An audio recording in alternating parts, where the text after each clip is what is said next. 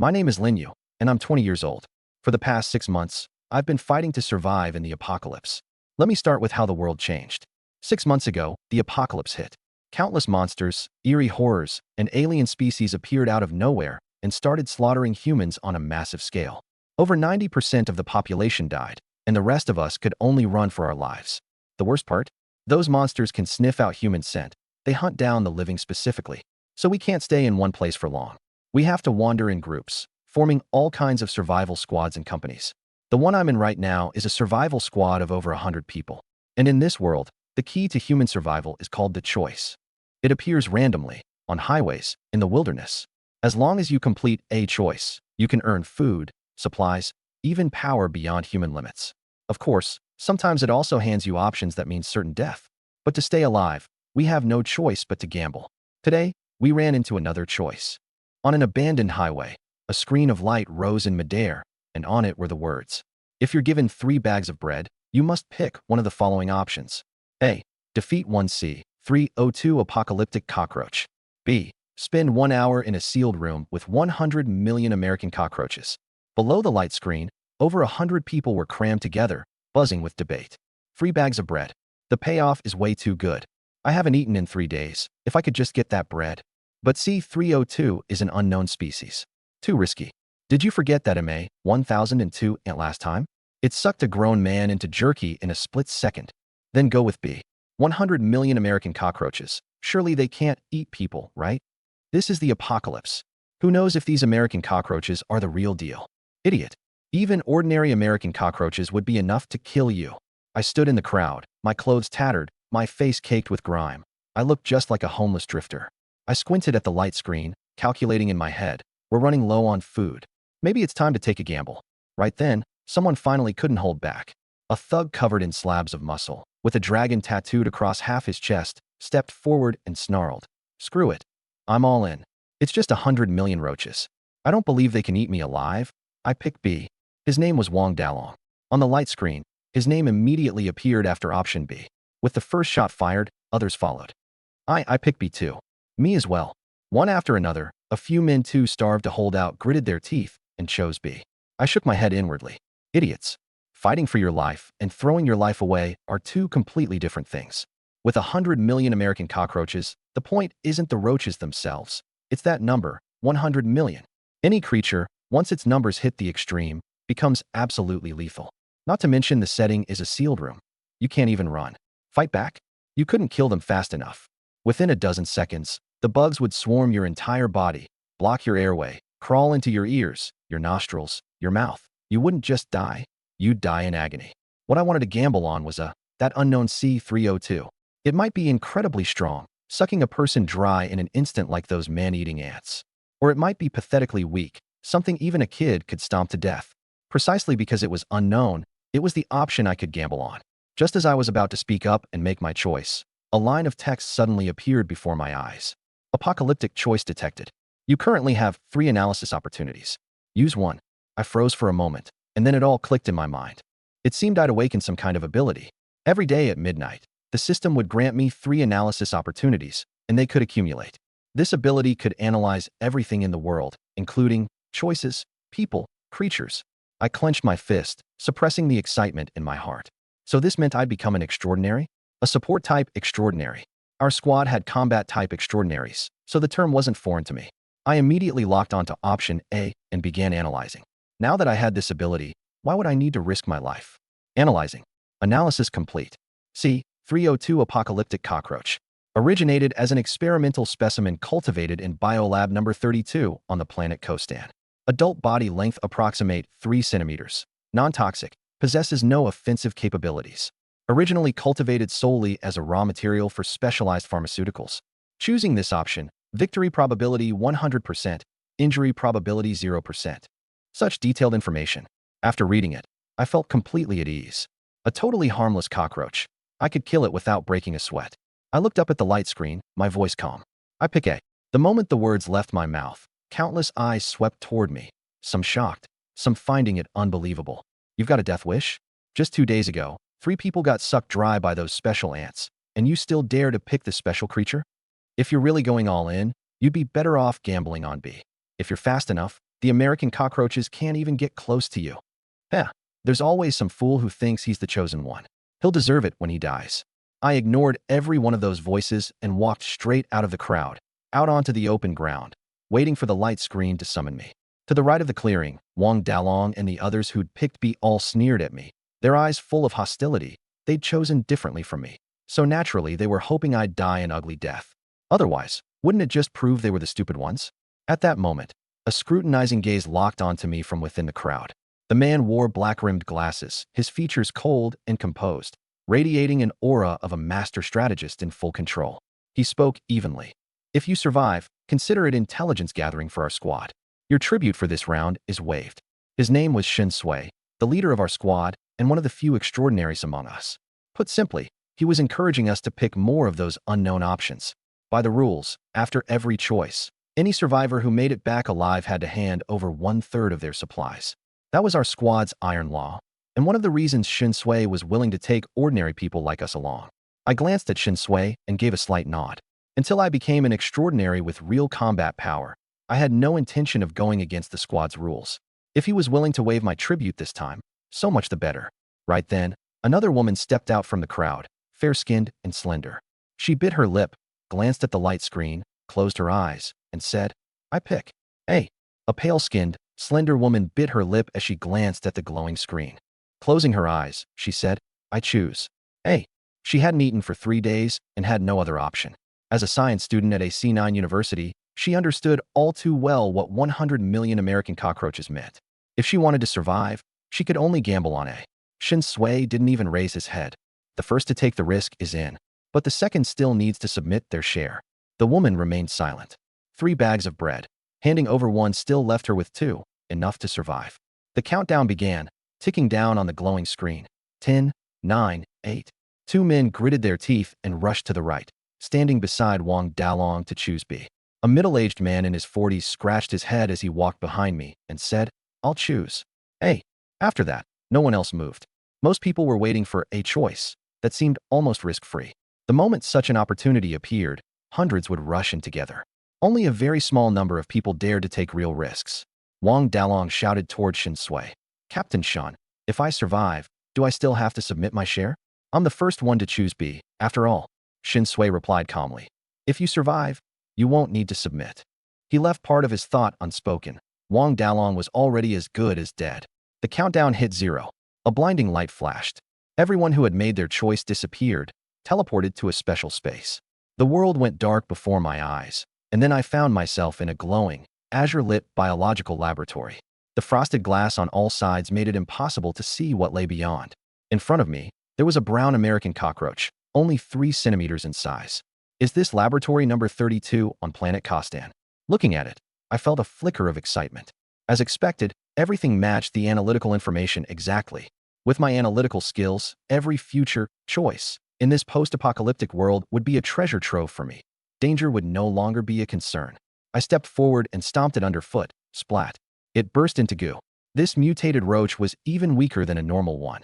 It couldn't even fly and could only wait to be crushed by me.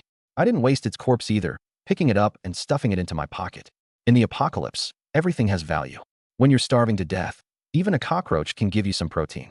Challenge successful. 3 bags of cream-filled bread appeared in front of me.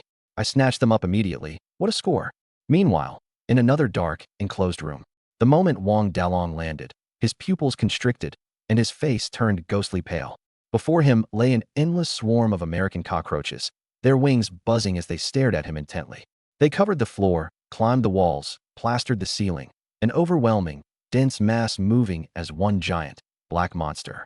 The next second, the swarm surged toward him like a tsunami, devouring the last slivers of empty space around him. The room was now completely sealed, leaving no gaps, only an endless sea of cockroaches. Wang Dalong ran frantically, swinging his arms desperately as he tried to escape. But when his fingertips brushed against the cold walls, realization struck him. 100 million roaches had already completely filled the room. The insects swarmed all over his body, biting his flesh, clogging his nose and ears. He let out a choked scream, but more cockroaches swarmed into his open mouth. He collapsed to the ground, flailing and rolling as he tried to crush them beneath him, but there were simply too many. As he rolled, he realized his body was being lifted higher and higher. The growing mountain of dead cockroaches beneath him was raising him up. Wang Dalong succumbed to despair.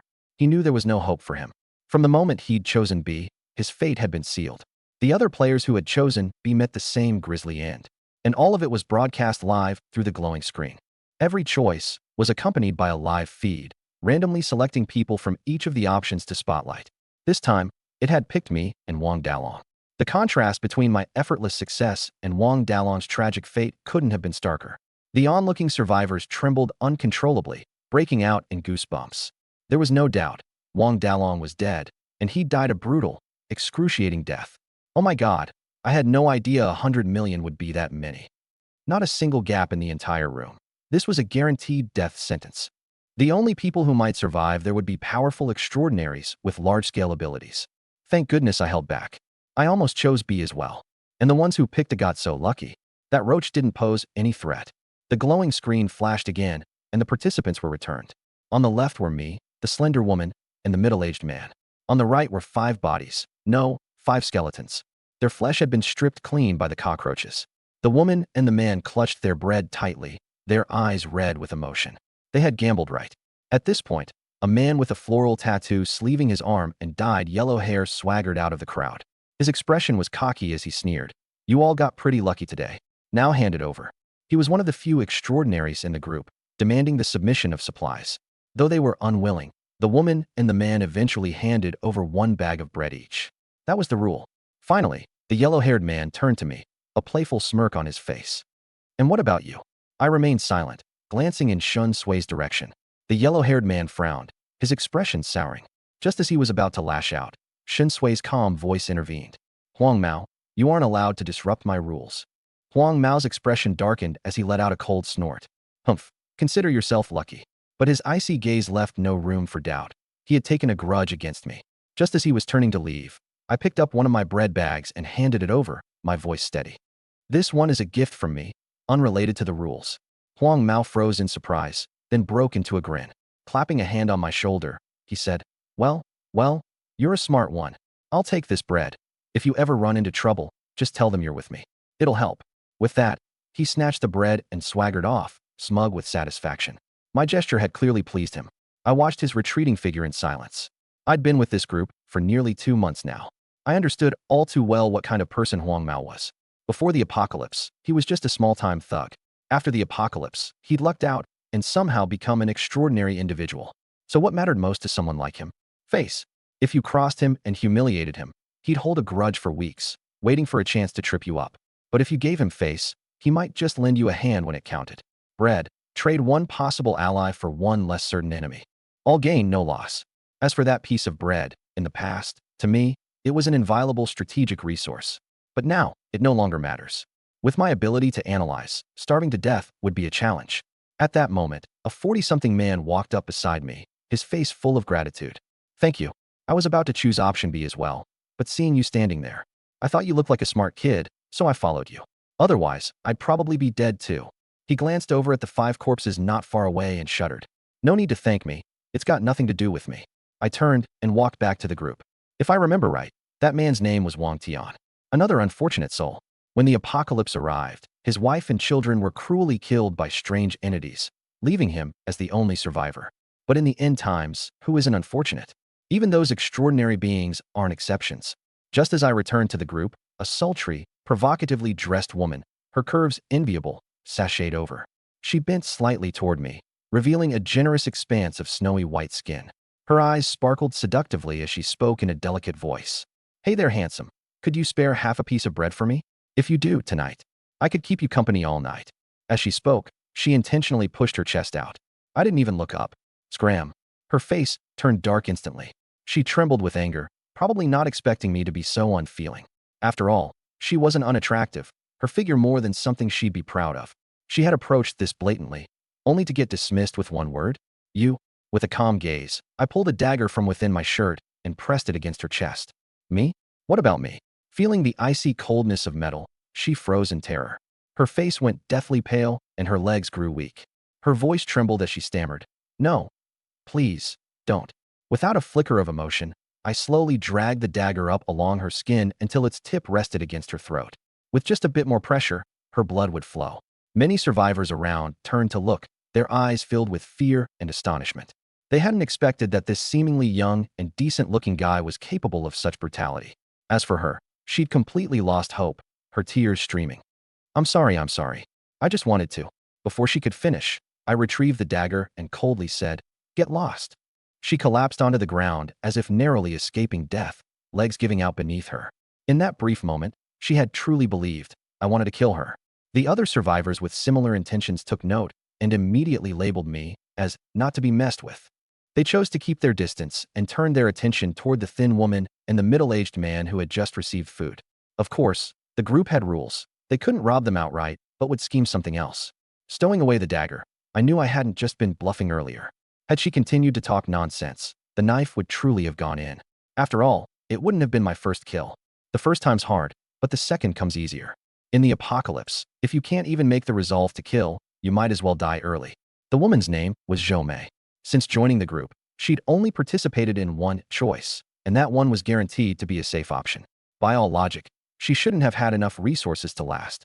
Yet, not only did she survive, she lived rather comfortably. Her secret? Trading her body. Half a piece of bread for a night, a bottle of water for a night.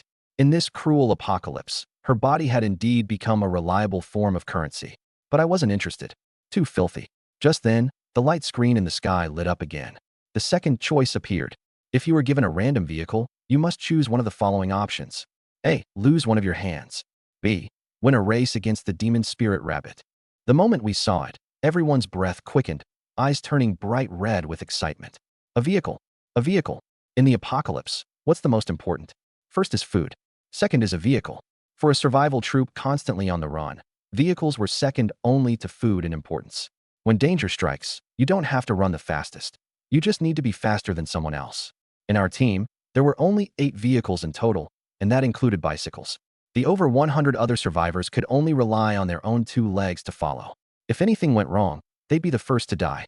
So as long as someone managed to get a vehicle, they'd have the lead over 100 others, positioning themselves at the front of the line.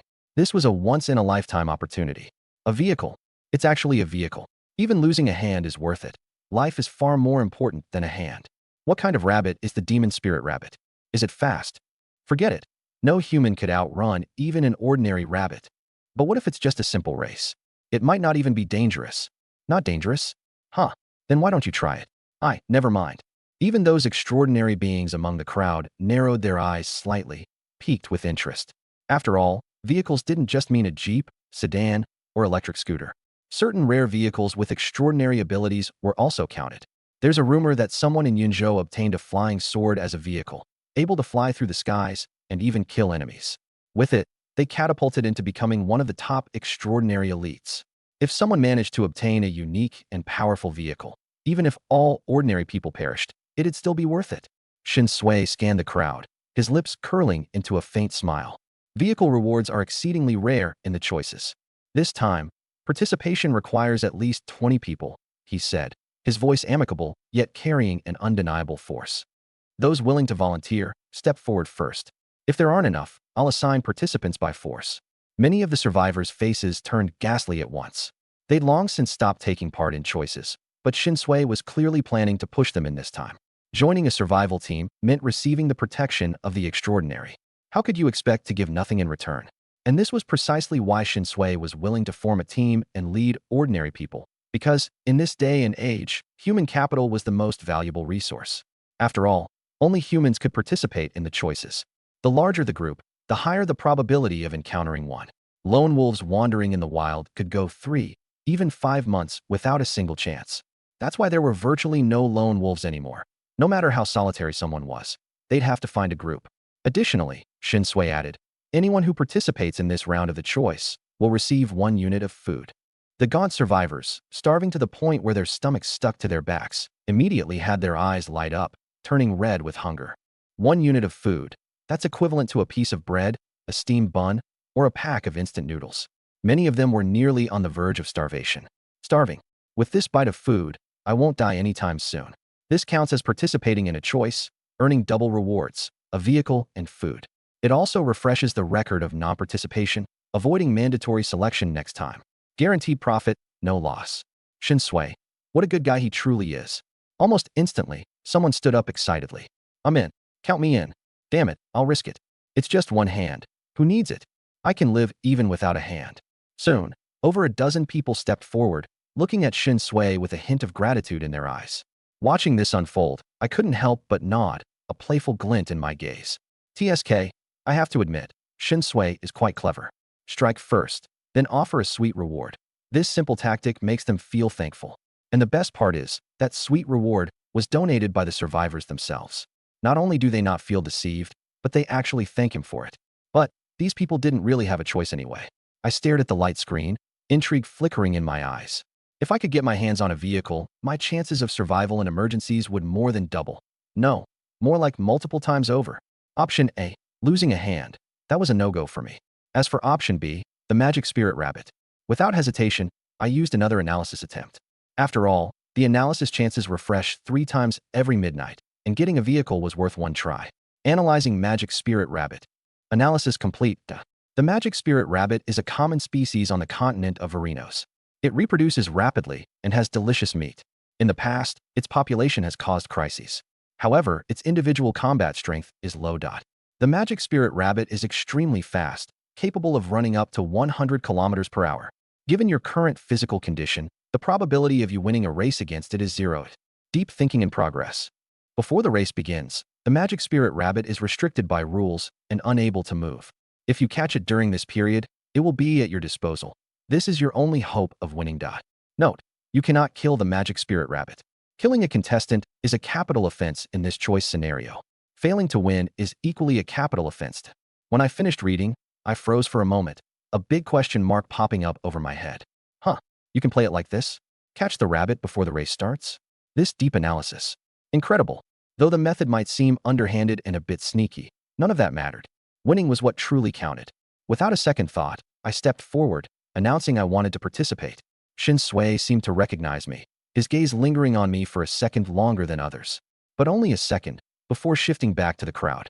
The man referred to as Yellow Hair frowned, glaring at me as he shouted, "Hey, out of consideration for you being somewhat reasonable, I'll give you a bit of advice. Don't do something stupid. A hand is far more important than a vehicle. You're not like these other folks. You still have a choice." I glanced at him and shook my head. "No, I'll choose B." As soon as the words left my mouth, my name instantly appeared next to option B on the light screen. At that moment, everyone was stunned, their gazes snapping onto me. Whether they were participants, onlookers, Yellow Hair, Shin Sui, or the other extraordinary figures watching the show, no one expected me to be this bold. Choose B. Compete in a race against a rabbit? Was I asking for death? Yellow Hair looked up at the light screen, his mouth agape, his cheek twitching. He gave me a thumbs up, saying with a sneer, "Shit. You're unbelievable. Racing against a rabbit. Are you just tired of living?" Shin Sui also gave me a deep look and remarked, "Fill your stomach before you go. At least die well fed." I chuckled. Since I'm here, might as well take the gamble. What if I lose but don't end up dead? What if I win? Yellow Hair couldn't contain himself. "Damn it, you're a gambler too." Others stared at me like I was insane, with a mix of shock, ridicule, and even a hint of pity. What if? A what if required there to even be an if. This wasn't what if, it was what nothing. Had I not participated in choices for a long time and been forced to join, maybe they could understand my decision. Losing a hand was devastating, so better to gamble on a slim chance. But it was clear I wasn't at the end of my rope. I'd just made a selection recently. Voluntarily risking my life now? That had to be lunacy. Zhou Mei, concealed within the crowd, watched me with venomous resentment, letting out a cold sneer. So he's just an idiot. No wonder he's indifferent to me. Let him die, it'll serve him right. With that realization, her mood lightened. So it wasn't that she wasn't attractive, it was because I wasn't normal. Faced with all these surprised, ridiculing, and pitying gazes, I remained utterly unfazed. From the moment I gained my analytical ability, this path had been set in stone. In this world, no one would ever understand me. Not even the extraordinary ones. Shin Sui glanced at the light screen and announced, 17 so far. We're still 3 people short. The crowd stirred. Finally, 3 others who hadn't participated in a long time stepped forward, gritting their teeth. They understood that for them, voluntarily joining today was the best option. Lose a hand, and they could gain a vehicle and food. If they chose not to join, their rankings would continue dropping, and next time they were forced into a choice, they might not be so lucky. With the group complete, Shin Sui casually stated, "Choose." People immediately turned to the light screen to voice their selections. I pick A. Same for me. A. A. Me too. 19 people, all without exception, chose option A, ready to exchange a hand for a vehicle. Only I stood alone, isolated, having chosen B. In that moment, I looked pitiful, as if utterly ostracized. The others cast sympathetic looks my way, already certain I was doomed. But only I knew. I was the only winner. 19 to 1. The odds seemed overwhelming, but it was inevitable. These 19 people were all survivors who hadn't participated in choices for a long while. What kind of people avoid participating? There's only one answer: those who fear death. People who fear death would never choose option B. In competition-style choices, losing often meant certain death. Racing against a rabbit, how could an ordinary person win? To them, option B was guaranteed suicide. Naturally, no one would pick it. At that moment, a bald-headed man jumped down from the roof of a jeep. Nearly 1.9 meters tall, with a lean build, he carried an air of arrogance and mischief in his eyes. He glanced at the light screen and said indifferently, "I choose A." As he appeared, the entire crowd instinctively lowered their voices, no one daring to make a sound. His name was Zhai Guang, one of the extraordinaries in the team. Known for his brutality, no one dared to cross him. Shen Sui seemed to have anticipated his arrival. He merely nodded at him without uttering a word. Zhai Guang's ability was flesh regeneration. Losing his left hand meant nothing to him. Eating a little more would make it regrow. Moreover, the stronger the extraordinary individual, the higher the odds of obtaining great rewards in such random events. He would never pass up on this opportunity. The reason he was the last to step up was simple. He didn't want to take up one of the 20 available slots, preferring to let more people in. If Shen Sui, the captain, hadn't been soft-hearted, and Zhai Guang were in charge, he'd have sent everyone in without a second thought. What's the big deal about losing a hand? It wouldn't be fatal, but exchanging it for 100 vehicles? Now that's real value. Before long, the countdown on the translucent screen began. 10, 9, 8. When the countdown ended, everyone who made a choice disappeared into thin air. Several live broadcast feeds popped up midair, focusing on Zhai Guang, me, and two other inconspicuous men. In the broadcast feed, there was a dark, dimly lit room. Zhai Guang was strapped tightly to a chair with frigid iron chains.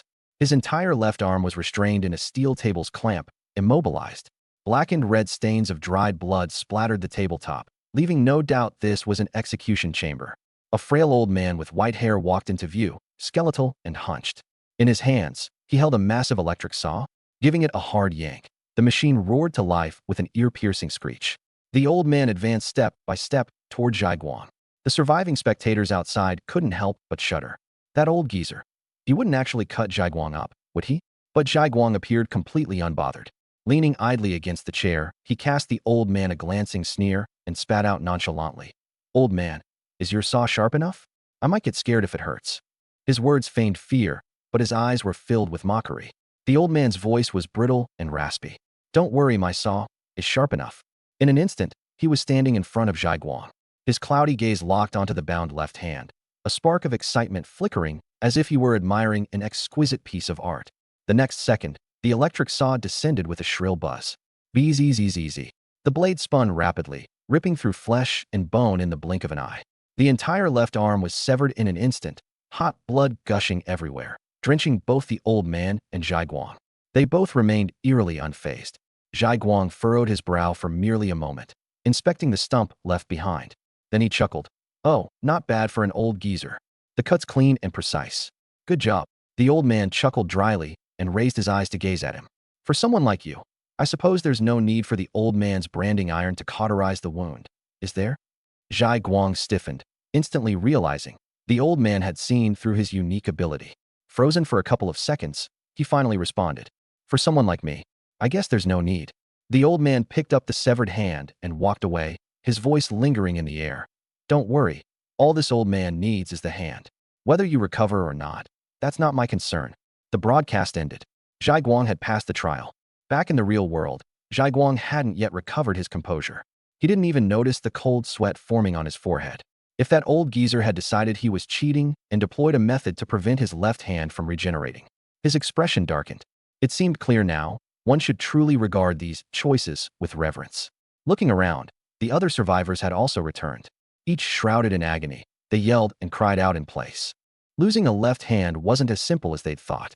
Pain during the cut, pain while stopping the bleeding, pain even afterward, and the lingering phantom limb syndrome to follow. The stump of their severed limbs was blackened and neat, clearly cauterized by a branding iron. Painful, yes, but at least they survived. To gain a vehicle, how could one avoid paying a significant price? At that moment, Zhai Guang's eyebrows arched, because he noticed that even though I chose option B, I had returned alive as well. Not just that, but now the rest of the survivors were all huddled around me in fervent discussion, completely ignoring those who had lost hands. At the same time, during my trial, I had been transported to a verdant grassland. The gentle breeze carried fragrances of fresh greenery under a dazzling sun. Directly ahead of me stretched a lush, verdant track full of life. Squatting beside me was a plump, chubby rabbit, its entire fur gray and ears exceptionally long. Indeed, it was the magic spirit rabbit. A voice echoed from above. The race between the human and the rabbit is about to begin. Please carefully read the rules. Any violators will face death. First, no killing of other contestants. Violation equals death. Second, stay within the racetrack. Violation equals death. Third, the loser dies. The race will begin in 5 seconds. 5, 4. My eyes lit up. No killing of contestants. But nothing said I couldn't kidnap them. Seemed reasonable. I shot a glance at the magic rabbit beside me, already crouched and poised for a lightning-fast sprint. Without hesitation, I launched myself at it, grabbed its floppy ears with both hands, and lifted it high off the ground. Wow, its texture was quite nice. Felt pretty sturdy too, though oddly heavy. The rabbit, clearly dumbfounded, twitched its body in a futile attempt to resist. But under the rules, it couldn't move until the countdown hit 0. It remained suspended helplessly in my grasp. Tilting my head as I sized up the lump of fur squirming in my hands, doubt crept in. A rabbit capable of speeds reaching 100 kilometers per hour ought to be pretty strong, no? What if it struggled free after the countdown? No, that wouldn't do. The rules forbade killing, sure, but nothing said I couldn't inflict a little damage. These were entirely different concepts. What if harming other contestants was intentionally allowed as part of the rule design? With that in mind, I tightened my grip on its ears, wound up my arm, and began swinging it mercilessly, crashing it repeatedly onto the ground while listening to the countdown. Thump, thump, thump. I slammed it to the left, then to the right, left, hammering relentlessly with gusto. By the time the countdown hit 0, the magic rabbit was a dazed, incoherent mess. Close to death, but not quite gone, entirely disoriented. Finally satisfied, I gripped the dazed rabbit and charged toward the finish line, easily securing victory. Once more, the voice in the sky boomed. Human Lin Yu has achieved victory. Magic Spirit Rabbit failed. Execution initiated. Swoosh. The rabbit's vitality disappeared in an instant. With a grim crack, it died on the spot. To encounter me, it truly drew the short straw. Even so, I didn't let go. Frankly, I was curious. Would this rabbit taste good as a meal? Perfect excuse to bring it back to reality and find out. In the real world, having watched my entire performance, all the survivors were utterly dumbfounded. Wait, you could do that? And as for option B, compete in a race against the magic spirit rabbit and win. This counts as a race. A race? What the hell? This is free fighting. And the most absurd part, it worked. Such an overt violation of the rules ended up being tacitly allowed. Damn, if I'd known you could do that, I could have taken down a rabbit too. What the hell? How is this not cheating? And they allowed it. Ugh, had I known, I would have picked option B too. He walked away with the prize, all without a scratch, just because of some dumb vehicle? What sheer dumb luck. Most people's eyes were filled with jealousy, because in their minds, they could have done the same thing. A person who was expected to die had not only survived but thrived, taking the rewards with him. How could they not feel envious? But Zhou Mei's eyes were brimming with hatred. Gritting her teeth so hard it looked like her face, once passably pretty, might crack under the strain. Hatred filled her heart. Why? Why was it even possible? Why couldn't Lin Yu just die? Of course, a select few regarded this feat with admiration and praise. They understood that while I appeared to have effortlessly seized victory, in reality, I had taken an enormous risk. If judged to have violated the rules, death would have been certain. This wasn't something just anyone would dare attempt. For instance, the thin woman who had joined me in the choice, for the first time, as well as that middle-aged man named Wang Tian, saw it this way. Yellow-haired guy paused for a few seconds, then burst into laughter. Ha ha ha. All right. The dude actually pulled it off with that stunt. Damn. Shen Sui's temples throbbed in frustration. He adjusted his glasses, closing his eyes to calm himself down. This Lin Yu is truly something else. By a sleek red sports car not far away, stood a tall, stunning woman with an alluring smirk on her crimson lips. Her fox-like eyes, dripping with intrigue, were locked on the image of me. Interesting. Such audacity. Dressed in a red, high-slit dress that flaunted her near-perfect silhouette, her nails painted a fiery red, her voluminous curls cascading delicately around her face, She seemed entirely incongruous with the surrounding scene of grimy, desperate survivors. She didn't look like someone fighting tooth and nail for survival, but someone operating on an entirely different plane of existence. She was another of the team's extraordinaries, Yi Qing. Zhai Guang raised a questioning brow as he studied me and the rabbit in my hand. So it actually worked? Could it be he's awakened too? Though inwardly shocked, Zhai Guang didn't say anything directly. Instead, he immediately activated the energy within himself to begin repairing his severed hand. Within moments, the stump began to regenerate. Flesh and sinew slowly reformed. The sight was grotesque, but Zhai Guang was long accustomed to it. The 19 other survivors who had also lost hands watched this with blatant envy. They couldn't heal like that. For the rest of their lives, their left hands were gone forever. What filled them with even deeper resentment and rage was me. Why? They'd paid the price of a lost hand just to stay alive. Yet I stood there completely unscathed, holding a rabbit to boot. Why? Ignoring the searing pain in their wounds, one of them stormed up to me in fury. His eyes locked on mine, and he ground out through clenched teeth. How the hell did you survive? You knew the secret to clearing option B. Why didn't you tell us? The rest quickly joined in. Selfish bastard. Humanity is on the brink of extinction because of people like you. You son of a bitch. Lin Yu, right? I won't forget this. Damn it. I've already lost my hand. What more do I have to fear? You just wait. One day I'll kill you. It's your fault I lost my left hand. My gaze remained calm, my tone icy. Done talking. With that, I hurled the corpse of the magic beast rabbit onto the ground with a loud thud. Dust rose as the carcass hit the ground heavily, stirring the muted tension in the air. Casually, I drew my dagger and began to toy with it in my hands as though it were a mere fidget toy. Then, unhurriedly, I took steps toward the group of one-handed survivors. My eyes remained serene as I spoke, articulating each word clearly. If anyone here bears a grudge against me, then let's settle it in a death match. When I uttered the words death match, I was fully aware that my eyes flickered with a trace of killing intent. Death matches were a rule set by Shen Sui. In a world gone mad, only harsh measures could maintain order. After all, the rules of the apocalypse were starkly different from the old world. Conflicts between people were inevitable, and if left unresolved for too long, they'd destabilize the group. And so, Shen Sui introduced this rule. Anyone could challenge another person to a death match. The rules were simple. No restrictions, a one-on-one fight until one emerged victorious and the other lay dead. Brutal, but effective. The moment death match was mentioned, the faces of this group changed drastically. The way they looked at me had shifted, as though I were some deranged lunatic. A death match was reserved for deep, irreconcilable grudges. They had only vented a few complaints, yet I was taking it this far. I noticed fear in their expressions. Unsurprising, they were cowards who didn't even dare to participate in the choices willingly.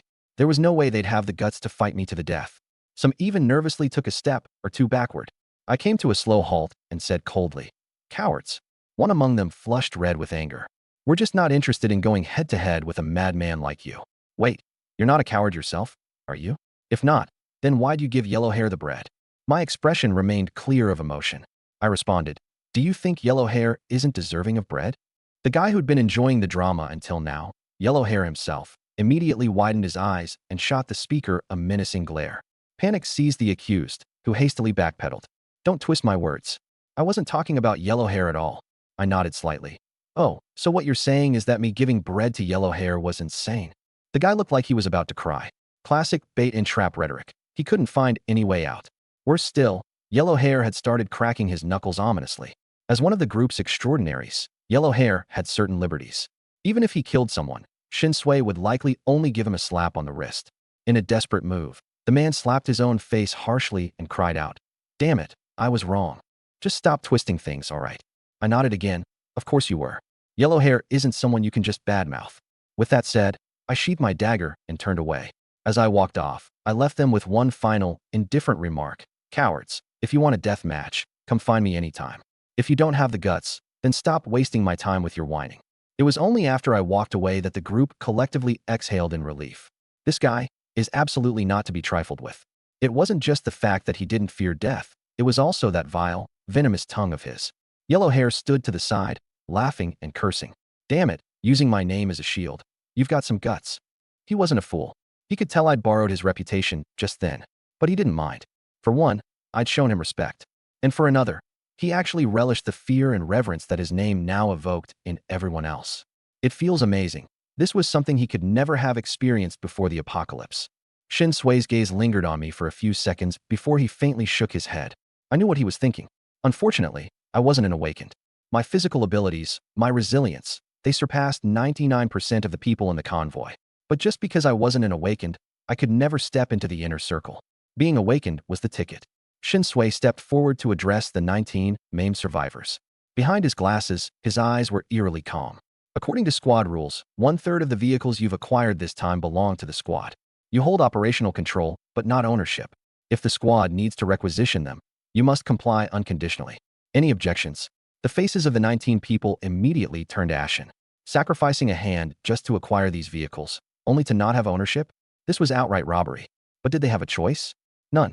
They could only grit their teeth and nod. Understood, Captain Shun. Shin Sui continued. Of course, it's only nominally not your property.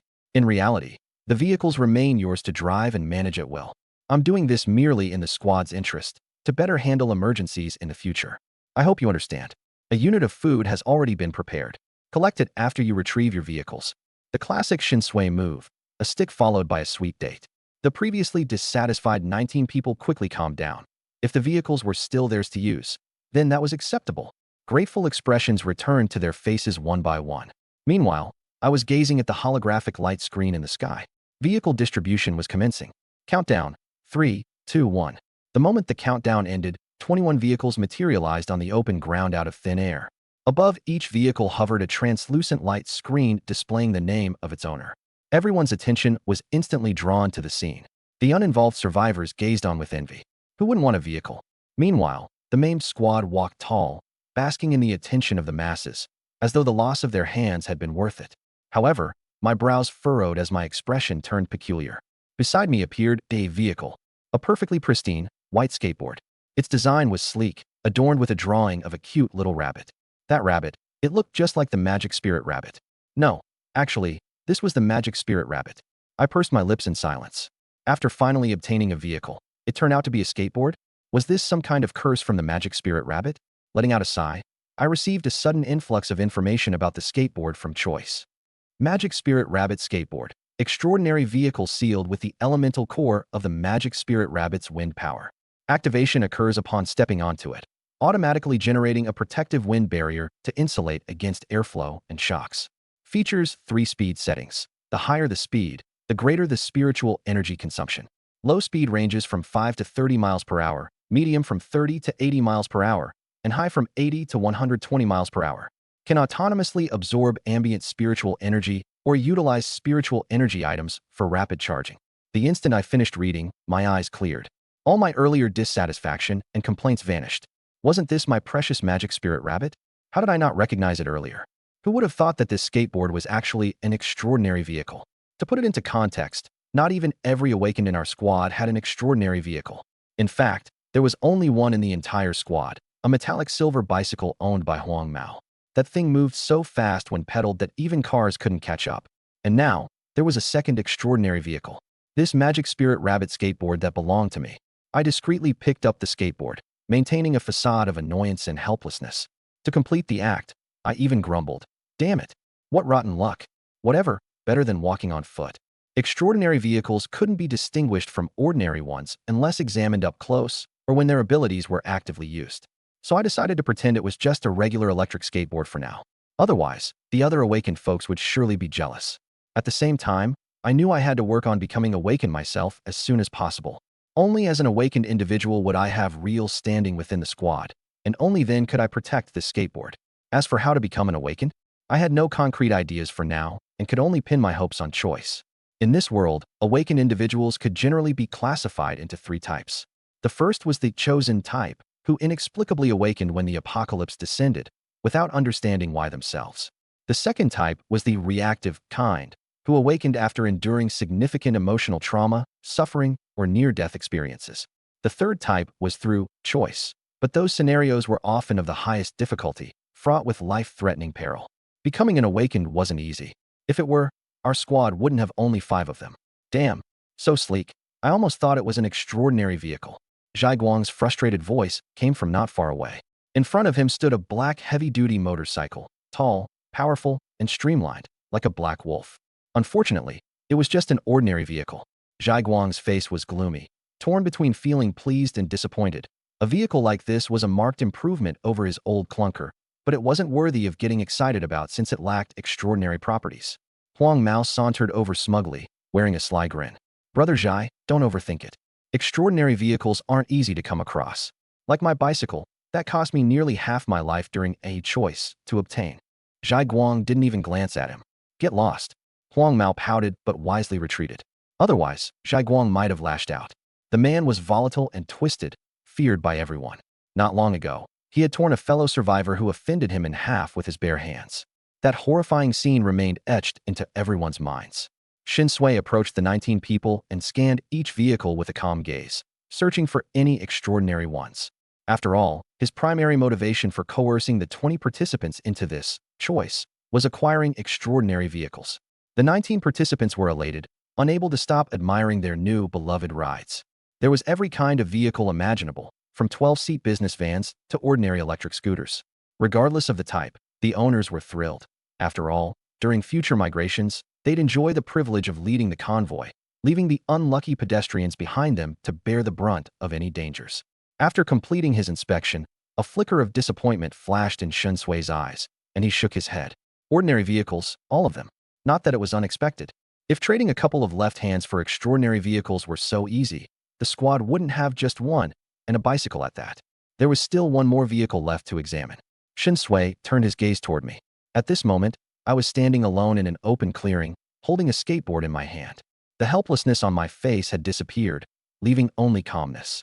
He glanced at the skateboard briefly before losing interest. It was just a skateboard, after all.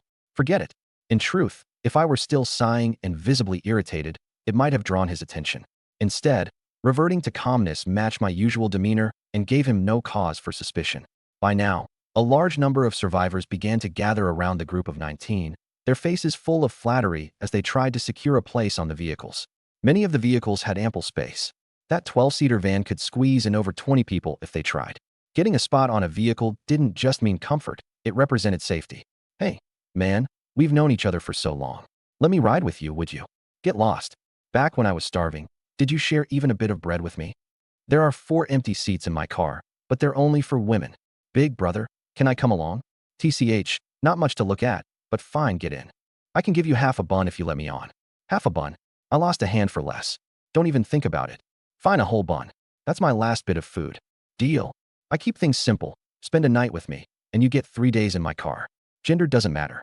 In this moment, the ugliness of human nature was on full display. Just like food, the chance to secure a seat on a vehicle had become a tradable commodity. Many people were willing to trade their bodies for it. Zhou had already hooked her arm around a burly man, brushing against him seductively in exchange for a long-term place. When she caught sight of the skateboard in my hand, she almost burst out laughing. She even purposely gave me a provocative glance. Humph, serves her right. Ending up with just a lousy skateboard? Out of the 21 people, she had it the worst, next to me. At least others had something like an electric bicycle. A beat-up skateboard? It might not even be faster than running.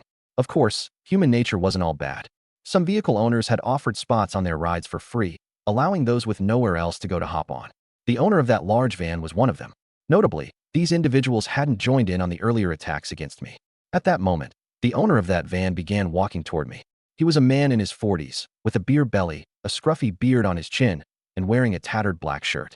"Hello, I'm Wuhan," he said. I looked at him. "What? Are you here to challenge me to a death match?" Wuhan chuckled and shook his head. "Of course not. When everyone else was tearing into you earlier, I didn't join in. The fact that you survived option B shows your capability. Those of us without such skills can only blame ourselves for failing." He gave a self-deprecating laugh and glanced at his severed hand, a shadow of pain crossing his eyes. If given a choice, who would willingly lose their hand? I spoke flatly. Get to the point. What do you want? A person like Wuhan wouldn't come over to waste time without a reason. He was briefly stunned by my bluntness, before letting out a self-mocking laugh. Sorry, I forgot that this isn't pre-apocalypse anymore. In this world, there's no need for pointless chatter. Growing impatient, I said so. Spit it out already. A bit flustered, he finally admitted, "Here's the thing. I noticed your vehicle isn't very practical. I'd like to invite you to ride in my van. If you agree, the co-pilot seat is permanently yours." He sounded sincere. I fixed my gaze on him for a few seconds before smiling faintly. "You're afraid you can't handle the survivors in your vehicle alone, so you want me to help you keep them in line. That's your real motive, isn't it?" Realizing he had been seen through, He didn't even bother denying it and nodded directly. Yes, I need your help. I'm offering you a permanent seat in the van. His tone was firm, confident I wouldn't refuse. After all, I'd been allocated a mere skateboard. Agreeing to his proposal seemed like a win-win situation. And besides, he genuinely needed someone like me. Someone unyielding, ferocious, and capable in battle. But I responded evenly. Are you done? You can leave now. He froze, blinking for a moment before managing, you. I glanced at the skateboard in my hand, indifferent. Compared to relying on others, I trust myself more. Besides, this electric skateboard, it's good enough for me. He wasn't ready to give up just yet. I, however, pulled out a knife, my patience wearing thin. Did no one tell you I'm a hyperhuman? His eyes widened in alarm. Instinctively stepping back a couple of paces, he swallowed hard. Fine, fine. My offer stands. If you change your mind, come find me anytime. With that, he didn't dare linger another second and hurried off at a jog. He was genuinely terrified I might snap and stab him on the spot. Watching his retreating, awkward figure, my expression remained calm. I had to admit, Wuhan was a shrewd man. But in the apocalypse, intelligence meant little unless you were extraordinary. Normal humans, no matter how clever, were still just prey. As the others continued dividing car spaces, I made my way to the vehicle of Shin Sui. Approaching a bald man, I said, I'm here to claim 1 unit of food. The bald man, known as Uncle Zhao, was Shin Sui's steward, managing resources, distributing food, and remaining a trusted confidant. Rumor had it he had been in Shin Sui's service long before the apocalypse. As for Shin Sui's actual identity, that was still a mystery. Uncle Zhao glanced at me briefly before asking, with a smile, what do you want? Without hesitation, I answered, bread. Previously, I'd have picked a bun for its filing quality. But now, given the chance, I figured it was time to improve my quality of life a little. Uncle Zhao reached into the car's back seat and produced a slice of jam-filled bread. This okay? He asked. I nodded, taking it. Yes. He studied me for a moment, musing aloud. Strange, you seem different today. Normally, you'd pick a bun. I always thought of you as the kind to endure hardship, just focusing on survival. That was Uncle Zhao's strength. Though an ordinary man, he managed to keep track of everyone's personality, preferences, and past actions with startling clarity. Maybe, I replied with indifference, turning to leave. There was no need for lengthy explanations. In this accursed world, a normal person losing their mind, or their life, was all too common. My modest change in choices wasn't something anyone would dwell on. Just then, the light curtain in the sky rippled once more. A third choice appeared. Everyone froze, then rushed over, their eyes brimming with hope. Choices were the key to their survival camps. No one disliked them, so long as Shin Sui didn't force them to participate. If you were given an F-grade gene enhancement serum, would you? A. Stay in a room for 12 hours with a red-clad ghost. B. Spend a passionate night for 12 hours with a succubus of the opposite sex. Upon reading these options, everyone was stunned. Genetic enhancement serum. Once injected, it could enhance a person comprehensively without any side effects, applicable to both ordinary people and the extraordinary ones. It was a tangible means of directly amplifying strength. In a post-apocalyptic world, strength equated to survival. Even for the extraordinary ones, their combat power could double after injection. Shin Sui, Yi Qing, Huang Mao, Zhai Guang, and an unnoticeable female extraordinary individual hiding in the shadows, all targeted their gaze at the glowing panel in the air. They all wanted it. A few seconds later, Shin Sui was the first to withdraw his gaze. Shaking his head with regretful tone, he muttered, "What a pity." Both options were of the highest difficulty. Option A, the red-clad ghost, was equivalent to a Sequence 7 powerhouse in human classifications. Yet in their team, the strongest was only Sequence 9. Facing such overwhelming superiority was akin to instant annihilation at a mere glance. Option B was no less hellish. Sharing 12 hours of intimacy with a succubus? There was no need to explain the implications. Even lasting an hour with such a creature could leave one drained to death. Zhai Guang clenched his fists, his expression filled with frustration. To finally encounter a genetic enhancement serum. Seriously? Damn it. How about I give it a shot? Option A is definitely impossible, but option B, I have flesh regeneration. Shin Sui interrupted him sharply. You may regenerate flesh, but not that. Quit daydreaming. Zhai Guang sneered coldly. He had been half joking when he'd said it anyway. In truth, he wasn't so reckless as to court certain death. Suddenly, his expression turned sinister as his gaze scanned the remaining survivors. With a venomous tone, he suggested, then why not? Let them give it a shot. In that instant, all survivors froze in terror, retreating instinctively in alarm. This wasn't just giving it a shot. It was obvious he meant throwing them into certain death. However, Shen Sui's eyes remained cold, his tone icy and cutting. If you can't do it, what makes you think they can? Zhai Guang sneered in response. How would we know unless we try? This is a genetic enhancement serum we're talking about. You're just going to give it up. Shen Sui's eyes gleamed with a chilling light as his tone dropped to an arctic coldness. Zhai Guang, don't forget, I'm the captain. When it comes to the survivors, I have sole authority over decisions. I refuse to force anyone in my team to undertake a death sentence. Zhai Guang opened his mouth to argue, but was met with Shen Sui's freezing stare. At last, he swallowed his words, frustratedly kicking the nearby jeep door to vent his fury. Bang! The door immediately caved inward from the impact. The vehicle's owner was too horrified to make a sound. If Zhai Guang could kick the car that way, what would happen to a human? The survivors gazed at Shen Sui with eyes full of gratitude, some on the verge of tears. Fortunately, their captain hadn't abandoned them. Otherwise, Zhai Guang would have surely forced them into certain death. At this moment, Shen Sui's image in their hearts rose further. To many, he was a beacon of light. This choice, we abandon it, Shen Sui declared, taking one last glance at the glowing panel before making the decision final. Though unwilling, Huang Mao still nodded, silently agreeing. He knew it was the wisest decision.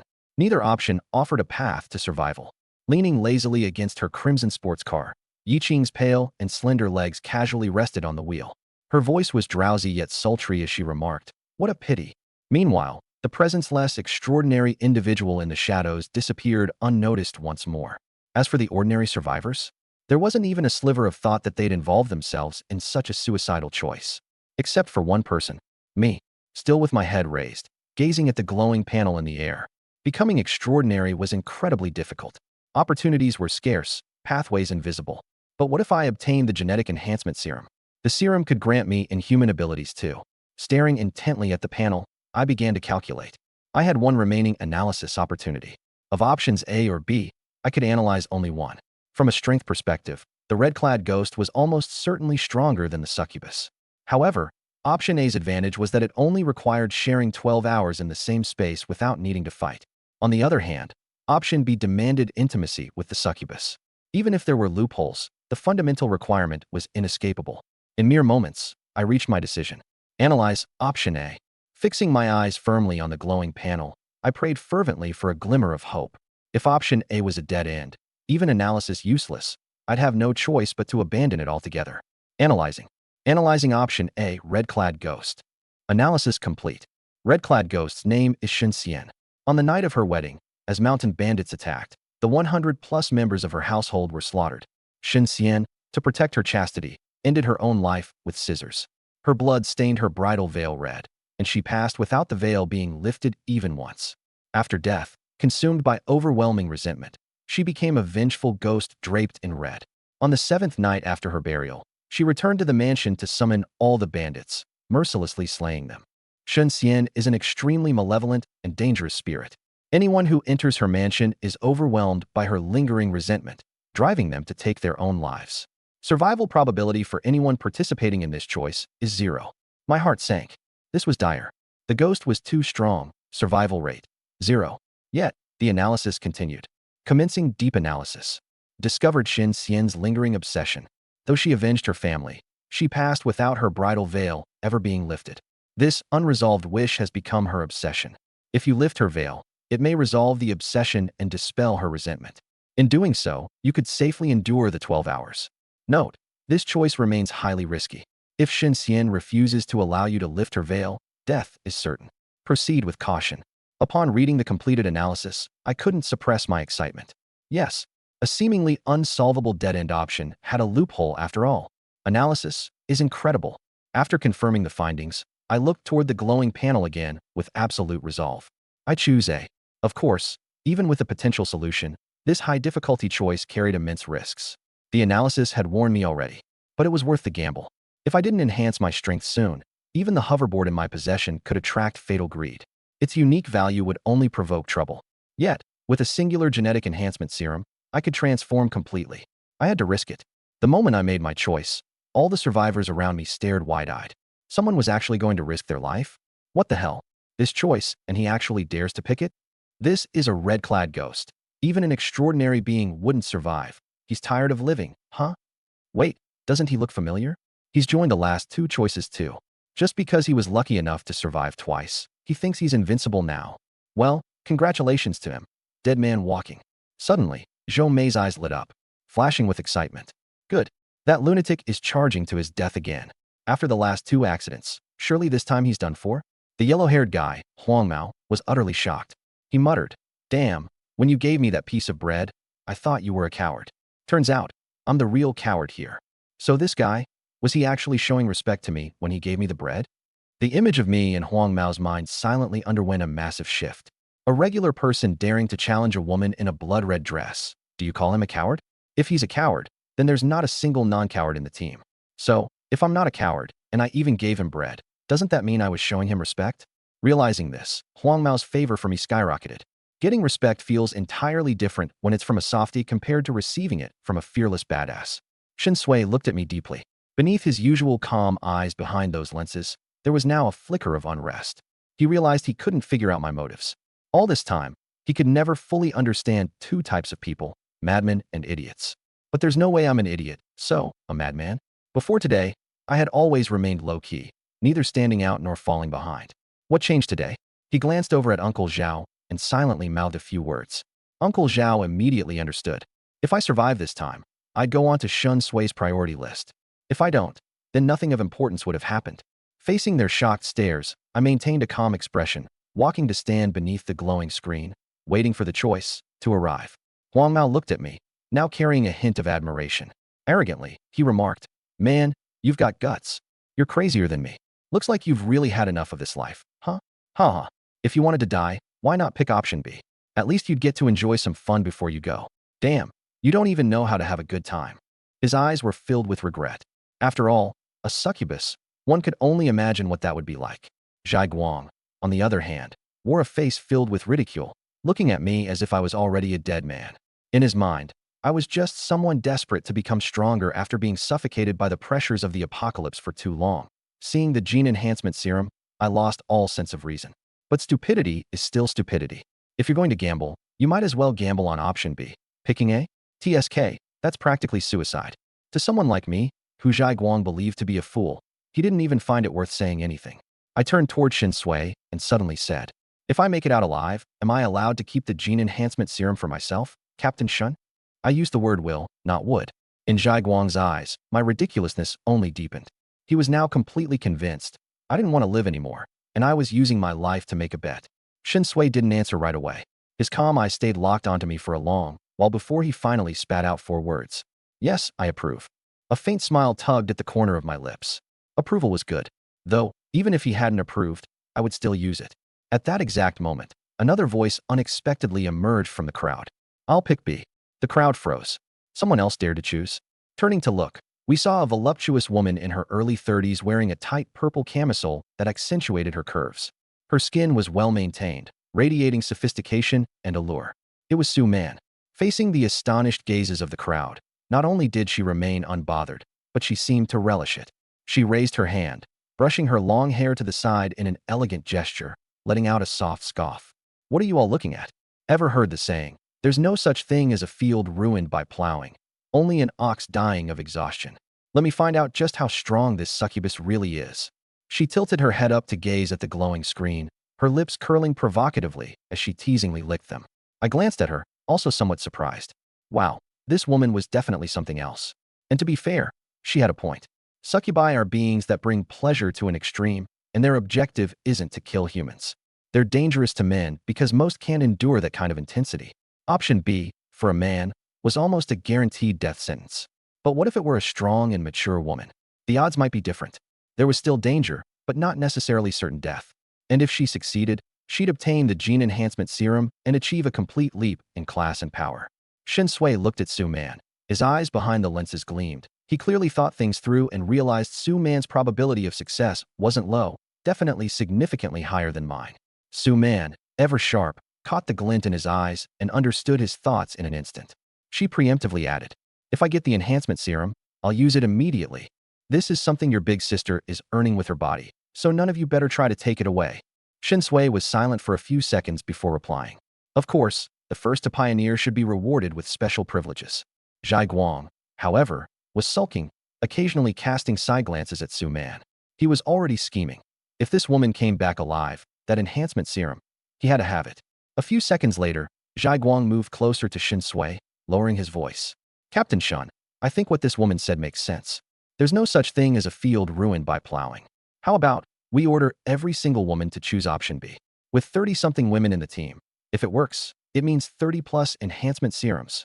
He licked his lips, the light of greed shining in his eyes. Shin Sui's gaze turned icy as he fixed a stare on Zhai Guang. Are you suggesting I force women to do such a thing? Zhai Guang replied in a sinister yet soft tone. I understand. As the captain, it's inconvenient for you to act directly. I could do it on your behalf. Enough. Shin Sui cut him off sharply, his voice frosty. Zhai Guang, I don't want to hear this kind of talk again. Zhai Guang's face darkened. Clenching his fists, he turned and walked off. Damn hypocrite. Huang Mao, watching this exchange, muttered under his breath. That guy, what a scumbag. Even someone like me wouldn't stoop that low. His voice was barely audible. He dared not let Zhai Guang hear it. Zhai Guang was among the best fighters in the team, someone he couldn't afford to cross.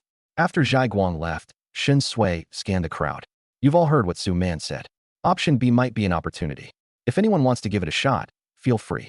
It's not mandatory, it's entirely voluntary. Anyone who's willing to surrender the serum afterward can trade it with me for any resource they need. The risks and consequences are yours to bear. Having finished, he closed his eyes and no longer spoke. Even articulating those words felt like an insult to himself. He wasn't a saint, but forcing women into such acts was a line he could never cross. The crowd stirred. Some women displayed hesitation in their eyes. The gene enhancement serum. Get it, and they could lift themselves out of their current predicament. But the risk. Zhou Mei furrowed her brows, seriously considering it.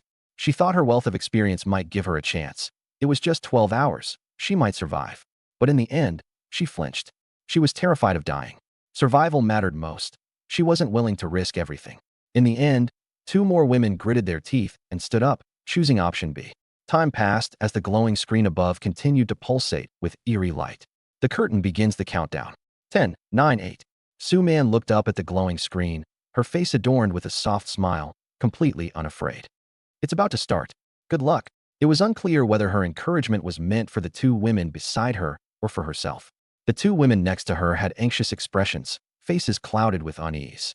But since they had chosen this path, survival now required staking everything. Su Man glanced at me again, her smile playful. And you, our fearless little brother, best of luck to you too. I nodded slightly, my gaze calm. In my eyes, there was no difference between me and them. We were all trapped in this struggle of life and death, forced into the choice. The countdown hit 0. The 4 of us disappeared and entered choice. The crowd raised their heads, waiting for the projection to display the scenes. Moments later, my live feed appeared on the glowing screen, while Su Man and the other 2 women's screens remained dark, not live streaming. The crowd let out sighs of disappointment. Some smacked their thighs in frustration. They had been most eagerly anticipating B's feed, hoping to witness some lively drama, but it wasn't happening. As for my live feed, nobody was interested. They all believed I wouldn't last long before being killed by the red-dressed ghost. My death seemed inevitable. Ah, what a shame. Why is this screen so uncooperative? Exactly.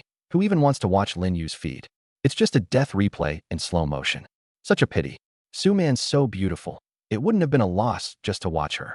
Shin Sui swept a glance over the crowd, a faint cold disdain hidden in his eyes.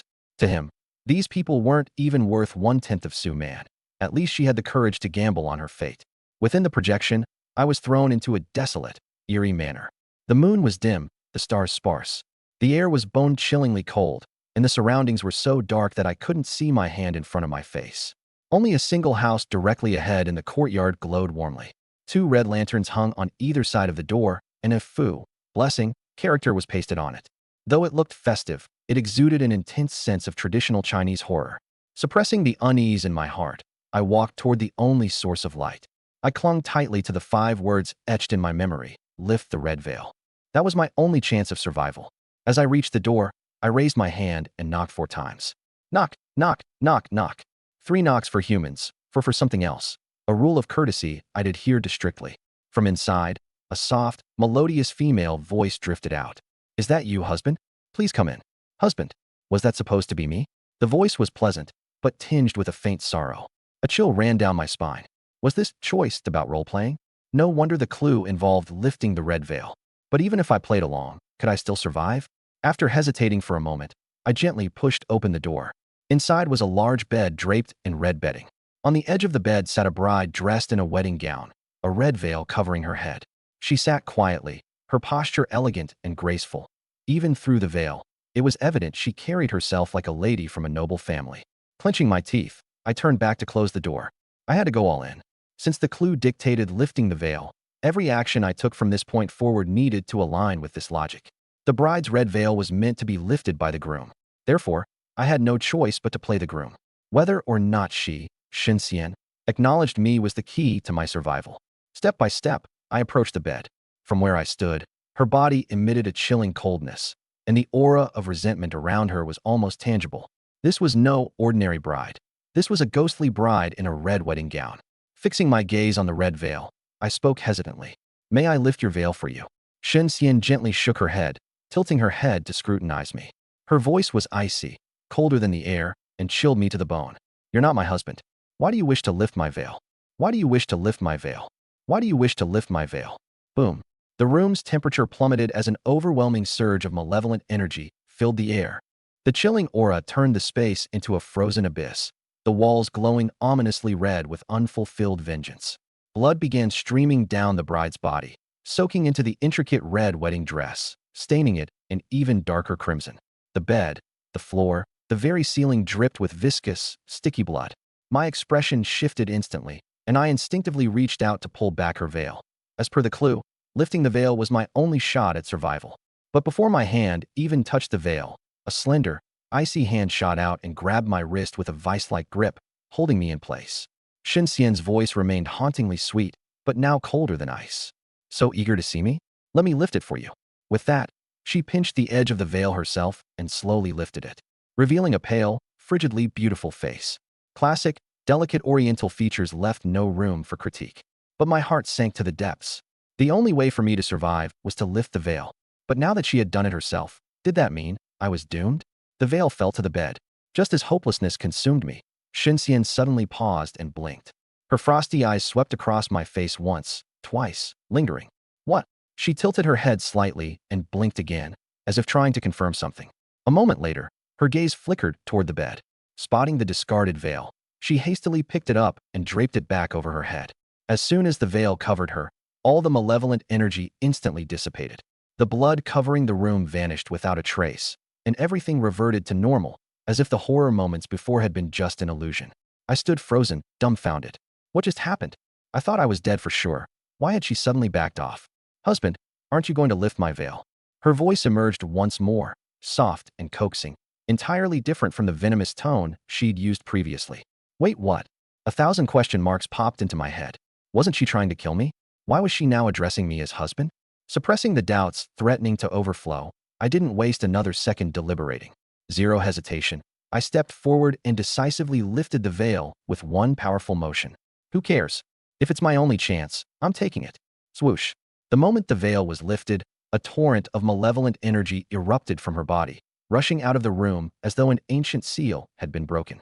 The cold, eerie atmosphere dissipated along with it. I exhaled heavily, relieved. I had done the right thing. Shen Xian looked at me, her long lashes flickering as she blinked. Her voice was unusually soft, tinged with vulnerability. "Husband, am I beautiful?" Still uncertain of what I was dealing with, I hesitated, then nodded. Beautiful. It was the truth. Her features were exquisite, her skin smooth and pure as jade, her almond-shaped eyes charming yet lively. Even in a wedding gown, her slender figure was unmistakable, a truly stunning woman. But why? She had intended to kill me minutes ago. Why had everything taken such a drastic turn? "Husband," she murmured, her voice alluring. "On our wedding night, shall we?" Should? Shen Xian's emotions stirred slightly. A ripple of ghostly cold energy surged inside her body, and the lights in the room flickered off with a sharp pop. A soft figure pounced toward me. I resisted symbolically for a second, then chose to comply. After all, preserving my life was paramount. Outside the room, the live feed immediately cut off the visuals. The broadcasting system was rather considerate of privacy.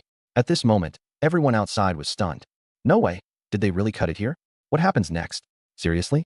Were both choices today leading to losing one's dignity? Damn it. That lucky bastard. But, God, that female ghost is stunning, too beautiful. Why do I feel like Lin Yu is about to clear the dungeon? Didn't the ghost initially want to kill him? What made her suddenly change her mind? The crowd was simmering with envy, jealousy, and resentment. How come all the good things always happen to Lin Yu? Shin Sui withdrew his gaze, his voice slow and ethereal. Being attractive is indeed a kind of asset. If it weren't for Lin Yu's face catching the female ghost eye, he'd have been dead long ago. Time sped up, nearing the 12th hour, the moment to leave the dungeon. At that instant, everything became clear to me. After Shen Xian died, she had been trapped within this dungeon. Her unresolved obsessions intertwined with this world's rules had formed a cage, a prison binding her. To break free, there was only one way, shattering her obsession. And her obsession wasn't just the red bridal veil. Lifting it was merely step one. Completing the bridal chamber ritual with the person who lifted it, that was step two. It wasn't until this point that her obsession could truly dissipate. The problem was that every person who entered this dungeon had been mercilessly killed by her. Without exception. After all, how could a female ghost consummate marriage with a complete stranger? Until today. Initially, she also intended to kill me. But after seeing my face, she suddenly thought, maybe it was time for her to move on. She couldn't remain trapped here forever, right? People, or ghosts, needed to grow. She didn't want to linger as some futile remnant of a ghost bride. And so, what needed to happen happened. Afterward, inside the bridal chamber, Shin Xian, clad in a vivid red wedding dress, rested by the door. Her long, jet-black hair cascaded down loosely. Her exquisite face carried a faint smile, her eyes lightly narrowed in a seductive tilt, and her head tilted slightly as she spoke to me. I'm leaving now, so that's what it feels like. I shouldn't think randomly. I'm a proper lady. The comb by the bed is my gift to you. A little compensation. Perhaps we'll meet again. As her voice trailed off, her slender figure spun around. Transforming into a wisp of ghostly wind, she pushed open the door and disappeared in an instant. I stared at the now empty doorway, an indescribable absurdity swelling within me. Why did I feel like I had gotten played by a ghost? And to top it off, she even left me a parting gift? A mortal and a ghost, both experiencing their first time, gone just like that.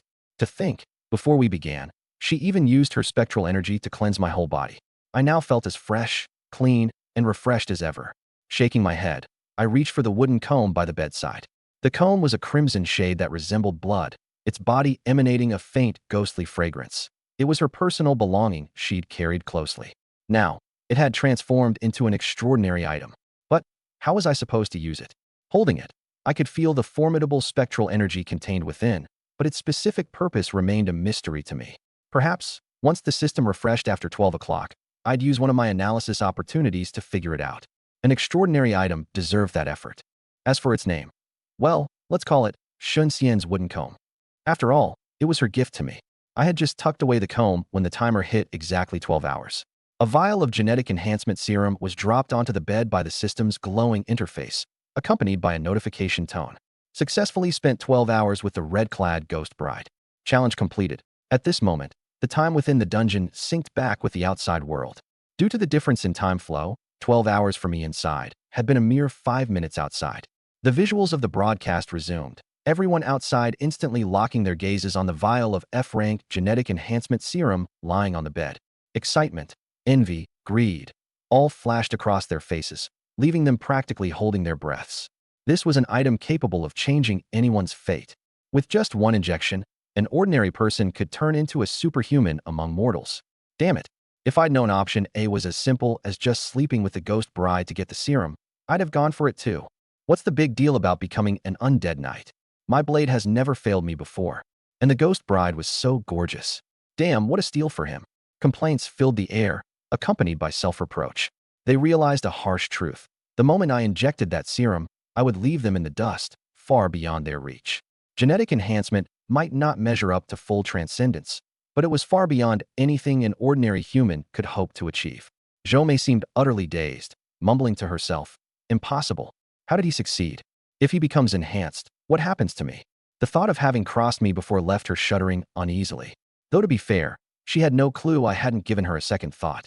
The expressions of the extraordinary individuals in the group varied dramatically. Yellow hair gazed with envy plastered all over his face. Damn, what a stroke of luck. If he injects that, I might even let him be my lackey. Behind his glasses, Shin Sui's eyes remained calm. Of course, he wanted it too, but he'd promised me he wouldn't resort to force unless I offered it of my own free will. Not that he believed I'd give him that chance. Meanwhile, Yiqing leaned her chin against a finger, her voice laced with temptation as she mused, should I try to snatch it? And Zhai Guang. He licked his dry lips, pure greed and malice burning in his eyes.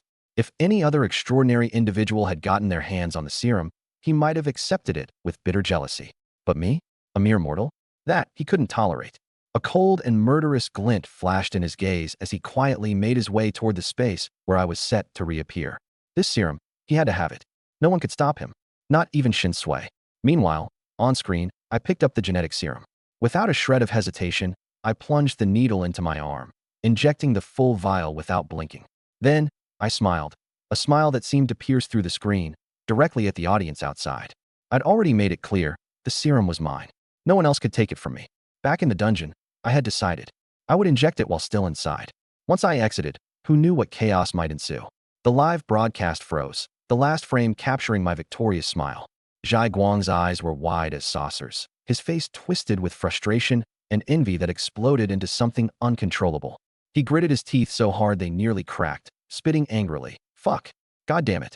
How could a mere ordinary person dare to inject the enhancement serum? He, Zhai Guang, a full-fledged extraordinary being, hadn't even laid hands on one yet. And now this useless thing had beaten him to it. He had completely snapped. Shin Sui's lips curved slightly, just as he had predicted. Someone as clever as him would never bring something so valuable out in the open. Huang Mao glanced at the now defenseless Zhai Guang and laughed heartily. Ha! The selection ended, and I was transmitted back. Zhai Guang could no longer suppress the rage surging within him. He stormed toward me, his face twisted in fury. Who told you to inject it? You're just an ordinary person. How dare you? How are you even worthy? He looked like a crazed lion. I gave him a side eye and handed over the now empty syringe in my hand. If you like, it's all yours. Like your mother. That sent him into a full-blown frenzy. His right fist, loaded with deadly power, came hurtling toward my head, aiming to finish me with a single punch. In that split-second flash, I raised my hand and firmly caught his punch in midair, stopping it in its tracks. My voice remained calm. You're too emotional. After injecting the enhancement serum, my physical abilities had skyrocketed 3 to 4 times beyond normal. My senses and reflexes had evolved far beyond ordinary capabilities. Stopping his punch? It wasn't hard. The sight of a common person catching his strongest punch drove Zhai Guang into complete madness. Jealousy, it consumed him. Damn it, that strength was supposed to be his. It was the serum, all the serum's doing. A crimson glow infused with malice surfaced around his fist, and his eyes shone with murderous intent. He had resorted to using extraordinary powers. Enough. Not far from us, a detached voice rang out. Zhai Guang, you're out of line. Beneath the lenses of Shin Sui's glasses, his gaze turned frosty, and an intense spiritual energy began emanating behind him. His extraordinary power. It was a warning. Infuriated, Zhai Guang sneered. Shin Sui, are you really going to cross me for the sake of an ordinary person? Anyone who breaks the rules of the team, Shin Sui replied icily, is my enemy. Instantly, an overwhelming psychic field exploded out around him. Pebbles and debris on the ground were swept into the air, trembling and vibrating incessantly mid-flight. Shin Sui wasn't standing up for me specifically. He was enforcing his rules and authority. In his team, nobody, not even the extraordinary, was allowed to breach protocol. Without such rules, what right did he even have to lead as captain? Huang Mao narrowed his eyes, leisurely walking to Shin Sui's side. A faint charge of electricity coursed around his body. He wasn't one for opinions. If Shin Sui pointed, he would strike without question. Zhai Guang clenched his fists so tightly that his nails dug into his palms, cutting into flesh. He was bitter but also acutely aware. He didn't have the strength to openly challenge Shin Sui. After all, if he did, Shin Sui wouldn't be the one standing as captain. Suppressing his anger, Zhai Guang glared daggers at me, eyes filled with venom. Teeth gritted, he finally growled, fine. You're the captain, Shin Sui, so I'll give you this one. But Lin Yu, don't let me catch you slipping. The final look he shot my way was unadulterated with murderous intent. Truthfully, I hadn't done anything wrong. All I had done was inject the enhancement serum that I had earned in the dungeon run. Before entering the dungeon, I had even made a point to ask Shin Sui for permission. From any rational perspective, I wasn't at fault. But none of that mattered in Zhai Guang's eyes. The moment I injected the serum, I had already offended him. Fairness? In the apocalypse, fairness was bullshit. The weak deserved to be trampled on, to be humiliated with no remorse. Only idiots like Shin Sui still clung to the notion of rules in a world like this. Well, I wish you the best of luck in finding that opportunity, I said flatly, meeting Zhai Guang's gaze with a faint smirk. Bring it when you're ready. Before becoming an extraordinary, I had intended to avoid offending anyone with powers. But now that the line had been crossed, so be it. A surge of flames threatened to ignite within Zhai Guang once more, But after glancing at Shin Sui, he wisely held back his rage. Around us, onlookers, other survivors, were dumbfounded, their expressions frozen in shock. This Lin Yu was crazy, arrogant beyond reason. How dare he offend an extraordinary like Zhai Guang? Even with the enhancement serum, there was no way he could stand against Zhai Guang, the strongest combatant in the entire team. Suddenly, the wary, fearful gazes of the surrounding survivors centered on me. They avoided my stare, distancing themselves instinctively, as though any association with me would spell doom. Offending Zhai Guang, I was as good as dead. But hidden within the crowd, Zhou Mei nearly burst out in laughter, silently cheering in glee. Perfect. At this very moment, the crowd finally realized I wasn't the only one to return from the selection. There was another, Su Man. At some point, she had donned a graceful black lace gown, her makeup impeccable. She stood confidently in the open, exuding elegance and poise. It was clear that she too had succeeded in the dungeon, and returned with significant gains. To avoid provoking Zhai Guang's ire, she immediately approached Shin Sui with a bright smile. Captain Shun, I've also injected the enhancement serum. Guess that makes me one of the strong ones now, huh? Shin Sui gave a slight nod. Zhai Guang merely glanced at her, then let out a derisive snort without a word. She was just a woman who obtained her strength through transactional means, disdain-worthy as it was. Even he felt no need to react. He may have stooped low, but even Zhai Guang had limits to his hypocrisy. Soon, a group of opportunistic survivors crowded around Su Man, eager to flatter her. Vehicle owners rushed to invite her aboard. Enhanced individuals weren't as exalted as those with extraordinary abilities, but they were still far superior to ordinary survivors. For the moment, she became the star of the convoy. As for the two women who had perished during the selection, no one cared. That was reality. But just then, Shin Sui's expression darkened abruptly. Sprinting toward his jeep, his voice rang loud and urgent. Everyone, get to your vehicles and flee. The anomaly is here.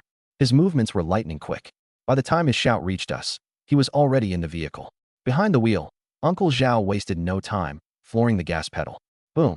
Though not an extraordinary vehicle, the specialized jeep had been heavily modified. It sped off far faster than a normal car, tearing into the distance. Close behind it was a streak of crimson, a red sports car belonging to Yi Qing. Then came a silver and white bicycle, blazing with impossible speed. The wheels spun so fast they seemed motionless, its velocity rivaling, no, surpassing even that of the sports car. Though Huang Mao had set off the latest, his extraordinary vehicle caught up and drove alongside Shin Sui's jeep in mere seconds. This was the power of extraordinary vehicles. Next came Zhai Guang, roaring into the distance atop his heavily armored black motorcycle, which resembled a howling wolf. Meanwhile, another unassuming extraordinary individual had somehow already secured a seat in Shin Sui's jeep, quietly sitting inside, without a word or expression. From when Shin Sui gave the order to the moment all the extraordinaries fully mobilized. Less than 3 seconds. It was a survival instinct engraved into their very bones. The rest of the survivors? Their heads buzzed with panic as blood drained from their faces. Chaos broke out as they scrambled to escape. Those with cars leaped in, while those without desperately fought to take one. Survival was now all that mattered. Stop. This is my car. Screw you. Get lost. Does your name happen to be written on it? It's mine now. Help me. Let me on the car. I'll let you sleep with me. Drive. Drive now. The crowd erupted into chaos. Arguments, wails, and violent clashes burst forth one after another, revealing the depths of human depravity in this moment. Someone had already pulled out a knife to hijack a car. Fortunately, Shin Sui's team wasn't newly assembled, and these survivors were not complete rookies. They all understood one crucial truth. If this standoff continued, everyone would die. And so, the fighting only lasted a moment before a strange equilibrium was reached among the group. Those who had managed to claim a spot in the vehicles turned the engines on, becoming the second wave of escapees after the extraordinaries.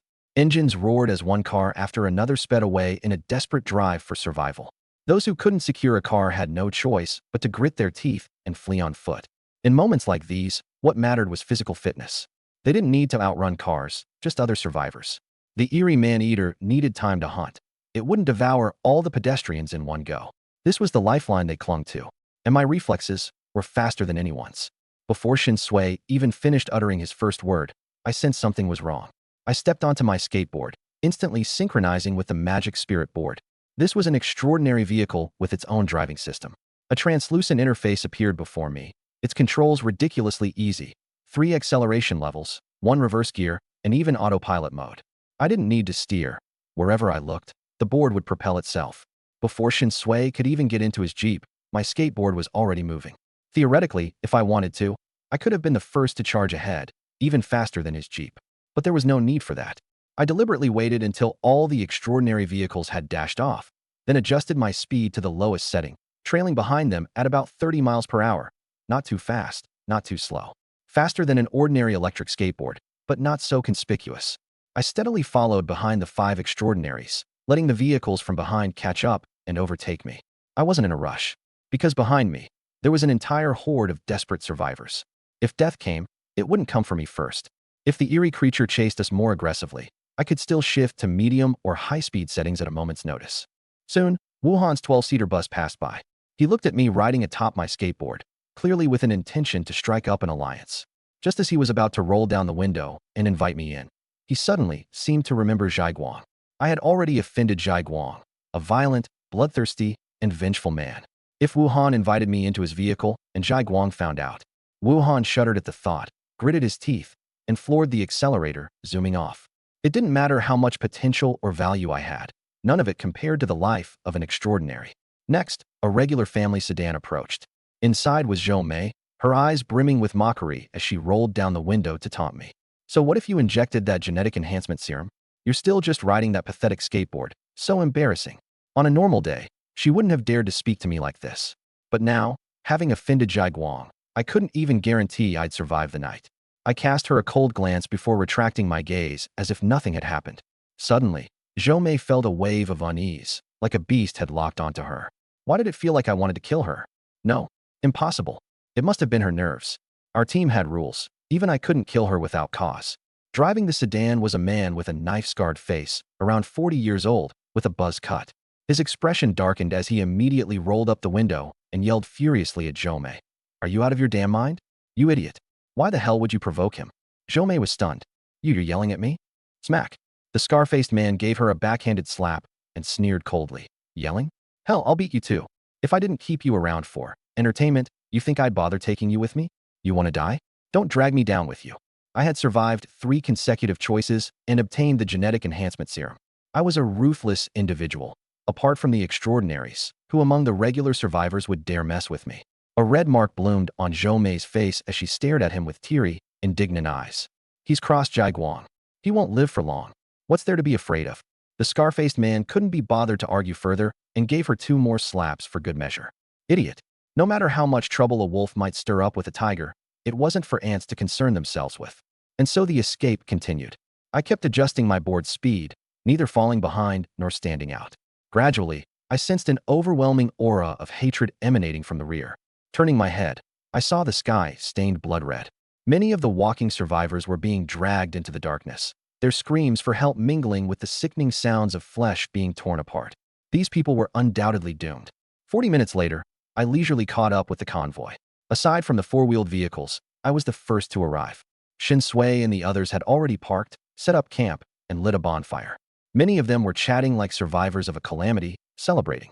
In this cursed world, staying alive for just one more day was considered a win. I didn't know how Shinsui did it, but as the team leader, he possessed an incredible ability to sense the eerie and the dangerous. The fact that he chose this place to set up camp meant it was safe. It was thanks to this ability that the team had survived until now. When I appeared, Blondie's eyes sparkled. He glanced at the skateboard beneath my feet and teased. Damn, kid, not bad. Managed to keep up with just that busted board? Could that thing be, like, an extraordinary vehicle or something? He said it casually, as a joke. Little did he know, he was spot on. I shook my head and looked back at the looming darkness. Just lucky, I guess. Those on foot weren't as fortunate. Zhai Guang sneered, his eyes full of hostility. Hope that luck of yours sticks around. I chuckled and replied. Thanks for the kind words. Shinsui stood by the fire, its glow illuminating his face. Behind his glasses, his deeply observant eyes lingered on me. He had a nagging feeling that I was different today. Surviving 3 consecutive choices, securing food, a vehicle, and the genetic enhancement serum, even my demeanor had changed. Within those seemingly ordinary eyes of mine lay a profound confidence. Could it be? Had I awakened as well? The sky remained dim and overcast. A waned moon cast its sparse light as the bonfire flickered in the gentle night breeze. For now, at least, they had survived another day. The survivors began eating. Biting into steamed buns or chewing on bread was the norm. To savor even a mouthful of vegetable soup was considered fortunate. As for meat, none of them could afford it. Choices, rewards were proportional to their risks. Meat symbolized high protein and energy, something beyond the reach of ordinary choices. During this time, the nearby forest stirred with eerie. The survivors emerged from the darkness, catching up to the camp, almost crying with joy. They were without vehicles, relying solely on their legs. Managing to catch up to the team was no small feat. Those who were slower or less fortunate were forever left behind in the shadows. This was the rule of the team. If you fell behind, death was your only path. At that moment, hunger gnawed at me as well. I was about to reach for some bread when I suddenly remembered. Almost forgot, I still had a rabbit. Gazing at the campfire, an image appeared in my mind. A mouth-watering rabbit sizzling over the fire, glistening with oil, sprinkled with salt and cumin. I licked my lips, swallowing hard. But then again, everyone else was gnawing on bread. Wouldn't it seem too arrogant if I ate a rabbit all by myself? I glanced at Huang Mao and had an idea. Brother Huang Mao, stop chewing on that bread. He raised an eyebrow, retorting, "The hell are you on about? You telling me I can't even eat now?" I pulled the carcass of the magical spirit rabbit out of the burlap sack. "Have some meat instead." The sight of the plump rabbit made Huang Mao's eyes widen like saucers. He stared unblinkingly and swallowed down a mouthful of saliva. That rabbit looked insanely delicious. He hadn't had meat in ages. Resources were scarce in the apocalypse. Even the extraordinary were no different from common folk when it came to this. If you wanted to eat meat, you had to risk your life in the selection to earn it. Going all out for a bite of food was something few were willing to do. Still, no one gives you something for nothing. If something was offered freely, there was always an ulterior motive. So why was I offering him rabbit meat? Huang Mao hesitated for only 0.1 seconds before lunging forward excitedly to throw his arm around my neck, grinning mischievously.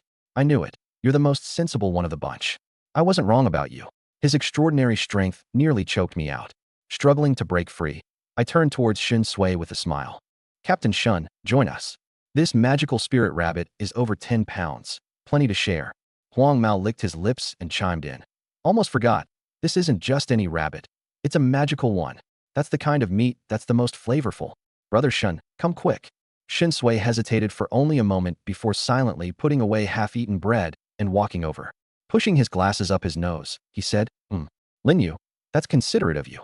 His gaze lingered on the rabbit, and his Adam's apple bobbed slightly. A roasted magical spirit rabbit? Just the thought was intoxicating. I smiled. Without Captain Shun, this team would have fallen apart long ago. It's just a rabbit. It's only right to share it. I then turned to the red silhouette in the distance. "Sister Yi, care to join?" Yi Qing looked over with interest, a lazy smirk tugging at her lips. "You're including me? Well, then how could I refuse?" She stepped forward with her long legs, her gaze now locked onto the rabbit as well. Finally, I looked toward the darkness. And Sister Cheng too. The last extraordinary in the team, Cheng Yuaning, was veiled in shadows where energy rippled faintly around her. She seemed to hesitate, debating whether to approach. After a full 3 seconds, she emerged quietly. She wasn't one to seek attention, but the temptation of rabbit meat was too great to ignore. Half a year into the apocalypse, they hadn't tasted a proper meal during all this time. That peculiar and sinister force had ruined all food on Blue Star. Even long-lasting canned goods were tainted with lethal toxins, making a single bite fatal and utterly repulsive. It was a way of forcing humanity into the selection to exchange for sustenance. Refuse, and you're doomed to starvation. Even the extraordinary were perpetually hungry. Getting one's hands on bread was already a small victory. As for meat, forget it. In this world, truly, an endless supply of fried rice could make you an army of devoted followers. Now, out of the 5 extraordinaries in the team, 4 had gathered. Deliberately, I didn't call out to Zhaiguang at first. Waiting a good 10 seconds, I then acted like I'd just remembered. "Oh right, Brother Zhaiguang, would you care to join us?" He stood leaning against his armored motorcycle, clutching his bland, coarse, flavorless bread in his hand. Glaring at me fiercely, he bit down hard and spat out. "No need." The corner of my mouth curved upward. "What a shame then." Huang Mao waved a hand dismissively. "No shame at all. He was trying to take you out just the other day. Where's his face now to come eat rabbit?" Usually, Huang Mao wouldn't dare antagonize Zhaiguang. But seeing as I'd been so righteous, willing to share the rabbit, he figured it'd be bad form not to stand by me with some supportive words. Out in the wilderness, camaraderie and solidarity were everything. Yi Qing shot a glance at Zhaiguang before turning her attention back to the plump rabbit. She said, lazily yet pointedly, "Less people means more rabbit for the rest of us." A faint smirk played on Shen Sui's lips, an added layer of approval gleaming under his lenses. In using one single rabbit, I'd managed to draw together 4 extraordinaries while sowing discord with Zhai Guang. TCH, my methods were becoming increasingly intriguing to him. It was a pity, though, I wasn't an extraordinary. In truth, not only Shin Sui, but the other 3 had also seen through my intent. Even the dim-witted Huang Mao wasn't oblivious. I did it on purpose. But they didn't mind. Why should any of them show Zhai Guang respect? Was dignity tastier than rabbit? Most of the time, Zhai Guang acted like some overbearing maniac, never sparing them a kind word. This just goes to show, relationships matter. Zhai Guang's gaze grew darker with malice. He glared heavily at Huang Mao and was on the verge of spewing threatening words. But seeing that the 4 extraordinaries were assembled together, he decided against making a fool of himself. He could only storm off, brimming with hatred for me, dreaming of skinning me alive and tearing me apart. I couldn't care less. I'd already crossed his line. Might as well cross it even further. I looked down at the hefty rabbit in my hands. Anyone know how to roast rabbit? I can't cook, and it'd be a shame to waste it under my novice hands. Huang Mao scratched his head awkwardly. I only know how to eat. Yi Qing pinched the bridge of her nose. Not my forte. Cheng Yuning remained silent. Shin Sui scanned the group and said calmly, Uncle Zhao, come roast the rabbit. This would be his personal butler, a jack of all trades. On it, Uncle Zhao responded promptly, donning an apron and striding over with a complete set of tools, stewing pots, barbecue racks, cutting boards, and an assortment of knives. If it could be used, he'd brought it. I stared in disbelief. Just to cook a rabbit, he'd brought all this? Seeing my astonishment, Uncle Zhao chuckled. I'm a certified level 1 chef. Xiao Shun has always been particular about food, so I made sure to keep these tools prepared. Although, in the apocalypse, they've barely seen use. I couldn't help but give a thumbs up. Amazing. Huang Mao gulped audibly, clapping his hands together. We're in for a treat today? Enough chit-chat. Get started, Uncle Zhao. I'm starving to death over here. Uncle Zhao inspected the magical spirit rabbit, nodding in satisfaction. No doubt it's an extraordinary creature. This plump rabbit weighs at least 13 pounds. Roasting it alone would be a bit of a waste. He turned to me, asking, which cuts do you prefer for? Grill it. Use the bones to make soup. Toss in some potatoes. How does that sound? He didn't direct the question at Shin Sui, but instead at me. After all, it was my rabbit. I smiled. I have no objections. If everyone's on board, let's do it. Without a second thought, everyone nodded in agreement. Even Cheng Yuaning, who usually exuded such a low profile it seemed she wanted to fade into the background, also nodded. She was clearly tempted by the idea as well. Uncle Zhao chuckled as he skillfully skinned and deboned the rabbit, his expertise undeniable. Before long, the tantalizing aroma of roasted rabbit began spreading, its scent wafting through the air for what felt like miles. The rabbit meat turned a crispy golden brown, with sizzling oil dripping down, crackling as it hit the flame. That rich, mouth-watering smell drew the eyes of every single person in the camp. The survivors' hungry, envious gazes turned towards us, their mouths watering. But no one dared to approach. This was a meal for the extraordinary, the gathering of variants. It had nothing to do with them. By the side, the large pot bubbled and steamed, giving off an equally irresistible aroma. A hearty rabbit bone and potato stew, sprinkled with a handful of goji berries, simmered beside the fire. In nearly 3 months of survival, this was easily the most luxurious meal our team had savored. When the timing seemed just right, Uncle Zhao smiled broadly and announced, All right, it's ready to eat. Despite their drooling, no one dove in immediately. Instead, every pair of eyes turned in unison towards the only person at the table who wasn't a variant, me. I smiled and waved Uncle Zhao over. Come on, Uncle Zhao, let's eat. You should join us. Uncle Zhao waved his hands, refusing. No. Before he finished, I stood and pulled him towards the grill. If anyone should eat, it's the cook. This much rabbit meat. How can you not help us finish it? He started to protest again, but then Shin Sui spoke up. Uncle Zhao, if Lin Yu says so, just join us. Hearing that, Uncle Zhao finally relented. The gratitude in his eyes was unmistakable. In times like these, meat is so precious. It's such a waste for me to eat it. I shook my head, countering, You're the steward for the entire team. If you think you're unworthy to eat, then what about the rest of us? Huang Mao snickered. Exactly, Uncle Zhao. If anyone here doesn't deserve this meal, it's not someone at this table. He cast a glance to the distance, clearly alluding to Zhai Guang. Uncle Zhao sighed, resigning himself without further argument. While I'd always kept a low profile, I'd spent my time silently observing everyone in the group, particularly the variants. I had long noticed how Uncle Zhao always had his meals with Shin Sui, and how the latter treated him with a kind of exceptional respect. Their bond clearly wasn't just that of a master and servant. Befriending Uncle Zhao equated to solidifying ties with Shin Sui. Sure enough, I felt Shin Sui's gaze soften towards me, tinged with a hint of approval. He understood my motives, of course. But you don't judge a person by their intentions. Intentions are flawed by nature. What matters are their actions. I picked up a piece of roasted rabbit, its exterior crispy and brown, the juices glistening. I took a bite, and my taste buds were immediately overwhelmed by the explosion of flavor. The oils burst open in my mouth, rich and fragrant. It was hands down the most delicious meat I'd ever tasted in my life. Even more incredible, as the meat settled in my stomach, a faint thread of energy seemed to spread through me. An almost imperceptible wisp of spiritual energy coursed through my organs, strengthening my body and bolstering my vitality. This was the undeniable benefit of consuming extraordinary ingredients. Seeing me take the first bite, the others wasted no time. They lunged for the food with abandon, discarding all semblance of dignity as they devoured the meat. Huang Mao was the most ferocious, gnawing down on a rabbit leg, cracking the bones without hesitation, almost tearing up from sheer joy. Shin Sui didn't even bother wiping the oil that spattered on his glasses. Yiqing, that usually composed and elegant lady, tore into her chunk of meat with her bare hands, chewing like her life depended on it. Even the always low-profile Cheng Yuaning couldn't hide the brightness in her eyes, a rare genuine smile gracing her face. That meal left everyone deeply satisfied. Well, everyone except for the survivors looking on hopelessly from a distance. In the shadows, Zhai Guang's expression was twisted with seething rage, his eyes practically shooting daggers my way. Lin Yu, I'll kill you for this. Su Man's gaze carried only yearning envy. Though she had augmented herself with a gene enhancement serum, raising her above the threshold of a normal human, the variant still treated her as an irrelevant outsider. In this broken world, if you couldn't become a variant, you were forever doomed to live as an ant. Zhou Mei, on the other hand, stared with a venomous resentment, practically drooling as she muttered to herself. What? You think sharing one rabbit will ingratiate you with the variants? After tonight, you'll still just be an ordinary nobody. Her words had barely left her lips when Scarface yanked her violently by her hair, dragging her back into the darkness. What are you looking at? Come keep me company. Once the meal was finished, not even the soup was spared. It was all consumed to the last drop. Shin Sui, wiping his glasses clean, fixed his gaze on me.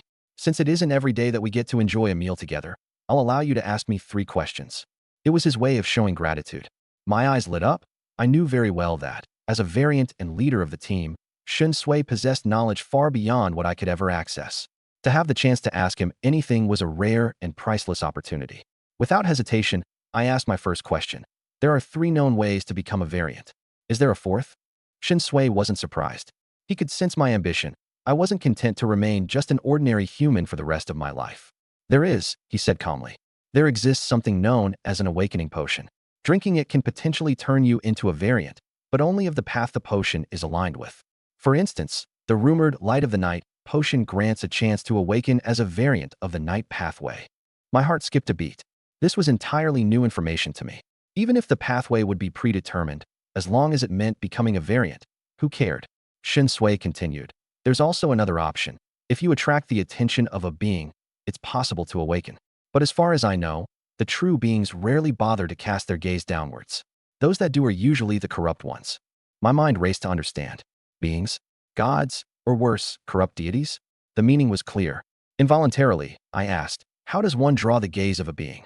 Is that your second question? Shin Sui's lips curved slightly in an almost teasing manner. Such stinginess. I fought the urge to roll my eyes, but forced myself to nod. Yes. I couldn't sleep tonight if I didn't get an answer. Utter the related prayer words with utmost belief or perform rituals at their statues. If you're lucky, you'll gain their attention. Unfortunately, the odds are higher for corrupt ones to respond. And once you're marked by them, you're just a step away from turning into a polluted creature. Take it from me. You'd be a fool to try to go down that path. If I find out you've done so, I'll kill you myself. His tone was calm, but his gaze turned cold and threatening. Associating with a being could spell not just my end, but also the dissolution of the entire team. I nodded firmly, as if I needed him to tell me, we wouldn't touch that sort of option with a 10-foot pole.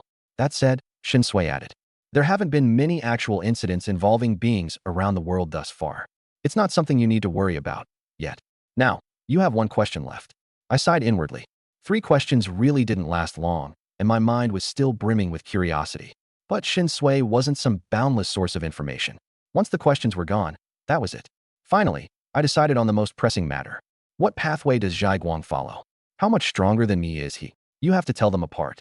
I shot a glance at him, nonchalantly replying, "This broken skateboard saved me yesterday. Can yours do that?"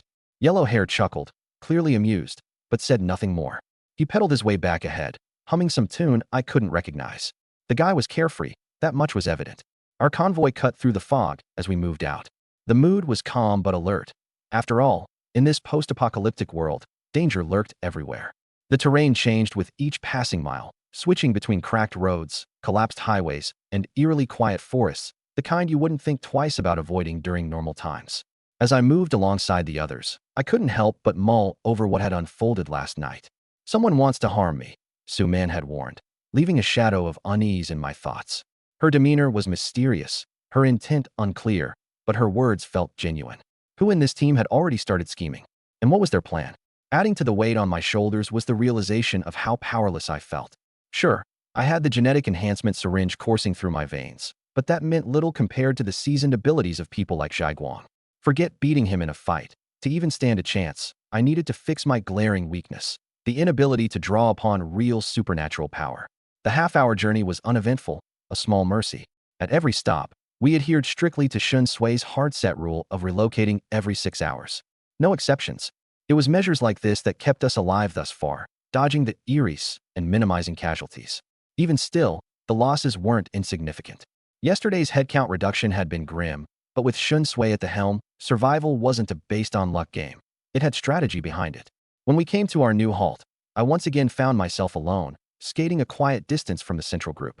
My lifestyle had inadvertently become solitary, yet perhaps that was better. It wasn't paranoia if someone was genuinely plotting your demise.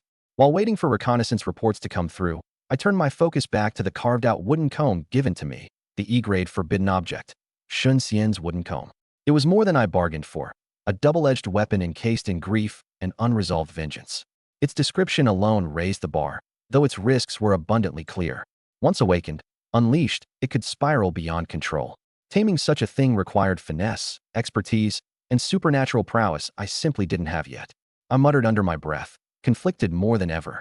Everything pointed back to one desire: to become extraordinary before the clock ran out on my chances. To wield power not born from desperation alone.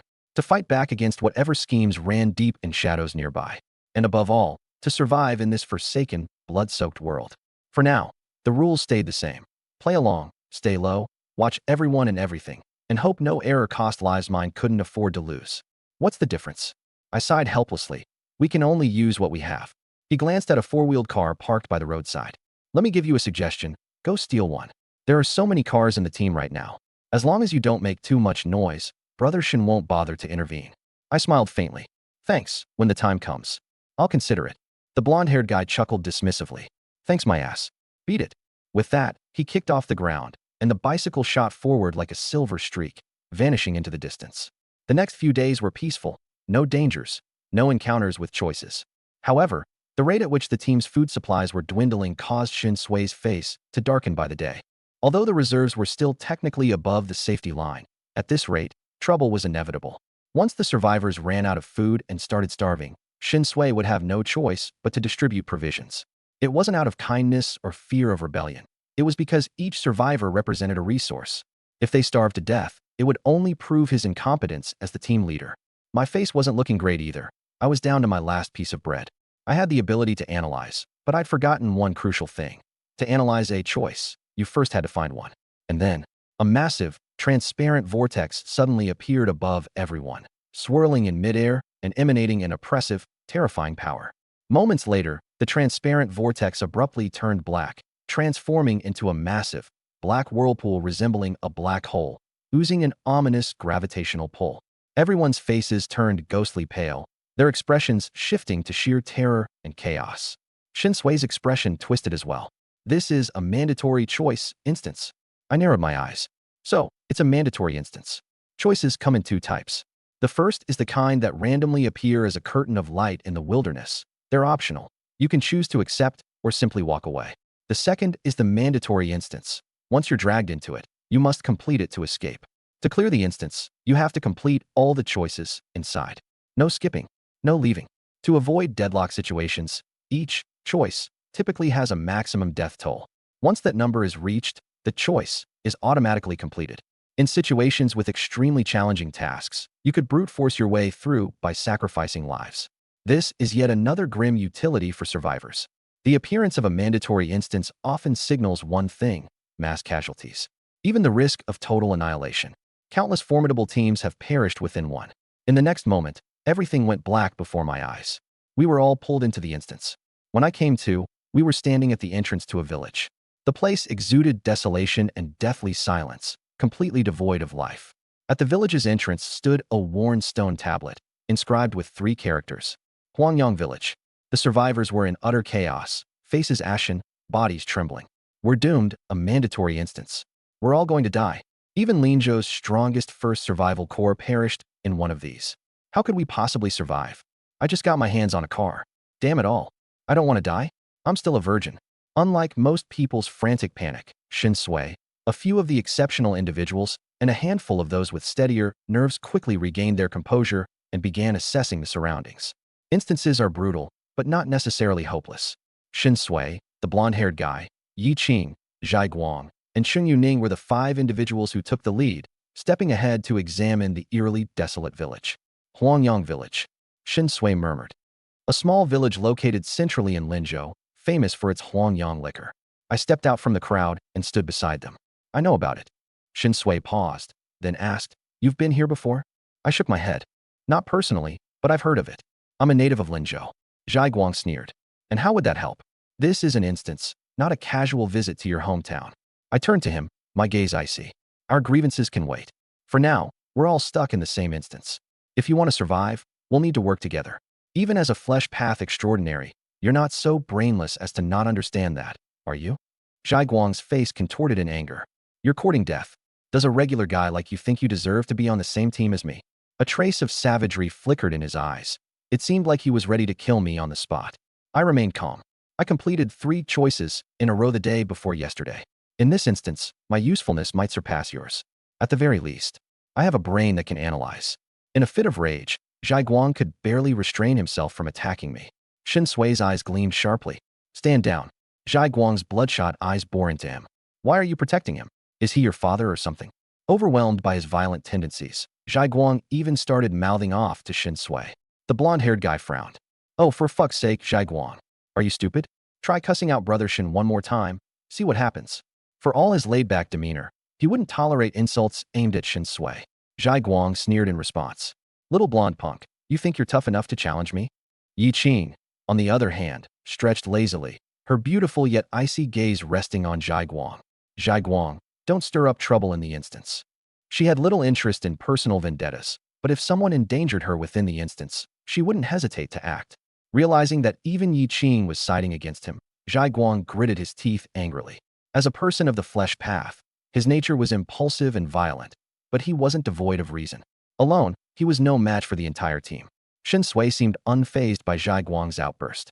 His gaze had remained on me all this time, and he abruptly asked, Lin Yu, are you an extraordinary now? It wasn't a baseless question. Shen Sui had clearly thought it through. He suspected that I was a special, auxiliary type extraordinary, one that offered an advantage in choices. That would explain why I dared to complete 3 choices in a single day and why I claimed I'd be more useful than Zhai Guang in this instance. The blonde-haired guy's eyes widened in disbelief. Unable to hold back, he laughed. Brother Shen, what nonsense are you spouting? Him? Extraordinary? No way. Before he could finish, I interrupted nonchalantly. Perhaps you could say that. I had to admit, Shen Sui was sharp.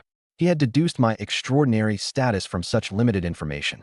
In truth, I wasn't an extraordinary. What I relied on was my analysis ability.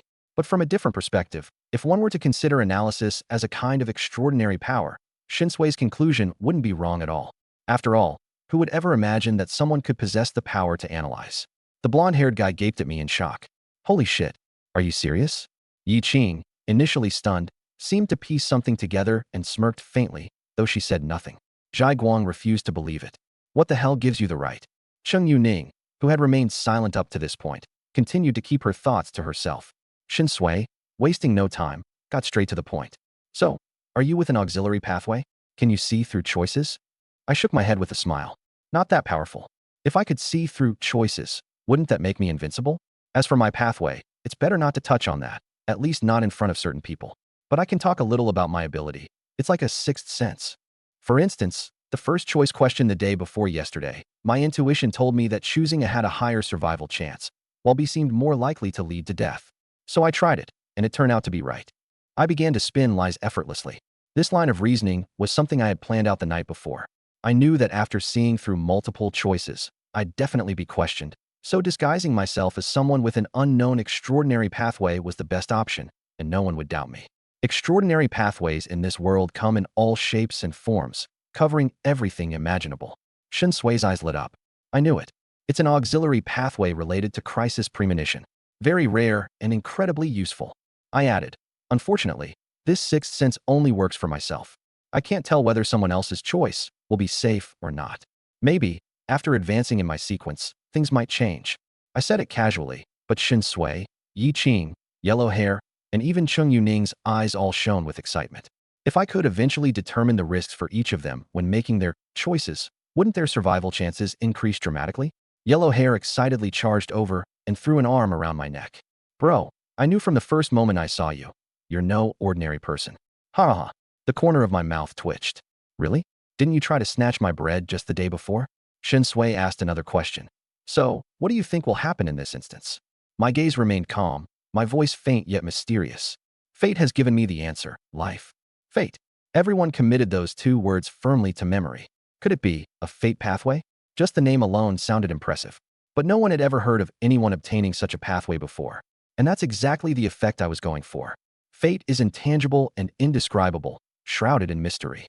Whatever I say about it in the future will seem plausible enough to everyone. Zhai Guang's eyes were full of resentment as he muttered mockingly. Huh. All talk. Who knows if you're a fraud? Just because he claims to be an extraordinary one doesn't mean he is. I've never seen such a weak, extraordinary being. I replied indifferently. I don't need to explain myself to fools. Let's go. It's time for another choice. With that, I started walking towards the village. Shen Sui and the others were briefly stunned, but quickly followed. The other survivors stood rooted to the spot, refusing to move their legs. Inside the instance, they were just cannon fodder, destined to be forced into participation in choices. Who would want to march towards their doom? Yellow Hair turned around, cursing as if attempting persuasion. Are you guys so high and mighty? Us extraordinaries are risking our necks, and you think you can just stand there? Got some nerve, huh? His expression was fierce and threatening, as though he was ready to beat someone up. Terrified, the survivors scrambled after us towards the village. They couldn't afford to provoke Yellow Hair. Even if he wasn't as violent as Zhai Guang, his reputation for trouble was famed far and wide. As they walked, they couldn't help but glance at me repeatedly, their eyes full of envy, shock, and disbelief. Earlier, they had all heard my words. They never expected Lin Yu had become an extraordinary being. No wonder I managed to handle 3 choices in just one day. Everything finally made sense. Su Man wore a look of delight. Not only did she feel happy for me, but also for herself. She had shown me kindness before, and now that I had become extraordinary, the value of her gesture of goodwill had increased exponentially. Helping someone in need beats adding flowers to a brocade. But where there's joy, there's also misery. Zhou looked utterly despairing. Everything was over for her. The scar-faced man glared viciously at her, apparently terrified that her actions might make me hold a grudge against him as well. Wu Han, the owner of one of the 12 business vans, was filled with regret. He had avoided approaching me earlier, afraid of drawing Zhai Guang's ire. Now it seemed he had missed his chance to build a connection with me. As we entered the village, a white light lit up from the first house on the left. In the air ahead, a glowing screen materialized. Welcome to the Huanyang Village Choice Instance. Happy choosing. First question. The first household on the left makes a living through Huanyang Village's signature industry. What is that industry? A. Wine. B. Orchard. C. Farming. D. Hunting. Answer correctly to earn 5 pounds of rice. Answer wrongly, and the chooser must enter the house and battle 10 starving wild dogs. Note, the corpses of wild dogs are toxic and cannot be consumed. This time, it was a question type, choice. Only by answering correctly could we proceed to the next round. Seeing the glowing question, everyone looked as though they'd just seen a ghost, utterly shocked. Huanyang Village is famous for its Huanyang wine, something I felt I had just briefly mentioned. Yellow Hair's jaw dropped on the spot as he stared at me in astonishment. Holy crap, was that fate guiding you again? Before we even entered the village, you already gave the answer to the first choice. He was trembling all over. It was just too terrifying. Even Shen Sui, usually composed, had a slight twitch at the corner of his eye. Honestly, I was just as dumbfounded. What a coincidence. Huanyang Village truly went out of its way to cooperate with me. But I kept a calm facade, glancing dismissively at Zhai Guang before speaking in a detached tone. This is the usefulness of knowledge and brains. If your head's filled with nothing but muscles, you'll die in the choices sooner or later. Zhai Guang's face grew grim, and he snorted coldly, choosing to remain silent. For now, my act had paid off. Shin Sui scanned the crowd and selected a survivor who hadn't participated in a choice for a long time. You go choose A. The answer was almost obvious. But just in case, it was best to send cannon fodder to confirm it first. The man's face turned pale. With gritted teeth, he shouted at the screen, I choose A. The glowing screen shimmered, and a second later. Correct choice. 5 pounds of rice will be distributed. The rice thudded directly onto the ground. The man immediately brightened up. Ha, it really is wine. Lin bro, you're amazing. Though in his 40s, he showed absolutely no hesitation in calling me a 21-year-old bro. Shin Sui smiled and said to me, this bag of rice is thanks to you. Take it with you later. I nodded without a hint of refusing. 5 pounds of rice, eaten sparingly, could last me a month. The surrounding survivors stared at the rice with hungry eyes, yet none dared harbor ill intent. After all, I was now an extraordinary being. The glowing screen shifted again, revealing the second choice. Group choice. The first house on the right is filled with danger. What kind of danger do you hope it contains? A. 1 sequence, 9 anomaly. B. 100 SERP, 32 variant silver-ringed snakes. The term group choice made Shin Sui frown. This meant everyone had to face the consequences together. No room for just sending cannon fodder to test the waters. Human lives at stake. Everyone's gaze once again fell upon me. I frowned, pondering for a moment, then decided to use one of my analytics opportunities. With 2 days to recover, I still had 5 chances left. Not many, but necessary when required. Analysis. Option B. Analysis complete. SERP, 32 silver-banded snakes mutation direction is optical invisibility, extremely dangerous. Choosing B. Host's death probability is 30%, with surrounding survivors' survival rate at a mere 20%. Unless you are prepared for significant casualties, reconsider this choice. Optical invisibility, with a death rate of 30%, I immediately ruled out B. What's the difference between 30% and 100% anyway? Better to stick with A. Feigning a thoughtful expression, I looked up and spoke after a pause. Option B is extremely perilous. If chosen, more than 80% of the team will die. Option A might be worth trying. With these words, the survivors' faces turned pale immediately. Choose A. Choose A. Listen to Lin, don't pick B. Just look at that mutant silver-banded snake. Even ghosts seem less frightening. Shin Sui narrowed his eyes. If A was chosen, it would mean their team of extraordinary individuals would have to risk their lives. Among the Sequence 9 class, anomalies were often stronger than humans. Truthfully, he wasn't thrilled about fighting with one. In response, Zhai Guang sneered coldly. Whatever he says is law. I don't trust it. I'm voting B. On the translucent screen, Zhai Guang's name lit up beside B. However, team decisions required voting, and the minority would have to comply with the majority. I'm voting A, I stated calmly. Zhai Guang cast a cold glance at me, and then turned to the group. You all can't seriously be dumb enough to vote A, right? Do you even realize how hard it is to handle Sequence 9 anomalies? Huang Mao leaned to the side, grinning. Who cares? I'm going with A, he declared confidently, being the first to align with me. Yi Qing stroked his chin thoughtfully. Snakes are kinda cute, but I'm choosing A. In the darkness, Cheng Yuning added softly. A. In that instant, except for Shin Sui, all the extraordinary individuals opted for A. Behind his spectacles, Shin Sui's eyes remained calm as he gazed back at the survivors. Choosing B might mean we survive, but what about the ordinary folks? I'm choosing A. I cursed internally. This Shin Sui, always looking for opportunities to boost his reputation. As expected, the survivors became agitated, looking at him with admiration as if he were a savior. Captain Shin decided. I'm voting it too. Me too. A. The voting ended swiftly. The screen was filled with the votes, leaving B with Zhai Guang's name standing alone. Zhai Guang was fuming. Damn it, they're isolating me. Choice finalized. Crisis commencing in 10 seconds. Prepare yourselves. 10, 9, 8. Shin Sui commanded with a cold voice. Ordinary people, retreat to the back, away from the battlefield. All extraordinary individuals, prepare for combat. The ordinary survivors scattered hurriedly, fearing the anomaly catching sight of them. At the forefront stood Shin Sui. Beside him, ready to fight, were Zhai Guang, Huang Mao, Yi Qing, and Cheng Yuning, the team's standard combat formation.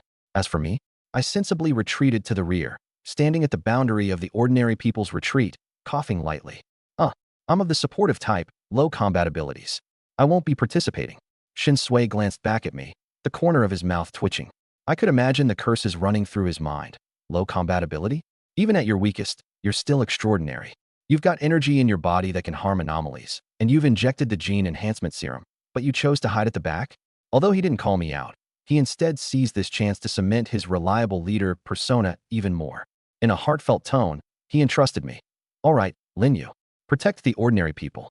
I gladly complied, responding, don't worry, I will. Zhai Guang couldn't ignore this any longer, his temper flaring. Damn it. If you want to run, just run. But acting so justified. Useless coward. I acted like I didn't hear him. A fake extraordinary like me. If I didn't retreat, should I be delivering myself to death? Let them handle the anomaly. With 5-on-1, things should be fine. I'll stay out of the way and just watch. The survivors slowly began gravitating toward me. Staying closer to an extraordinary individual, no matter how questionable they were, brought them some sense of safety. Unbeknownst to them, I didn't feel safe at all. If an anomaly really appeared, how was I supposed to survive? Su Man, surrounded by people, suddenly glanced up at me. After some thought, she pushed through the group and walked over, speaking earnestly. If you need anything, just ask. I can do anything. Maybe with my gene enhancement serum, I can help a little. This was another attempt to curry favor. I nodded slightly, keeping silent. Against anomalies, what use could an ordinary person have? The other survivors couldn't help but approach, eager to show support. Mr. Lin, just say the word if you need help. Brother Lin, I'd walk through fire for you. Big bro, order me around however you'd like. I ignored them all. Protect them? With an anomaly in sight, I couldn't even protect myself. Sure, I had a comb, but I had no idea how to use it. What the hell was spiritual power? The countdown hit 0. Suddenly, from the first house on the right, came a knock on the door. Knock, knock. It was from the inside, knocking outward. In the silence of this village, it was a bone-chilling sound. Shin Sui's team of 5 became fully alert. Zhai Guang and Huang Mao stepped ahead, shielding Shin Sui and Yi Qing. They were the warriors, with tough defenses, slated at the front. Shin Sui and Yi Qing, as mages, weren't suited for frontline combat. Cheng Yuning, the stealth-based assassin, had already concealed herself in the shadows. After a few knocks, it seemed like whatever was behind the door realized it could push it open. Slowly, the door creaked ajar. Zila. The old wooden door groaned harshly as a ghastly pale hand emerged. The hand had no trace of color, utterly bloodless. Then, a figure stepped out, an entirely pale man draped in tattered garments. Roughly 165 centimeters tall, his hair in disarray, his eyeballs clouded gray, the figure exuded an aura of suffocating resentment and bone-chilling coldness. Instinctively, I squinted my eyes, retreating a step backward. If things went south, I'd have to position myself as a shield for the survivors behind me. The survivors stared wide-eyed, terrified and close to screaming. This was their first time witnessing an anomaly up close. Shin Sui, however, analyzed the situation calmly. A corporeal anomaly with a shadow and physical form. The resentment isn't too strong, likely a Sequence 9, newly embodied anomaly. The extraordinary individuals breathed a small sigh of relief. A tangible entity with a shadow, and not too strong. This was a straightforward challenge. Their worst nightmare? A phantom-like, intangible anomaly that required precise spiritual attacks, always high risk and unpredictable. Shin Sui continued, skins pale with moisture, no signs of mummification, ruling out desiccated corpses or zombies. Initial judgment points to the resentful cadaver category, Sequence 9, resentful cadaver. Relief flashed in the eyes of the extraordinary individuals. A mere minor resentful cadaver. It was among the easiest types to deal with within the cadaver-based anomalies. Zhai Guang smirked darkly, a bloodthirsty glint flickering in his eyes. Provide me with suppression control. Face me head-on, you coward. Within his body, a surge of blood energy erupted, transforming into a blinding streak of crimson light as it shot straight at the wraith corpse. In nearly an instant, Zhai Guang closed the distance, gathering his strength before swinging a powerful fist. Boom. The blood-charged punch carried an unstoppable force as it landed squarely on the wraith corpse's head. The explosion of crimson light sent it flying through the air. Hovering midair, the wraith corpse twisted grotesquely, stabilizing itself with an unnatural posture. A mocking grin curled its lips as an overwhelming surge of malevolent energy erupted from its body. A crushing wave of black resentment descended, cloaking the surroundings in a suffocating depth of despair. The malevolent energy, charged with potent negativity, seeped into everyone present. In that moment, an inexplicable terror gripped my heart. Sweat began trickling down my forehead, and every fiber of my being screamed to flee. Simultaneously, A raging violence churned within me, an urge to destroy everything in sight. This was bad. I'd been affected by the malevolent energy. Snapping back to awareness, I bit down on the tip of my tongue, the sharp pain overpowering the negativity, forcing it down and out of my mind. Glancing around, I noticed that the others were not faring as well. Su-Man had become a sobbing mess. Her makeup streaked down her face in anguish. With despair etched into her expression, she muttered, "I didn't want this. I just wanted to be a normal woman." Wuhan bawled uncontrollably, pounding his chest in desperation. My company just went public. Why did the apocalypse have to happen now? Those reactions, as maddening as they were, seemed mild in comparison to others. One middle-aged man, scruffy and reeking of alcohol, eyed a nearby 200-pound woman with unabashed lust. "Ha ha, it's the end of the world. Time to let loose and enjoy myself." Another brawny man brandished a blade, licking his lips. "I want to kill someone." The situation was hurtling toward chaos. My face darkened, dread creeping into my bones. Damn it. So this was what counted as bizarre. Facing a Sequence 9 entity was proving to be no trivial matter. Just one wave of resentment had rendered every ordinary person crazed. No wonder Transcendence looked down on regular humans. Turns out, we truly aren't playing on the same field. I stole a glance at Su-Man beside me. Without hesitation, I swung, delivering a resounding slap. For that slap, I used 60% of my full strength. As someone whose genes were enhanced, that was no laughing matter. Smack! The sharp crack rang out, leaving an angry, ruddy handprint on Su-Man's pale cheek. The slap shocked her out of her madness. She looked at me incredulously, but realization dawned almost instantly. "Don't thank me yet. Wake the others up." Leaving no room for discussion, I spun and charged at the burly man wielding the blade. Without warning, I delivered a flying kick. Bang! The man soared through the air from the impact of my kick. His ribs nearly fractured, even though I had held back. He jolted awake, bewildered. What the hell just happened? Don't even think about it. Help save others. No, beat the sense back into them. I barked my instructions before diving back into the fray, my fists connecting with maddened faces left and right. I soon discovered that every time people succumbed to the Wraith Corpse's influence, the black resentment surrounding it thickened. It was feeding off their negative emotions to grow stronger. To stop it, I would first have to sever the ordinary folks' connection to that negativity. Despite my prior intentions to slack off in this ordeal, I realized even slacking could be put to good use. Su-Man, now decked out in her black lace dress, darted through the crowd with me, slapping people left and right. Slap, slap, slap. One after another, she smacked sense back into people. No one would be spared. Everyone would have their turn. With her enhanced strength from the genetic boosters, her slaps carried startling force. Several rounds later, most of the slapped individuals regained clarity. She even went a little overboard, accidentally smacking one elderly man so hard that his dentures flew out. Flushing red with embarrassment, she feigned ignorance and quickly moved on. Surely, the old man would understand in such dire circumstances. On the other side of the chaos, Shen Sui, noticing the connection between the Wraith Corpse and the negative energy, was about to warn me. But to his pleasant surprise, I was already on it. Most of the crowd had already come to their senses thanks to my tough love. A faint approval surfaced in his gaze as he gave a small nod. Finally, another intelligent member had joined the team. Unlike certain other transcendents among us, who were great for fighting but sorely lacked foresight. Just as things seemed to be stabilizing, the Wraith Corpse vanished without warning. In a mere blink, it reappeared directly behind Zhai Guang, extending a ghastly pale hand toward the back of his skull.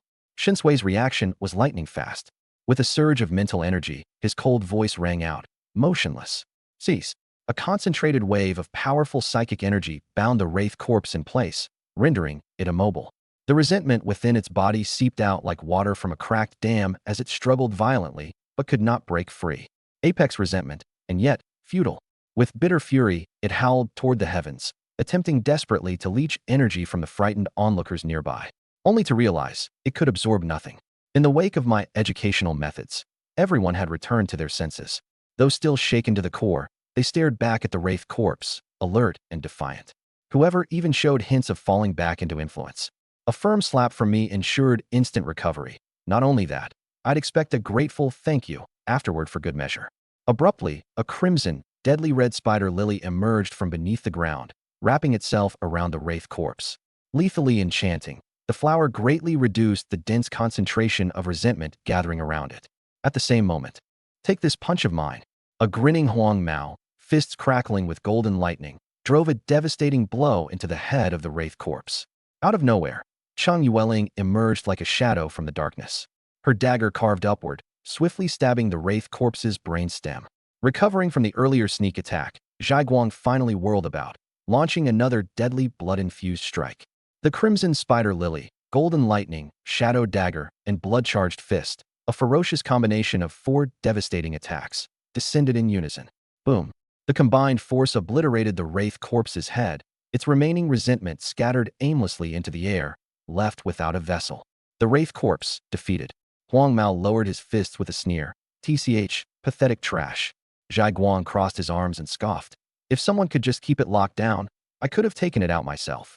Glaring my way, he threw a mocking glance akin to a challenge. Feigning humility, I clapped genuinely and cheerfully. Wow, you're incredible. This was my first time seeing their teamwork firsthand. Controllers, warriors, mages, assassins, a perfectly balanced party. Ordinary sequence 9 enemies wouldn't stand a chance against them. I had anticipated an intense, drawn-out battle, but the truth? It lasted barely a handful of seconds from start to end.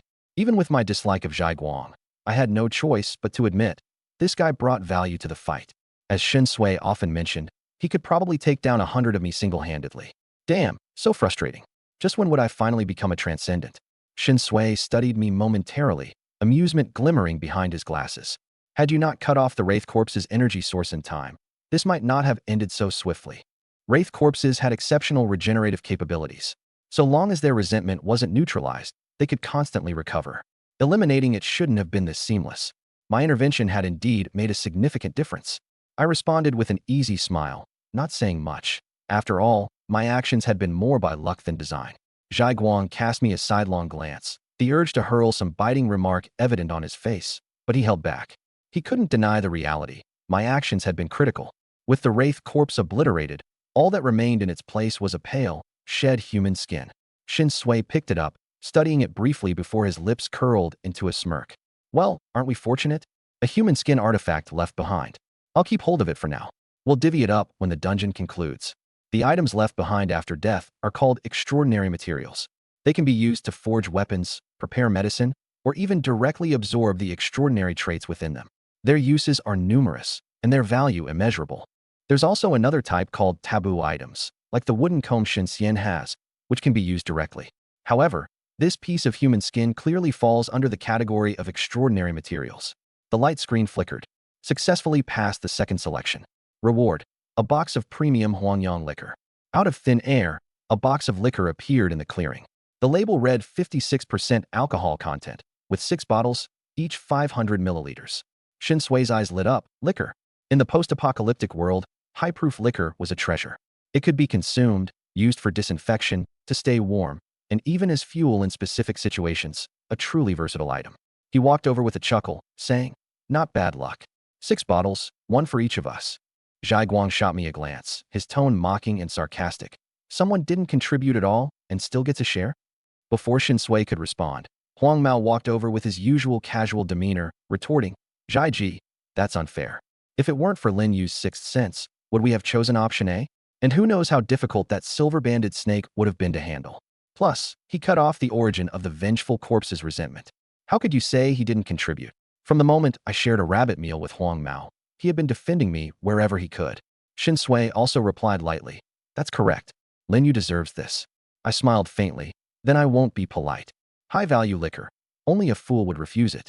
The next selection was approaching, and since carrying supplies wasn't convenient, Shen Sui instructed Uncle Zhao to store both the premium Huangyang liquor and my 5 pounds of rice safely. The other survivors gazed at the goods greedily, filled with envy, but they knew these items had nothing to do with them. Just staying alive was a blessing.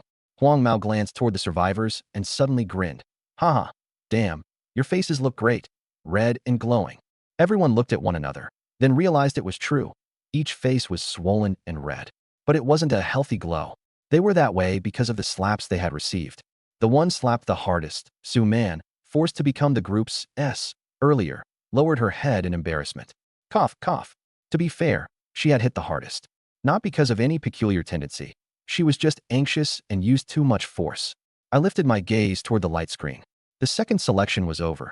It must be time for the next one, right? Sure enough. The third selection begins.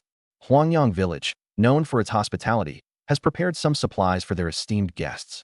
You may choose to receive. A. 4 pounds of potatoes. B. 1 liter of mineral water. A pure reward selection. No risk involved, just a free gift of supplies. Shin Sui's eyes gleamed with joy. Before entering the game instance, he had been worrying about food. The team's rations had almost run out. With this choice, everyone could select individually, and there were still 107 people in their group. If each person chose 4 pounds of potatoes, that would amount to 428 pounds in total. Stretching it out, 1 pound could sustain a person for 3 days. 4 pounds would last for 12 days. A full 2 weeks of food secured. Shin Sui immediately spoke. Everyone picks A. The team has plenty of fresh water right now. It's food we're lacking. In an earlier selection, they had obtained a significant amount of drinking water, with every vehicle stocked with numerous cases of bottled water. The survivors' eyes turned bright red with excitement. This is great. We won't starve. Potatoes are invaluable in the apocalypse. Our team's luck is finally turning around. I love potatoes. And potatoes love me. Before long, bags of potatoes materialized in front of everyone. I chose potatoes too. Now, I had a bottle of premium Huangyang liquor, 5 pounds of rice, 4 pounds of potatoes, and a loaf of creamy bread. An abundance of supplies capable of lasting me a month if used sparingly. For the first time since the apocalypse began, I felt the weight of being well-stocked, even wealthy. It was something only such a game instance could provide, extreme danger paired with extreme bounty. The light screen flickered once again. The fourth selection begins. After eating and drinking their fill, the guests decided to repay the generosity of Huangyang Village in some way. Therefore, they chose to A. Voluntarily sacrifice 12 individuals to complete the selection. 0/12. B. Help Huangyang Village fend off an invading horde of ghouls. This is a group choice. Regardless of your selection, Huangyang Village will reward you. Upon seeing this, everyone's faces darkened. Damn it. Of course, they'd pull something like this. Throwing so many resources at us, they clearly had ulterior motives. Option A required sacrificing 12 lives, and Option B involved fighting off a ghoul horde. Ghouls. No one had ever heard of them before, but the name alone suggested something nasty. As expected, the ordinary survivors instantly fell into panic, their voices rising in fear and disarray. Damn that treacherous Huangyang Village. We shouldn't have trusted them. Choose B. So what if it's ghouls? We've got 6 extraordinary individuals. What's to fear? Not even Sequence 9 anomalies can stand up to extraordinary professionals. Thank God I just participated in a decision. They won't choose me for a sacrifice, right? Huang Mao tilted his head in curiosity, staring at the screen with a puzzled expression. What the hell are ghouls? Are they some kind of special extraordinary creatures? Shin Sui narrowed his eyes, shaking his head. He didn't know either. Leaning lazily against a tree, Yi Qing yawned, casting a languid glance at the survivors. Compared to the risks of the unknown, I'd favor making some small sacrifices. Zhai Guang snorted coldly. 12 human lives. That's the easiest option. We have plenty of useless people in the group anyway. Cheng Yuning stayed silent. Shin Sui frowned and turned to me. What do you think? Rationally speaking, sacrificing 12 to ensure smooth passage was indeed worthwhile. But if there was another option that offered less death, it would naturally be better. I stared at the screen, immediately analyzing option B. Analyzing ghouls. Ghouls, originating from a Western fantasy world, they are emaciated, with skin as thin as paper and razor-sharp teeth. Their bite force is formidable, and they are driven mad by the scent of flesh. They are relentless and unafraid of both death and pain, often attacking in swarms. Number of attackers, 1,000. If this option is chosen, the team's casualty rate is estimated to be 30%. 1,000 ghouls, with a 30% fatality rate. That's over 30 ordinary individuals dead. I narrowed my eyes, then decisively spoke. My sixth sense tells me more people would die if we faced the ghouls. It'll be an immensely difficult battle. The moment these words left my lips, Shin Sui seemed to have made a decision. If that were the case, then sacrifices from the ordinary survivors would have to be made. Zhai Guang glanced at me, but refrained from speaking. He had expected me to oppose him reflexively. He supported sacrificing the ordinary members, so I should have chosen the alternative. But I didn't expect this. This time, I actually stood on Blonde's side. Blonde tilted his head, gazing at the ordinary people, his lips curling into a cruel smirk. Since that's the case, we need to carefully decide who's going to be the sacrifice. Sacrificing someone didn't require their consent at all. Just brutally kill a survivor and toss them under the light curtain. It would still advance the progress of option A.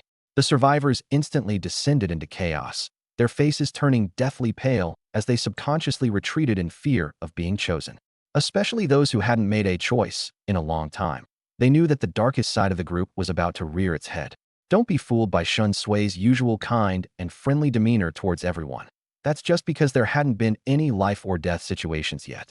When push comes to shove, he's more ruthless than anyone else. If anyone mistakes him for some benevolent leader, they couldn't be more wrong. Shen Sui's gaze swept across the crowd, his expression calm as he slowly spoke. Those who haven't made a choice in a long time, step forward. It's time for you to contribute. This isn't something I want to do, but the apocalypse is like this. As soon as his voice fell, the faces of those who hadn't been called upon in ages turned ghostly white. Despair surged within them. One of them was Zhou Mei. She ducked her head, hiding among the crowd, trembling all over.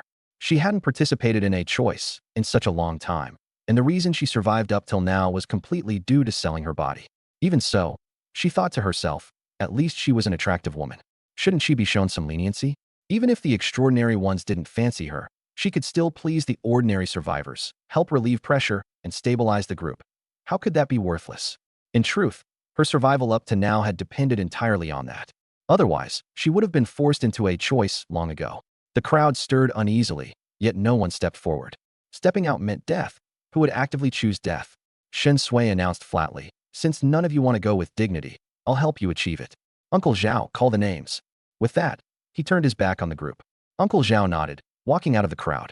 He shook his head as he looked back at the others, his expression full of regret, before beginning this grim roll call. Wang Zhu, Li Tong, Sun Daniu.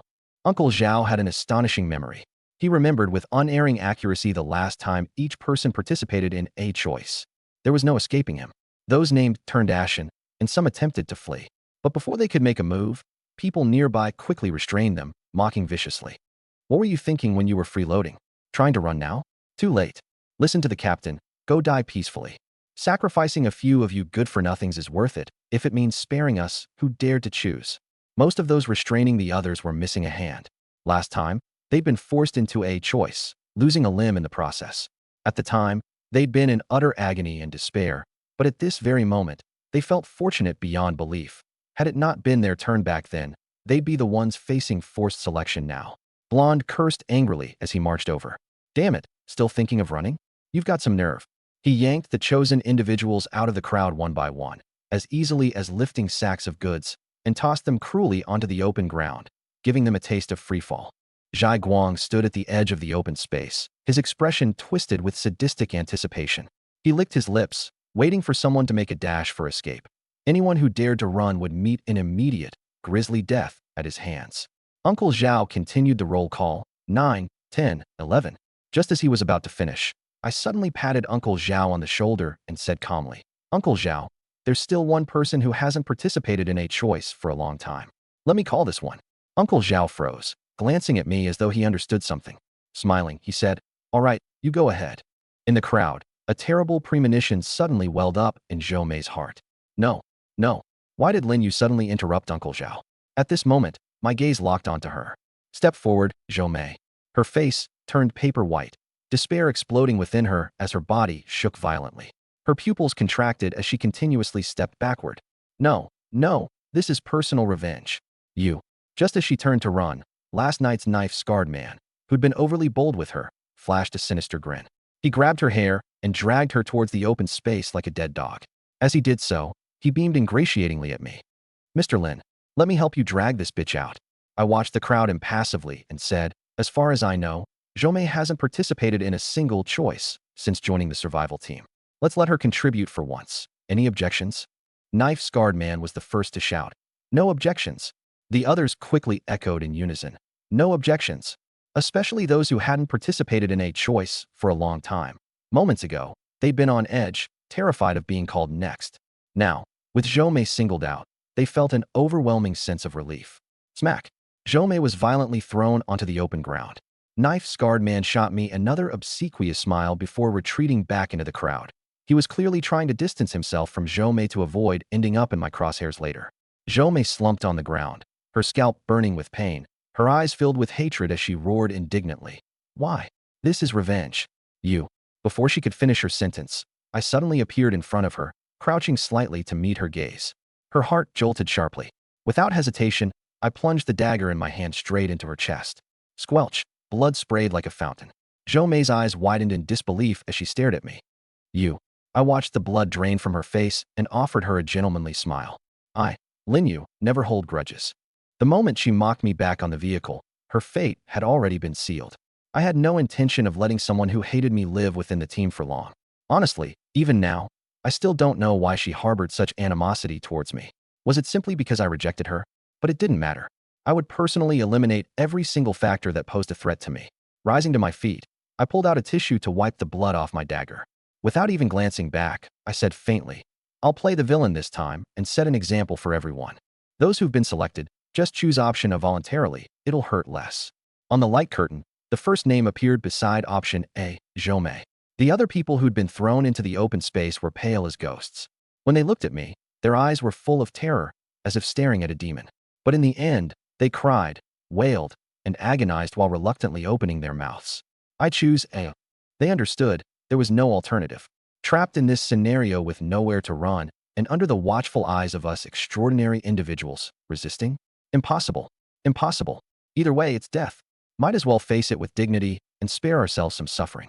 From this moment on, the impression that the whole squad had of me completely changed. Lin Yu, it wasn't just his demeanor that was cold. His heart was cold, like steel. Killing people to him was no different than slaughtering chickens. And this man sure held grudges. The other survivors now looked at me with an added layer of fear in their eyes. Bold and decisive, with a ruthless disregard for life. Who wouldn't be afraid of someone like that? Yi Qing leaned against a large tree, her eyes brimming with curiosity. She tilted her head slightly, sizing me up thoughtfully. She found me quite intriguing. The blonde guy let out a laugh, his voice casual and mocking. "Damn, bro, you're ruthless." Ha ha. I turned my gaze toward the translucent screen of light. I just did what needed to be done. The choice was made. A translucent magic circle appeared on the open ground, emitting a mysterious energy that surrounded those who had chosen option A. The light from the magic circle surged suddenly, a flash of brilliance, and 11 people fell to the ground in an instant, lifeless. The sacrifice was complete. Shin Sui gazed at the 12 corpses on the ground, sighed softly, and shook his head. It's the world we live in that killed them. Perhaps they weren't entirely at fault. They simply didn't want to die, so they refrained from choosing. But living in a post-apocalyptic world was a fault in itself. The remaining survivors shivered all over, feeling a deep sense of loss and shared grief. This time, it was those 12 who were forcibly sacrificed. Who would it be next time? But even so, they had no choice but to rely on Shin Sui's survival team. Striking out on their own would only lead to a worse fate. Such were the rules of a post-apocalyptic world, rules that everyone had to accept. Just then, the information on the light screen flickered again. The fourth choice has ended. For this sacrifice, it is very pleased. Reward: 5 vials of F-grade genetic enhancement serum. The moment they saw the words, everyone shuddered as a chilling sensation crawled up their spines. It is very pleased? What did that mean? Why did it suddenly become involved in this scenario? Was it a god? Or something far worse? My heart trembled. Narrowing my eyes slightly, I silently took 2 steps back, ready to shield the survivors behind me at any moment. Yi Qing's flawless face turned pale, her fists clenched tightly. Zhai Guang looked utterly grim, muttering under his breath, "It can't be. It can't be." The blonde guy's legs went weak, nearly buckling. The other survivors were on the verge of tears, consumed by utter despair. How could things be this unlucky? First came the sacrifice, now this mysterious it. Shin Sui forcibly steadied his trembling right hand, adjusted his glasses, and focused on the screen. Reining in his unease, he spoke calmly. "Everyone, stay calm. This is just the choice scenario. As long as we complete the choices, we are not in danger. As for it on the screen, it may have merely accepted the offerings and not necessarily directed its gaze upon us. At least for now, we haven't felt any energy of malice.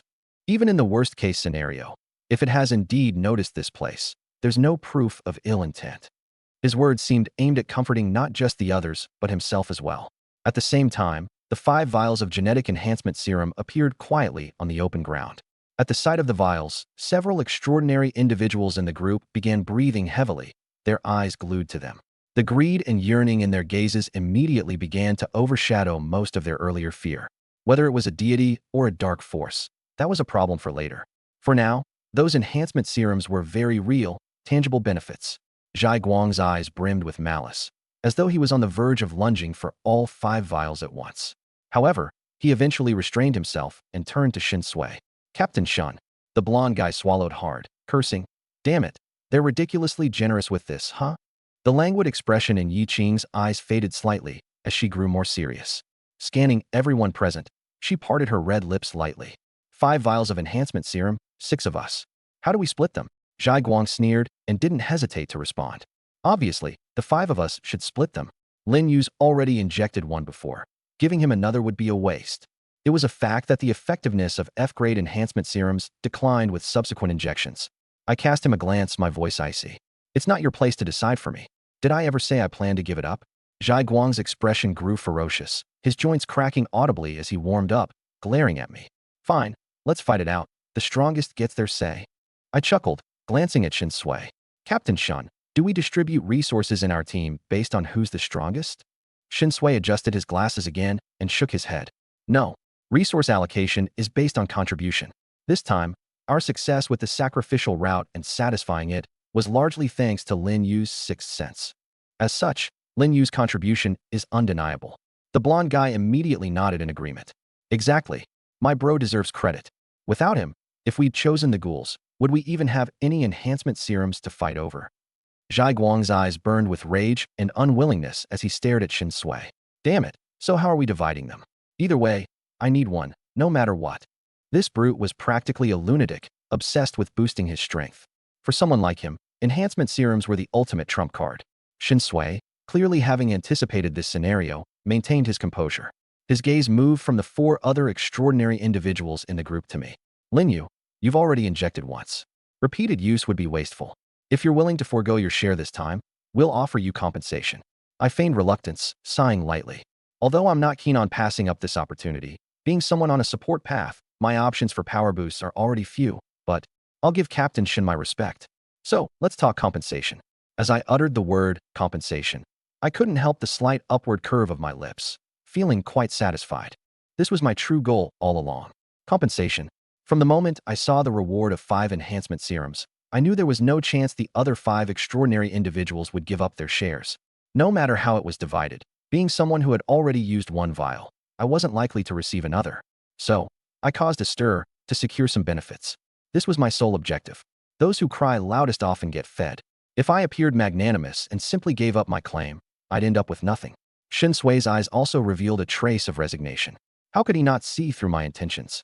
But this was an open ploy. There was no solution to it. After some contemplation, Shin Sui spoke. You can have the human skin dropped by the grudge corpse earlier. Additionally, we will not divide the bottles of yellow poplar wine. They're all yours. Does that suffice? I smiled faintly. Deal. The corner of Shin Sui's mouth twitched. I knew he must be cursing me inwardly. Damn, the price is too high. Actually, 1 extraordinary human skin is already my psychological bottom line. I've injected the genetic enhancement serum once before. For me, the second injection would only yield about 20% of its initial effect. It's not worth it compared to acquiring another extraordinary human skin to experiment with. For ordinary people, obtaining such extraordinary materials would require half a day of trial and error just to figure out how to use them. But I'm different. With my ability to analyze, I can uncover the truth in an instant with a single analysis. Shin Sui was still unwilling to give in and questioned the group again. Are you all in agreement with the distribution earlier? The human skin and the Huanyang wine go to Lin Yu, and he gives up the genetic enhancement serum? The blonde-haired guy was the first to respond lazily with a nod. Agreed. Seriously, the wine and human skin don't even come close to the allure of the genetic enhancement serum. Zhai Guang was the next to agree. Speaking candidly, I agree too. This took me by surprise. I had assumed that, given his hostility toward me, he'd take the opportunity to stir up trouble or get sarcastically passive-aggressive.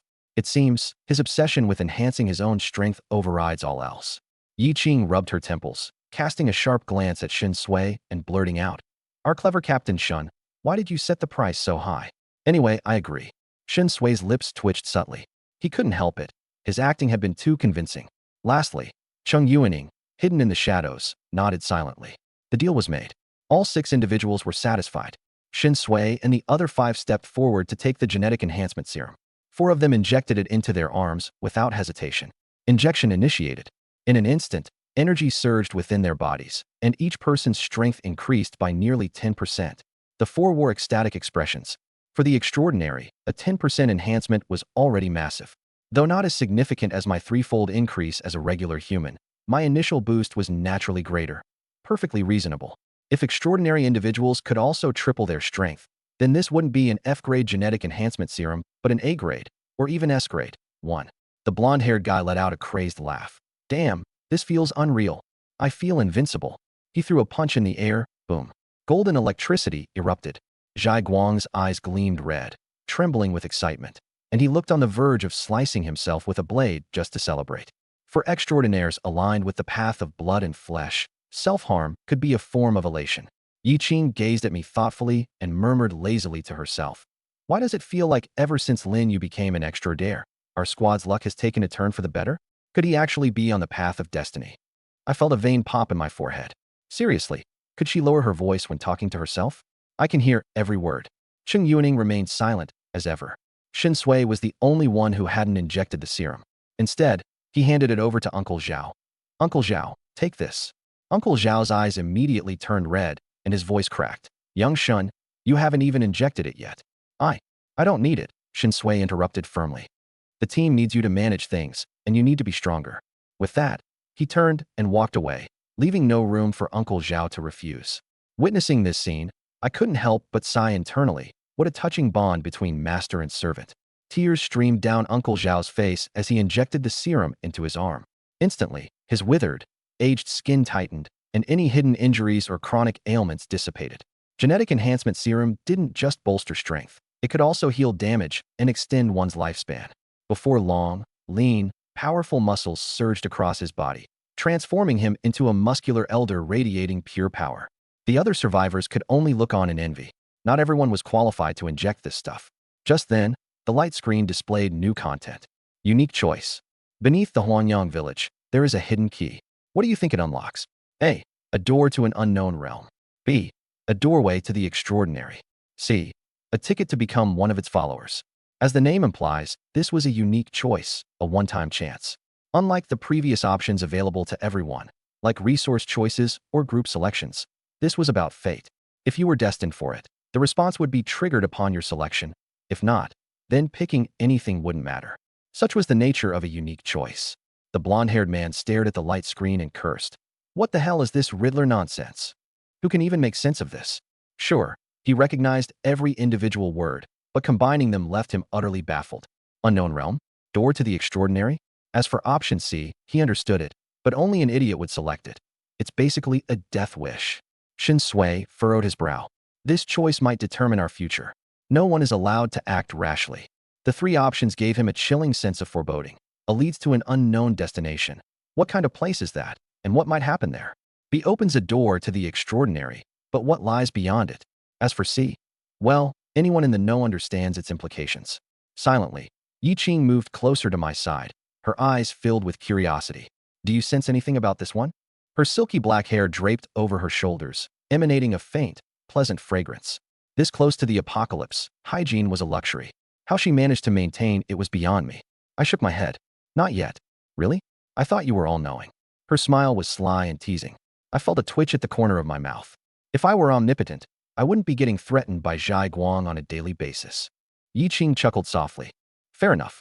As we spoke, my gaze focused on the light screen as I activated my analysis ability. I still had 3 chances left. Plenty. Analyzing. Analysis complete. Option A leads to a medieval realm cohabited by deities and Lovecraftian horrors. Gods abound, faiths are diverse, and corruption and mystery dominate the landscape. Selecting A will instantly teleport everyone to this more bizarre and uncontrollable world. My pupils widened in shock. Damn it, Lovecraftian horrors? Thank goodness I analyzed it first. If I'd blindly chosen option A and ended up in that world, I'd rather slit my throat now, considering how dying a normal death would be a blessing in such a place. With A ruled out, I moved to examine B. It was my last hope, hopefully not another disaster. As for C, I'd choose Lovecraftian horrors over that any day. Analyzing. Analysis complete. Option B will open an extraordinary doorway for those participating in the selection, granting them the chance to become extraordinaires. Risk level 0. Highly recommended. The moment I saw the words, my heart raced. B actually offers the chance to become an extraordinaire. To open a doorway to the extraordinary and ascend to new heights. It makes perfect sense. At long last, I have the opportunity to become an extraordinaire myself. Noticing my abrupt shift in demeanor, Yi Qing, who was standing far too close, immediately picked up on it. Her brow furrowed as she asked, "What's wrong? Do you have a bad premonition again?" The others all turned to look at me. My previous premonitions had all proven accurate. Was this one another ominous sign? Here's the English translation with natural American phrasing. Suppressing my excitement, I shook my head. No, I feel. Each one corresponded to a different attribute and power, vibrant, living elements that had become one with me. And in this ethereal, formless space, energy surged like ocean waves, surrounding me while seeming to test my worthiness. So this was how it felt to be an extraordinary being? I drew in a soft breath, feeling a crisp, unrestrained power course through every limb and vein. It was as if every inch of my flesh was cheering, celebrating its complete transformation. I lowered my head and looked at my own hands. They were no longer ordinary. They had been granted an almost eternal, formidable existence by this extraordinary world.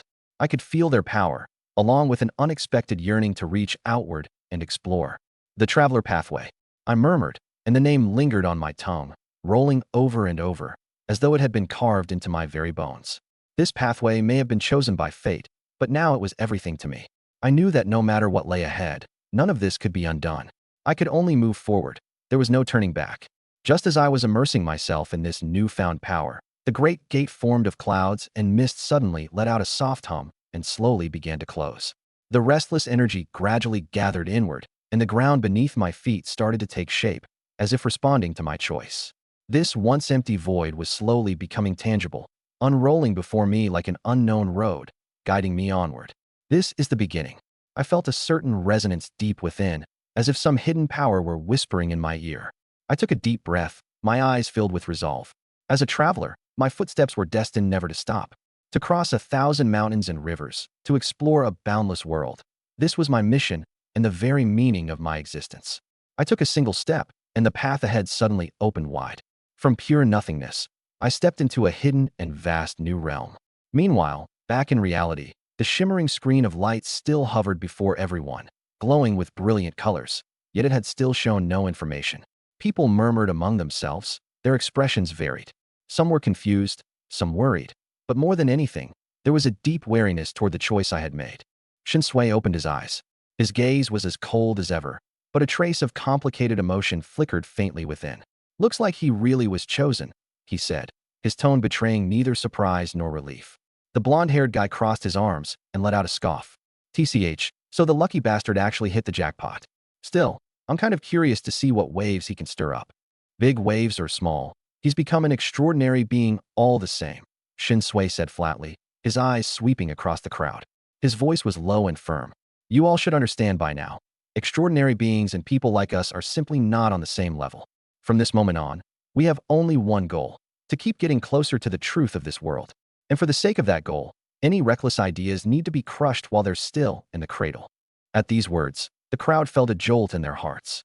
Though 100 emotions churned within them, Shui's words acted like a stabilizing anchor, forcibly pressing down the surging feelings. Just then, the screen of light suddenly flickered, and a line of text lit up. The chosen one has been received. Return is currently not possible.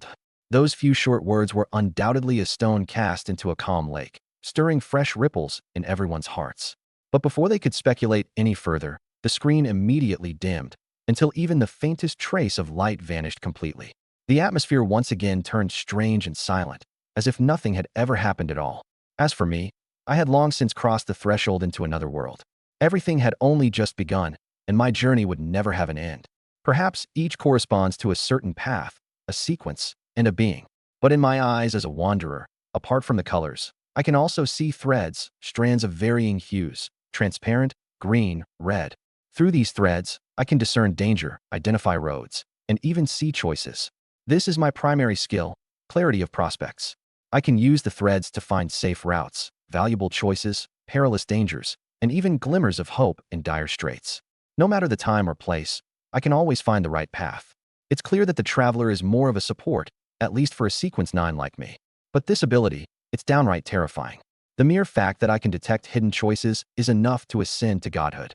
How many teams have perished because they couldn't find a way forward, running out of supplies, starving, and ultimately meeting their doom? With this ability, I can prevent such scenarios indefinitely and even use the myriad of choices to empower my team. Add to that its ability to detect safe passage and danger. This is simply an indispensable guiding skill in a post-apocalyptic world. Without a similar ability, any team is doomed to annihilation. Shui's team has survived so far because he has a comparable power to detect dangers in advance, though it's nowhere near as comprehensive or as strong as mine. It's partly luck that they haven't met a disastrous end yet. My second ability is Unknown Tracks. It can conceal the traces of our movements, making it hard for anomalies, humans, or monsters to discover and track us, protecting us from being targeted by the unknown.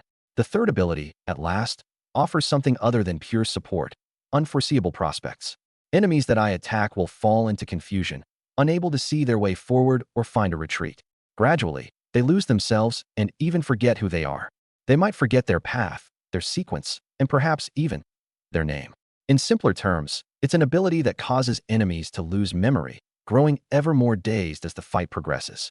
One punch lands, and they wonder, where am I? Two punches, who am I?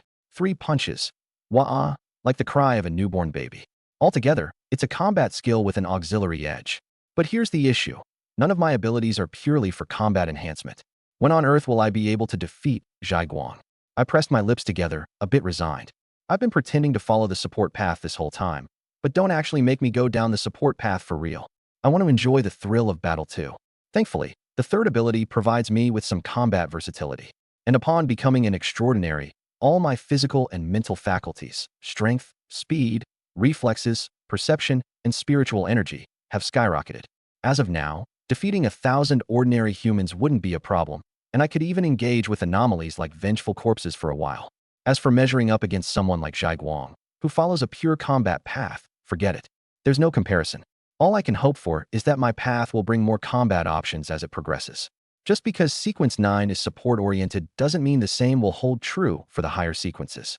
Of course, I do have a trump card, an E-grade forbidden item, Shunxian's Wooden Comb. Upon becoming an extraordinary, I've qualified to wield forbidden items. Should it come to a life-and-death battle with Zhaiguang, using the forbidden item would give me the upper hand.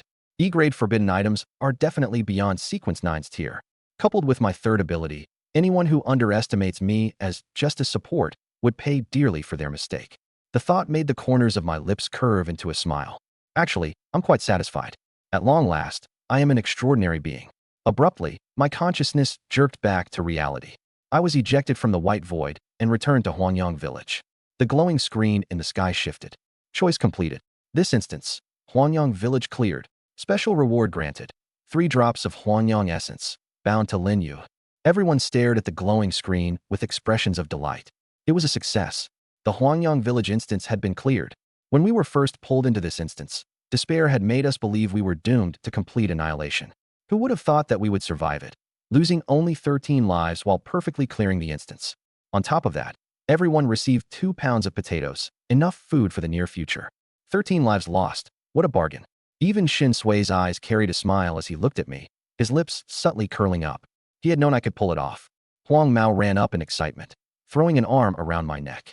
Damn, you're the real deal, man. What on earth is this final so-called extraordinary gate? The description was so mystical. I thought we were done for. I easily dodged his hold, laughing half-truthfully. It's just a door of emptiness. I passed through it, and then came back. Even I don't really know what happened. TSH, sure, and I'm supposed to believe that, Huang Mao said skeptically, but he didn't press the matter. After all, who among us doesn't have a secret or two? I walked up to the glowing screen and took my reward with no guilt. 3 drops of Huangyang essence sealed in a transparent glass bottle, exuding a potent, healing aura. As soon as it was in my hands, the screen displayed an introduction. Huangyang essence, known for its miraculous ability to resurrect the fallen and restore destroyed flesh. For beings at Sequence 8 or below, as long as there's still a breath of life, a single drop can ensure full recovery, regrowing flesh, and even severed limbs. After reading that, my pupils contracted. An ultimate treasure. What an absolutely top-tier healing item. Just 1 drop could bring someone back from the brink of death, regrow severed limbs. It's usable for anyone below Sequence 8. This could save lives at critical moments. Even Sequence 8 extraordinary beings would envy it to the point of madness. Who wouldn't want an extra life? And with 3 drops, that's 3 lives.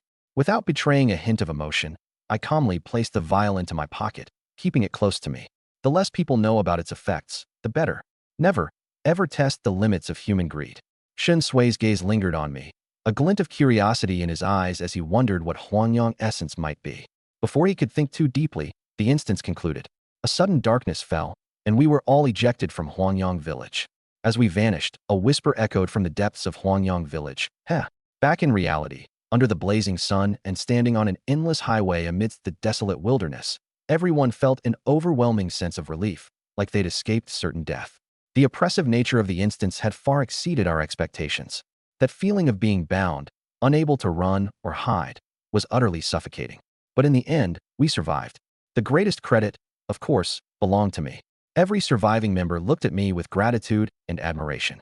My guidance, as a newly promoted extraordinary, was too powerful. Just 13 casualties to escape a death trap of an instance, with one of them being a self-inflicted death caused by Zhai Guang. Who would have imagined that was possible? The survivors began to celebrate. Finally, I never thought this world, full of crises and dangers, could feel safe for even a moment. That instance was way too terrifying. I don't want to go in there anymore. Whether we go in or not isn't up to us. It's all up to how that BTCH called fate decides. Either way, we're alive, and we even got an extra 2 kilos of potatoes. Haha, we won't starve now. Cheers to staying alive. The survivors celebrated, while the exceptional individuals gathered to divide the spoils.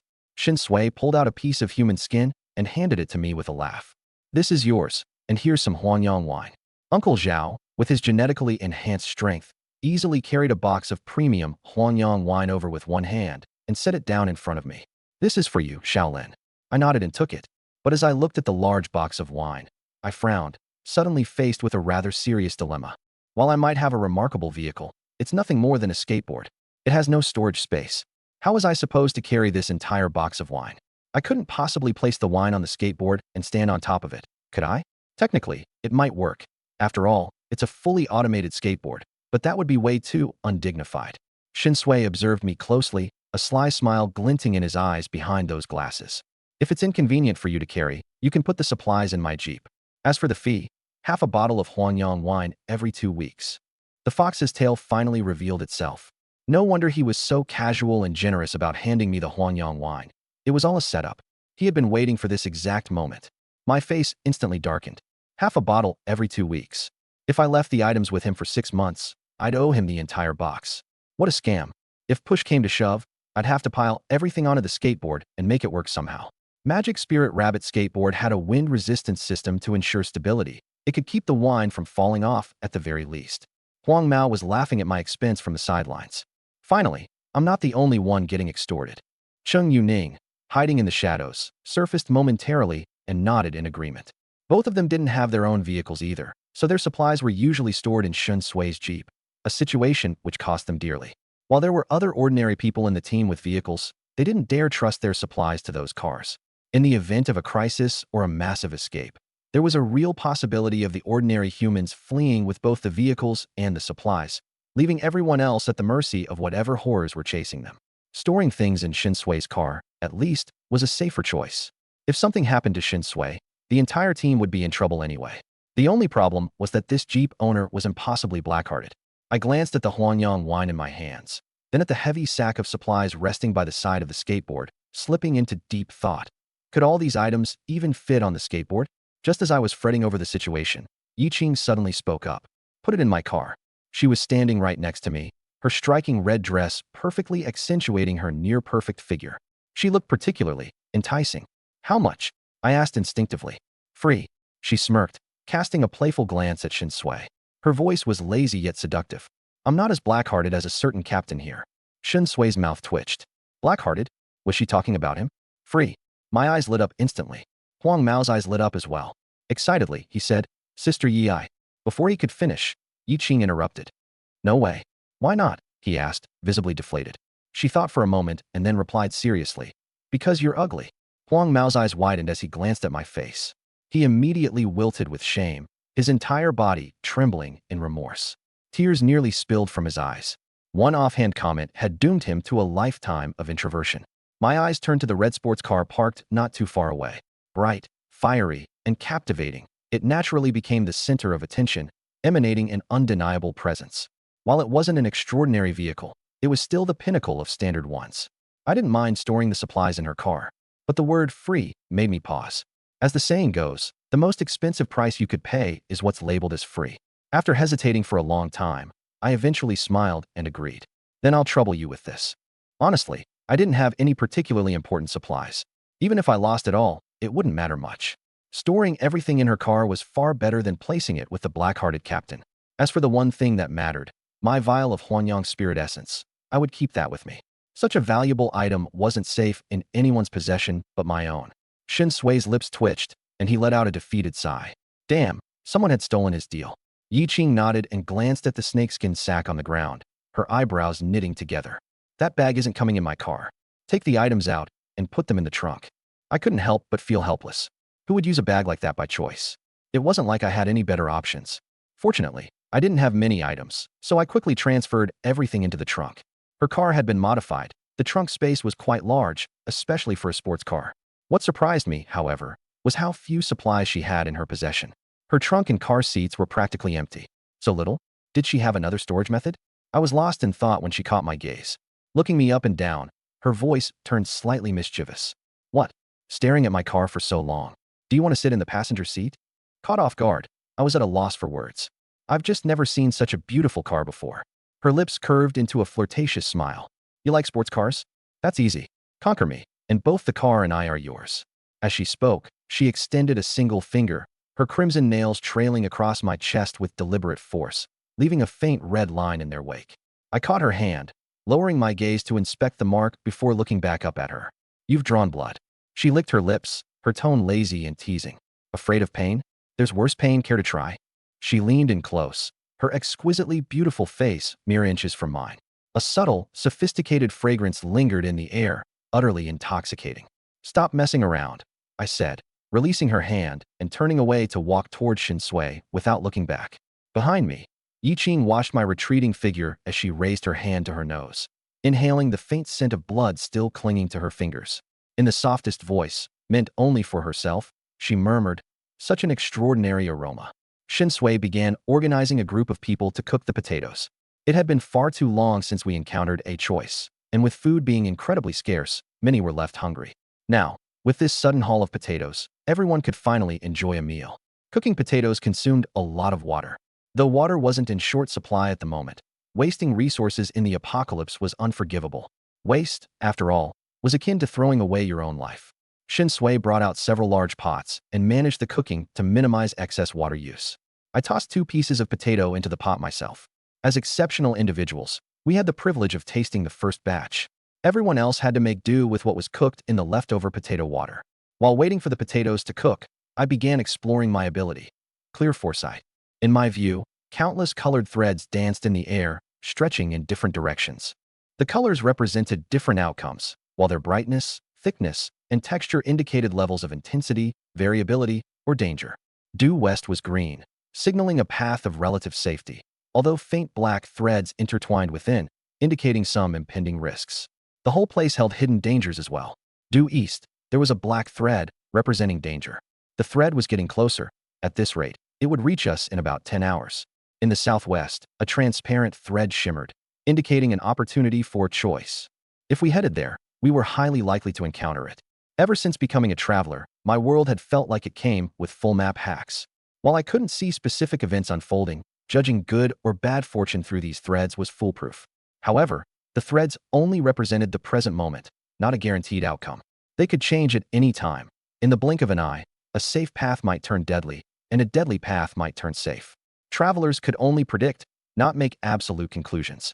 The essence lay in peeling back the layers of the threads to uncover the true path forward.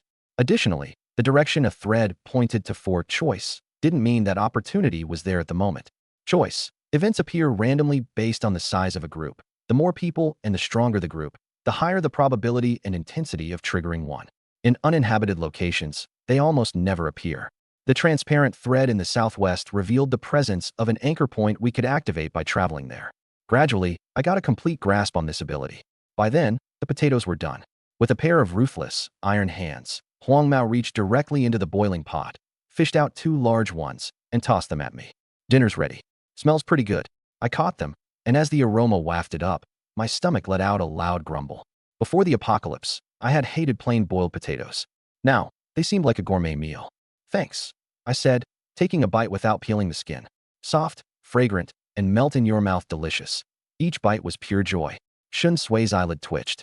Those seemed to be my potatoes. Unconcerned, Huang Mao scooped out 2 smaller ones, tossed them at Shin Sui, and said, "We're all on the same team. Why be so fussy?" With that, He grabbed two more large ones for himself, grinning mischievously. It was a clear act of revenge for Shun Sui's exorbitant black market fees. I had managed to evade it, but he wasn't as lucky. After all, his bike didn't have any storage space. A vein throbbed on Shun Sui's forehead, but he said nothing, clearly resigned. Anyway, he profited more off Huang Mao than the cost of a few potatoes. He could let this slide. Zhai Guang, meanwhile, reached into the pot with one hand, pulled out two potatoes, and swallowed them in 2 bites. Yi Qing was far more refined, peeling her potatoes and savoring them in small bites, her expression quickly turning to one of pleasure. As for Cheng Yuaning, she hid in the shadows, quietly nibbling on hers. 20 minutes later, everyone had eaten their fill. Refreshed, the group seemed revitalized. Some chatted, others joked around. Suddenly, I frowned. The black thread from behind us abruptly sped up. What had been 10 hours away was now just 1 hour. This was the nature of how threads could change. I shot to my feet, looking at Shin Sui. Captain Shun, get ready to move. There's a crisis coming our way. His response was immediate. His eyes hardened as he pulled out a compass-like device and infused it with his mental power. Glancing back, he asked, "Are you sure? My sequence allows me to see danger and discern the path ahead." His eyes lit up. Is it a sequence similar to a Pathfinder? Pathfinders, scouts, and detection specialists were always the rarest and most crucial sequences in the apocalypse. A team might be able to go without fighters, but never without a navigator. That was common knowledge. Shin Sui's team, as it happened, lacked a Pathfinder, relying precariously on that compass of his to foresee danger. Without it, they would have perished long ago. I nodded. Exactly. His expression immediately shifted. Understanding that my specialized sequence was far more accurate than his compass, he called out without hesitation, "Everyone, be ready to leave in 30 seconds. With that, he dashed towards his jeep. Halfway there, he stopped and glanced back. "Ride with me in the jeep. Your skateboard." He didn't finish the sentence, but his meaning was clear. It was too shoddy. As a now essential team member with both sixth sense and navigation abilities, I was invaluable. Someone like me couldn't be allowed to die. Hell, Zhai Guang could die, but not me. I shook my head. No need. My skateboard has a second form. Shin Sui's pupils contracted as realization hit him. Could this skateboard be an extraordinary vehicle? Lin Yu, as it turned out, had been hiding his cards all along. Saying no more, he turned and rushed to the jeep. After all, with an extraordinary vehicle, I hardly needed his help. When the 30 seconds were up, the jeep roared to life, bolting ahead. Shin Sui was, after all, a pro at running away. Soon, a red sports car pulled up beside me. With her long black hair draped over her shoulders, Yi Qing smirked playfully. "Care for a ride in the passenger seat, darling?" No charge this time. Before I could respond, she cast a teasing glance at the skateboard beneath my feet. "I suppose there's no need. See you later." With a press on the pedal, the sports car shot forward like a streak of lightning. She had clearly seen through the fact that my skateboard was an extraordinary vehicle, but she didn't care. After all, expecting her to abandon her red sports car for a mere skateboard? Impossible. I watched the car disappear and frowned slightly. Something about Yi Qing felt secretive. She was far more complicated than she let on. But then again, who didn't have secrets in the apocalypse? Even our captain, Shin Sui, seemed brimming with hidden layers. The only one truly without secrets, well, it was probably Huang Mao. Whoosh. I activated my Magic Spirit Bunny skateboard, setting it to medium speed at 80 miles per hour. In an instant, I became a blur as I sped off in pursuit. Everyone else was stunned. Holy crap, Lin Yu's flying. That's insanely fast. It accelerates even faster than a car. Can an extraordinary enhance a skateboard's speed? Idiot. That has to be an extraordinary vehicle. Stop gawking and move. We'll get left behind. Snapping out of their daze, they hurriedly piled into their cars. With the 30 seconds of prep time, all the vehicles were packed to the brim. A 5-seater carried 8 people, and a 12-seater van now held 20. Not a single person was left walking. Sometimes, there were advantages to losing people. With 13 fewer members, the cars could still manage. Inside the 12-seater van, Wu Han, gripping the wheel, stared after me speeding ahead on my skateboard. He slammed the steering wheel in utter regret. If only he'd pushed a bit harder back then. If he'd kept trying to flatter me even after I'd offended Zhai Guang. Maybe he could have won some goodwill. But now, with my meteoric rise, his chances were gone. He had made countless investments in his life, some successful, some failures. But this was the one where he'd lost completely. A streak of silver glinted as Huang Mao pedaled up to my side on his silvery bike, astonishment written all over his face. "Holy crap, your skateboard's an extraordinary vehicle too?" I smiled faintly. Back then, I disguised it to avoid catching certain people's attention. Now, that's clearly unnecessary. Huang Mao glanced at Zhai Guang, who was riding a motorbike nearby, and nodded. Yeah, gotta be careful around certain folks. Zhai Guang revved his motorcycle. The door came charging after us, a hefty black motorcycle keeping pace with us. His gaze was icy as he sneered. Next time you badmouth someone, make sure to lower your voice. I'm an extraordinary. I can't hear you. As for the skateboard, he let out a cold laugh. Even if it's an extraordinary vehicle, I wouldn't want it. With that, he cranked the throttle and sped off. He wasn't just being defiant for the sake of it. What he really desired were jeeps, tanks, or land cruisers.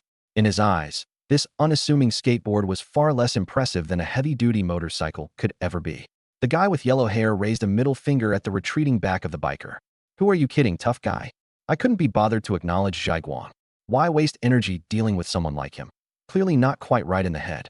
Riding my enchanted demon spirit rabbit skateboard, I picked up speed, swiftly catching up to Shun Sui's jeep. I shouted to him, head southwest. I sensed life in that direction. Southwest, exactly where the choice thread was leading. Shun Sui glanced at the skateboard under my feet. How about you lead the way? Given your speed, it should suffice. I instantly slowed down and shook my head. No, you're the captain. Leading is your job. Without bothering to listen to any further wasted words from him, I immediately fell back behind the tail of the jeep. Me in the lead? Not a chance. Not in your wildest dreams. In the vehicle, Uncle Zhao let out an amused chuckle. Shaolin is quite cautious. Shun Sui's expression darkened. That's not called cautious. That's called deathly afraid of dying. He had come to realize, without a doubt, that among our team, I was the one most fearful of death. Trailing behind the jeep, I focused on watching the threads of air intertwining before me. It didn't take long to notice the black strands from behind us slowly dispersing. We had successfully shaken off the danger. However, amidst the promising, choice thread that pointed southwest, a faint layer of black thread suddenly appeared. This indicated that there was danger in the southwest, but it wasn't severe. I squinted, ultimately deciding not to alter our course. I needed to test it, just how dangerous this subtle black thread could be. Gathering intelligence was necessary. In a post-apocalyptic world like this, evading all dangers was a fool's errand. Sometimes, you just had to grit your teeth and confront it head-on. Approaching closer to let Shun Sui know, I reminded him. There's danger southwest, but it's low level. Be careful, Captain. Speaking quickly, I retreated back to my safe zone once again. Shun Sui nodded. He looked at me through the rearview mirror, and his lips couldn't help but curl upward. So this is what it's like having a guide in the team? Pleasant, really. At least now he didn't have to shoulder every burden like both a father and a mother. All he needed to do was focus on the road ahead. Uncle Zhao chuckled. Ever since Shaolin became an extraordinary, don't you think things have been going smoother for our team? Shun Sui paused in thought for a second before subtly nodding in agreement. He had noticed it, too. Could it be that I was part of the Destiny pathway? Sequence 9 of Destiny, the guide, the navigator, guiding apostles to find their way, pinpointing life opportunities through choices. It really did seem akin to the workings of destiny. To understand, until now, no one had ever heard of anyone being blessed by destiny. If I truly belonged to the Destiny pathway, I had to keep it a secret. As the jeep roared through the abandoned highway, dust and dirt rose into the air like a storm. All around us was lifeless wilderness. No vegetation, no signs of life. It looked like the entire world had died. During the first few days of the apocalypse, a strange, inexplicable force had wiped out every pre-existing vehicle. The highways had become eerily barren and desolate, stretching endlessly into oblivion. Suddenly, screech. The jeep braked violently. Its tires screeched against the asphalt, sparks flying out as it dragged a sharp, grating sound. The vehicle came to a steady halt as Shun Sui narrowed his eyes. Trouble ahead. On the road before us was an array of tire-shredding stingers. Beyond them loomed barricades piled high. Parked on either side of the road were 2 black armored pickups. Around them were over 20 brawny men, all armed to the teeth with weapons. Their gazes were icy and bloodthirsty, like predators eyeing their prey. The vehicles following us, a red sports car, black motorcycles, a silver bicycle, and my magic skateboard, all hit their brakes simultaneously, coming to an orderly line behind the jeep. I frowned. Highway bandits? In this post-apocalyptic society, they had become infamous, one of those emerging professions. Too cowardly to venture into a choice, they prowled abandoned highways, ambushing and robbing passersby. A breed of cold-blooded desperados. If captured by them, you could expect nothing but suffering and death. Men were tortured to death. Some degenerates even used living people as meat pigs, cutting off pieces to eat whenever food was scarce. To ensure long-term freshness, they wouldn't stop until you'd been butchered alive. Women suffered even worse fates, treated as toys in addition to meat pigs. Death would almost seem like a gift in the hands of these monsters. Simply put, these people were beasts, vile creatures filthier than any unnatural horror. Shin Sui stepped out of the jeep and turned back to look at me. "This is the danger you mentioned?" I shrugged. "Looks like it." The black thread was clearly pointing toward these bandits. Considering its faintness, it confirmed that this group posed little threat. A gleam of strange light passed through Shin Sui's eyes. What a strong sequence ability. Even the calamities wrought by humans were visible to me. To clarify, most guides in the sequence could only detect threats from unnatural events, feral beasts, or environmental hazards. Human malice was unpredictable and difficult to anticipate. But I could see it. The other survivors gradually arrived behind us, stepping out of their vehicles to get a clear view of the bandits. Pale-faced, they trembled uncontrollably in panic. "We're done. Highway bandits. These bastards loot, burn, and kill mercilessly. If they catch us, we're dead. I don't want to die. I don't want to be eaten. Do you think Captain Shin can take them on?" Despair spread like an infectious disease, suffocating the crowd with a tension even thicker than inside the dungeons. At least in a dungeon, the worst that could happen was death.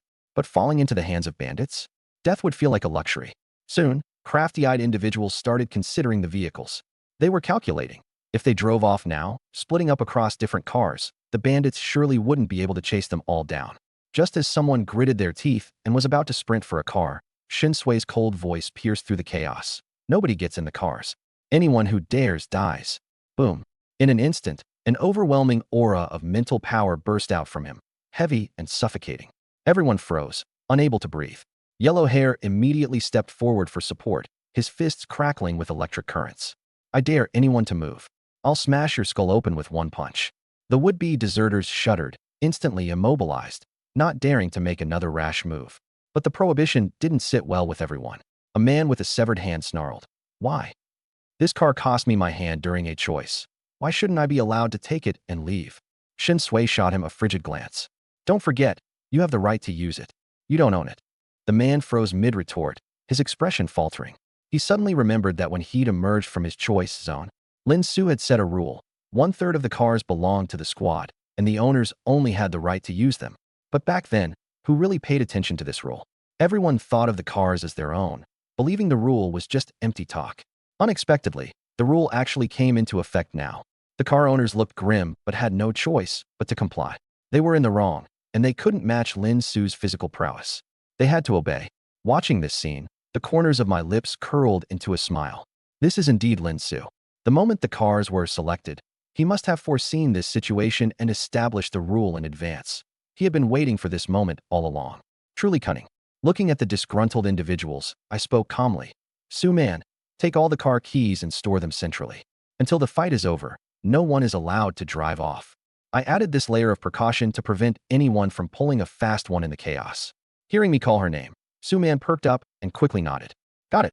Despite the looming danger, she seemed genuinely pleased. First, Lin Su had acknowledged her during the mission, and now I was singling her out. Didn't this mean her name, Su Man, was beginning to be recognized in the circle of the extraordinary? This was monumental news. She went to take the keys, and the car owners, though unwilling, dared not stop her. They couldn't even beat Su Man now. Having injected the genetic enhancement serum, Su Man could knock them flying with a single punch. "Big Sis Man, let me give you a hand." The scar-faced man, always quick on the uptake, jumped in with his machete in hand, eager to curry favor. Su Man nodded, not refusing. After all, she also needed capable people on her side. At that moment, my eyes locked onto his large machete, narrowing slightly. "Scarface, that blade of yours." The machete was about 1.2 meters long, sharpened to perfection, gleaming with a cold sheen under the light. Wielded in hand, it exuded a commanding aura. It must feel great to hack someone with it. Scarface immediately understood my implication, hesitated for a moment, then gritted his teeth, walked over with the blade, and forced a smile. "This blade, I got it during the selection. It's razor sharp. If Mr. Lin likes it, you're welcome to use it. It's an honor for the blade, and for me." His tone was earnest, showing no sign of reluctance. I didn't hold back, taking the machete and casually tossing him the dagger I'd used for a long time. "I'll borrow this blade for now. Keep this dagger to protect yourself." Scarface was thrilled. "Yes, Mr. Lin." I waved my hand dismissively. "Go help Su Man keep an eye on those people. Make sure they don't start making trouble." "Understood." He strutted off with the dagger in hand, his chest puffed out with pride. Trading a blade for Mr. Lin's favor? Totally worth it. Watching this scene, Wuhan grew even more despondent. After Su Man came Scarface, and both of them were now ingratiating themselves. Meanwhile, he hadn't made any progress at all. The blonde youth sidled up, smirking. Wow, you catch on fast. You've already learned how to exploit survivors, huh? A vein popped on my forehead. Exploit? We're about to fight. I just need to upgrade my gear. Zhai Guang let out a disdainful snort. Only weaklings rely on weapons. The strong don't need them. Though his words were haughty, he still pulled out a pair of silver-white knuckle dusters and put them on, his eyes locked on the bandits ahead. This was going to be a tough battle. No one could afford to be careless. Suddenly, Virum, Virum, raging engine roars erupted from behind. 3 heavy-duty jeeps tore through the wilderness like rampaging beasts, cutting off our retreat. It was obvious that they were in cahoots with the bandits ahead. Incredibly coordinated and professional. Yet Lin Su remained eerily calm, a smirk edging at his lips. Finally, they're here. He had been waiting all along, waiting for these rear-blocking bandits to reveal themselves. Zhai Guang's eyes gleamed with violent intent as he broke into a menacing grin. Rather than fear, he seemed excited, his entire being exuding bloodlust. Finally, I can enjoy a good slaughter. He had been holding back from harming the survivors in our squad, and now he could finally let loose. Yi Qing took a few long strides forward, her eyes brimming with danger and an air of amusement. Let's see who the true prey is. I too spoke calmly, with a trace of anticipation. Guess it's time for me to test my combat abilities. Ever since injecting the genetic enhancement serum and becoming an extraordinary being, I hadn't really engaged in combat. I was genuinely curious. Just how strong was I now? This fight, with 6 extraordinaries on our side, not one of us harbored a shred of fear. On the contrary, we were all looking forward to it. After surviving this oppressive apocalypse for so long, sometimes you just needed a bloody battle to thrill your nerves and vent your emotions. Realizing we weren't planning to break through by force, the bandits ahead sneered and moved their tire-puncturing traps and barricades aside. 3 massive, heavy-duty pickup trucks then rolled in with an intimidating momentum. The black pickups drove side by side, their beds packed with men, an overwhelming sense of threat emanating from them. A towering man, over 2 meters tall, stood on one of the trucks. His face was adorned with a dragon tattoo, and he roared mockingly into a loudspeaker. "Bow down, you pathetic rats. Your granddaddy is here. Ha ha ha." His voice was obnoxiously arrogant, grating on the ears. Survivors were so frightened their legs gave out. I narrowed my eyes slightly. That man was another extraordinary. Lin Su adjusted his black-rimmed glasses and cast a glance at the 3 jeeps behind us. "You all handle the small fry at the rear quickly. I'll take care of the front." His tone was composed, completely unhurried, as if he didn't consider the 3 heavily armed pickups ahead a threat at all. I couldn't help but feel a twinge of surprise. Was this mysterious captain finally about to show his true strength? Since I joined the squad, I had never seen Lin Su truly go all out. Whenever danger arose, he would evade if possible, and if not, Zhai Guang and the others would step in, sparing him the need to use his full power.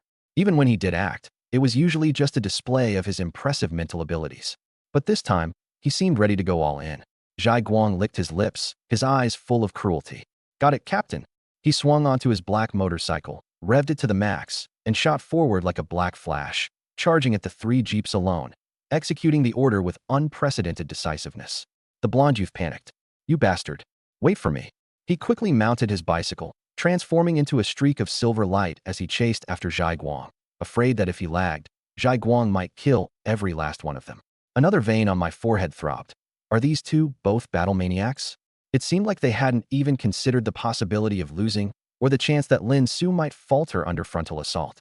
Logically, the enemies in front were bound to be more formidable, yet they had an unwavering confidence in Lin Su. Lin Yu, hesitated for just a moment. Yi Qing stepped on the accelerator, her red vehicle flashing forward with a streak of light, carrying beside her the bowed and silent Cheng Yuning. "All right then, you're all brave warriors. Am I just a coward?" Gritting my teeth, I stepped onto the Demon Spirit Rabbit skateboard and switched it straight to high gear, 120 miles per hour, launch mode. Boom. An overwhelming burst of power erupted, going from 0 to 120 miles per hour in just 0.1 seconds. For a moment, I felt as if my body was flying forward while my soul struggled to keep up from behind. In the blink of an eye, I had passed the red supercar, overtook the silver-white bicycle, and finally left Zhai Guang's heavily armored motorcycle in the dust. Zhai Guang and the others were completely stunned, their eyes wide as they stared at me. "You, an auxiliary class, being this bold?" To be honest, I was just as shocked. Hell, I underestimated it. Who would have thought this shabby skateboard would have such fierce acceleration, shooting me straight to the front in an instant? But since I had already surged ahead, what could I do? There was no way I could backpedal and slow down, claiming it was all just a joke, right? At the very least, I was a transcendent being. That would have been way too embarrassing. So, I had no choice but to grit my teeth and press on, my face dark and grim. Zhai Guang twitched the corner of his mouth and muttered, "Damn, you're impressive." He silently tightened his grip on the throttle of his motorcycle, clearly getting annoyed at his own vehicle and likely dreaming of owning a transcendent ride again. Huang Mao, on the other hand, was ridiculously thrilled, pedaling his bicycle so hard it seemed ready to catch fire. "Ha ha, that's my brother for you. Savage." With a swoosh, he caught up. Meanwhile, the survivors behind us were going wild, cheering in excitement. None of them had expected us, faced with highway bandits, to not only show no fear, but even take the offensive, with a newly awakened auxiliary class leading the charge to boot. "God, Lin, you're amazing. Wipe out those bastards. Justice will prevail. Brother Lin, I'll have your babies. Go, God Lin. Go, Huang Mao." Leading the charge, I almost tripped when I heard their cheers. I'm sorry, but that God Huang Mao part was just too hilarious. In no time, I had sped up to the 3 jeeps ahead. As I skidded to a halt, we found ourselves in a standoff. The people inside the vehicles glanced at each other nervously, their eyes locked onto me, none daring to move. Anyone bold enough to skate over here alone on a board was definitely no ordinary person. It wouldn't be wise to underestimate them. But honestly, I had zero plans. Standing my ground, I put on a cold, aloof, master of my craft facade, remaining silent. Internally, however, I was screaming for backup. "Where's Zhai Guang? Huang Mao? Yi Qing? Cheng Yuning? Come on, please hurry up. I can't take these guys on by myself." Bam! Bam! Bam! The doors of the 3 jeeps flew open one after another as a group of bandits with blood-laced auras and vicious expressions stepped out, weapons in hand and murder gleaming in their eyes. These guys weren't to be trifled with. Every member, being highway robbers, had body counts in the double digits. At the forefront stood a bald man wearing a chunky gold chain, his muscled arm inked with intricate black tattoos, a cigar resting between his lips as he gazed at me with a mixture of amusement and disdain. His voice carried a hint of admiration as he said, "Bold enough to charge in alone. Got guts. How about joining my Serious Highway Gang?" The Serious Highway Gang. My thoughts raced. Calling themselves a gang hinted at a sizable operation. Small-time bandits usually dared only to call themselves a crew. Holding my great sword, I let a sly smile curl at the corner of my lips. Joining your gang? Killing a few wolf pups sounds way more fun. Buzz, buzz, buzz. Zhai Guang's motorcycle screeched to a stop just beside me. He licked his lips, a mocking grin on his face. "Invite him, but not me? You little wolf cubs of the Serious Gang." Huang Mao's bicycle soared into the air, landing in a flash of silver light as he grinned wildly from my other side. "What about me? You dumbass," he jeered. Screech. The red supercar braked hard, too. From it emerged Yi Qing, clad in a stunning red dress, radiating both allure and danger, her sleek frame a sharp contrast to her graceful manner. By her side stood the ever-unassuming but delicate-looking Cheng Yuning. I maintained a calm expression. To be truthful, I had only dared to act this brash because I'd heard the approach of my teammates' vehicles. Me fighting alone. No chance. But with my squad here, well, that's a whole different story. The bald leader clenched his fists, his knuckles cracking loudly as he sneered. "Good. Tai Chiu, like tough ones the most. The tougher the bones, the greater the fun when I crush them." Huang Mao laughed nonchalantly. "Tai Ball? Who the hell has a name like that? Call me Bowling Ball while you're at it." Tai Chiu instantly erupted in rage. "You're courting death." Boom. Muscles bulging, his black short-sleeved shirt tore apart entirely, revealing a body of bronzed, steel-like skin. A heavy, hard-edged aura emanated from him. It was the power of iron transformation. Yi Qing, her long legs accentuating her graceful stance as she stepped to my side, observed him with mild curiosity. "Iron affinity. Path of Steel, Sequence 9, Iron Man." Zhai Guang chuckled coldly. "I'll handle this." He began moving forward. I stopped him. "No, let Huang Mao do it." Zhai Guang's brow furrowed, his gaze frigid. "You're not qualified to give me orders."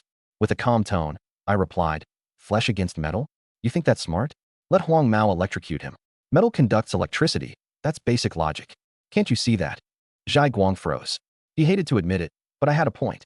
Of course, his pride wouldn't let him back down completely. Even so, I'm not afraid of him. Huang Mao, however, was already hyped. "Don't fight me for it. Electrocuting people is my specialty. There's 20 of them. You'll have plenty to kill. He's mine." With that, Lightning crackled as it surged over his body. He dashed straight for Tai Chiu, yelling as he went. Come on, wolf pups. Don't chicken out. Grandpa's here. Lightning? Tai Chiu's face contorted. Lightning sequences were incredibly rare, and just his luck. Why did he have to run into one?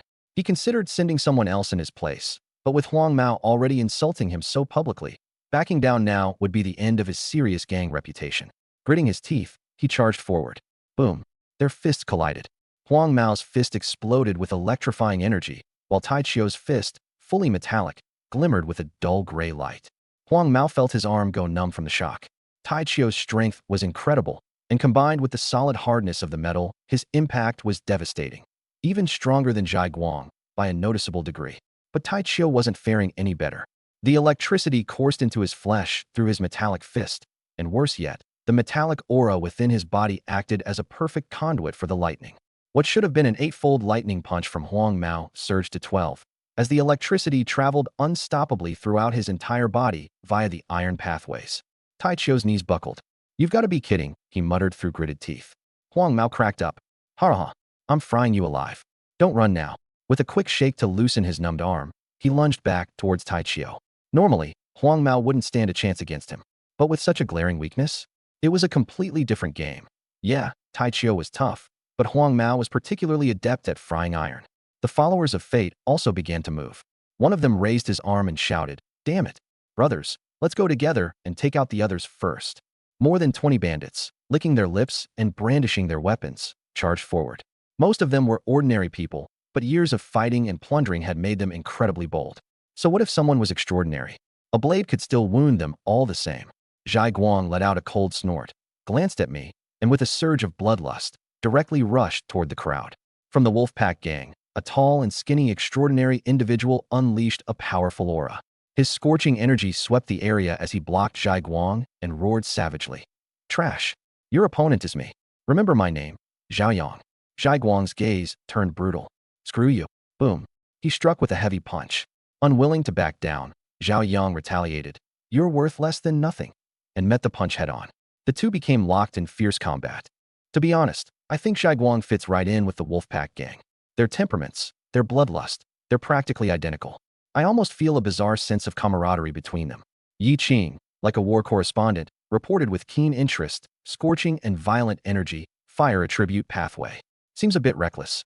Could it be Sequence 9, Flame Fury? Meanwhile, the group of bandits charged toward me and Yi Qing. They had singled me out as the leader and, seeing that I didn't look like a sequence skilled in combat, planned to capture the king to win the battle. I twitched an eyelid and looked at Yi Qing. Aren't you going to help? Even Cheng Yuning is already in the action. Cheng Yuning had disappeared silently before Zhai Guang even made his move. No one had noticed her leave. Hiding in the shadows, she waited for the perfect moment to strike.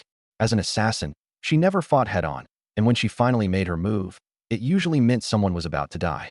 With a hint of disdain in her eyes, Yi Qing replied, You're a grown man hiding while asking a helpless woman to risk her life? I defended myself confidently. I'm a support sequence. Yi Qing nonchalantly said, I'm a fragile sequence, only suited for dealing damage from the rear. Just as I was about to argue further, the band of outlaws locked their vicious wolf-like gazes on me. If you're a man, stop hiding and come out here to die. Didn't you brag a lot earlier? Why are you cowering behind a woman now? Step out. My face immediately darkened. Damn it. Why are these unlucky bastards helping Yi Qing provoke me? Yi Qing looked at me with a half-smile. Well, they're calling you out by name. What's it going to be? Still planning on hiding behind me? With my face set in a scowl, I muttered. If I'm about to die, make sure to help me out. I'll be sure to remember your scarlet carnation, she teased. With that, I grabbed my massive machete, full of resentment, and started walking toward the group of bandits. Damn it. If you're determined to make me fight, then none of you are leaving alive. I had only planned to linger in the background, hiding behind other extraordinary individuals and picking off a few stray bandits for practice. Who could have predicted I'd be pushed to the forefront like this? 1 against 20, this was a deathmatch scenario. From behind, Yi Qing watched my back and murmured in a voice only she could hear. Lin Yu, let's see just how much combat power your support sequence truly has. The bandits, no matter how loudmouthed they had been, were visibly apprehensive when I emerged with my machete. After all, I had charged alone from the beginning. Perhaps my sequence wasn't simple? Among them, a short and hobbled man eyed me cautiously and whispered to the others, when dealing with guys like this, forget about honor or fairness. Take him down all at once when the time comes. The group nodded in unison. Got it, Boss Limp. The cripple was also an extraordinary individual. But even as he studied my grim expression, unease flickered in his heart. He could sense I wasn't ordinary. However, what he didn't know was, I really was just an ordinary support sequence user, a mere traveler passing through. I held the machete tightly, striding forward step by step, feigning cold determination while inwardly filled with uncertainty. Sure, I was an extraordinary individual and had taken gene enhancement injections, but I was still a support sequence. Could I really take them on? If all 20 of them were regular people, I might stand a chance. But how could they possibly all be ordinary? The cripple, deeply tanned and emaciated to the point his cheekbones jutted out, had a head of unkempt dreadlocks sticking out wildly. Leading the group, he spoke in an eerie tone.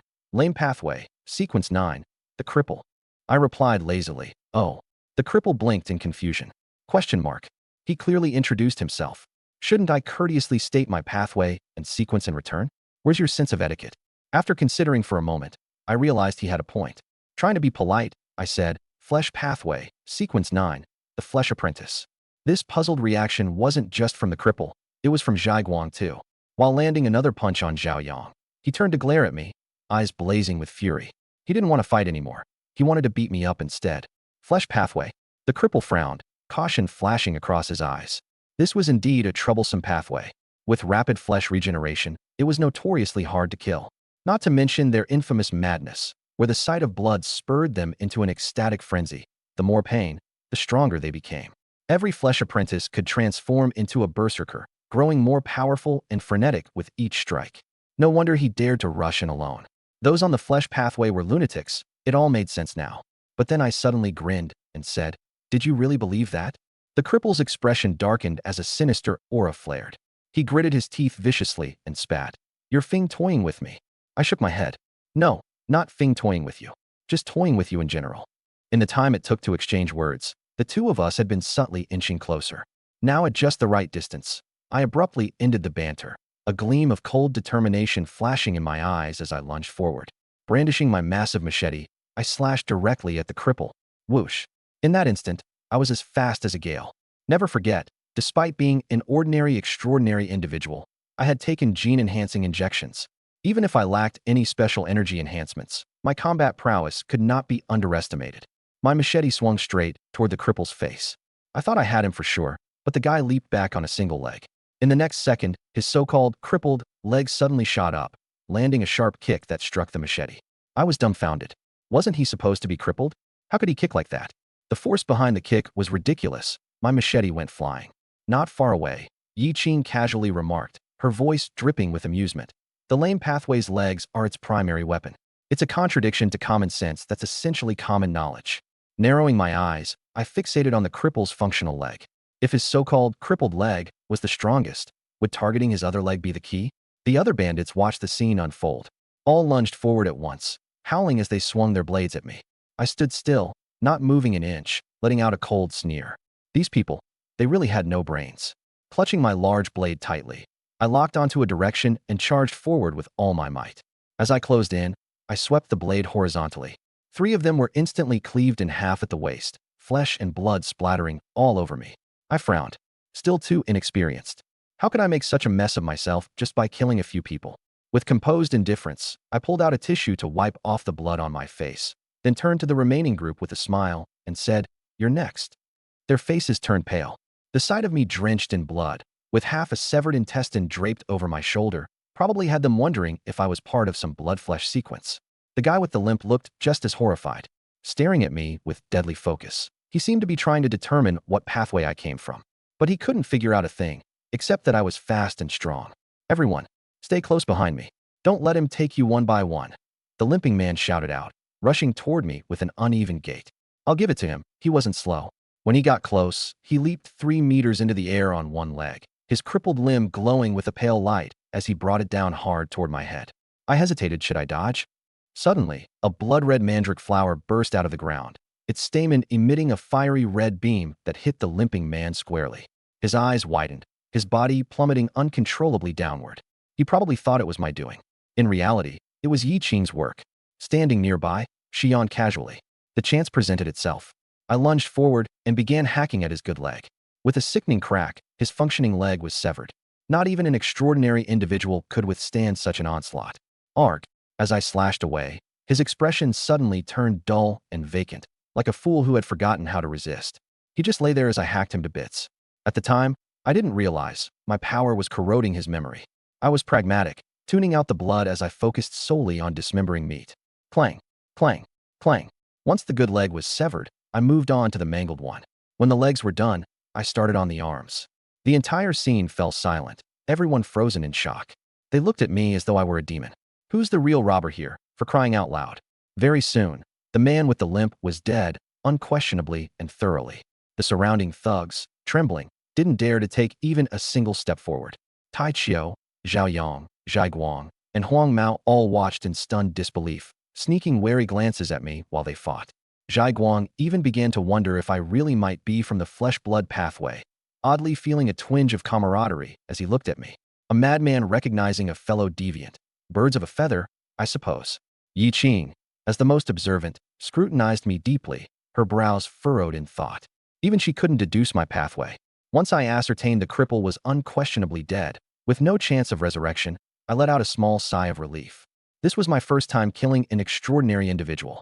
They used to seem so untouchable to me, like gods looming over mortals. But now, it was different. I lowered my gaze to the pile of minced flesh and chuckled. To anyone else, my smile probably looked devilish. After all, who cut someone up so finely post-mortem? You'd think I was preparing dumpling filling. Gripping my blade, I looked toward the rest of them. Now it's your turn. They exchanged panicked glances and bolted, running for their lives, their shrieks piercing the air. You're not getting away. Bored. With that command, my enchanted, demonic spirit rabbit skateboard shot toward me at blinding speed. I leapt onto it, blade in hand, and pursued them. Did they really think they could outrun an extraordinary vehicle? Thwack, splat, splurt. One after another, they were cleaved in two at the waist. The entire world became a bloody inferno. The last one crumpled to the ground, lifeless. I muttered coldly, combat is over. No, wait, I can still lend my teammates a hand. Scanning the battlefield, my gaze landed on Tai Chiu. He was engaged in what could hardly be described as a fight.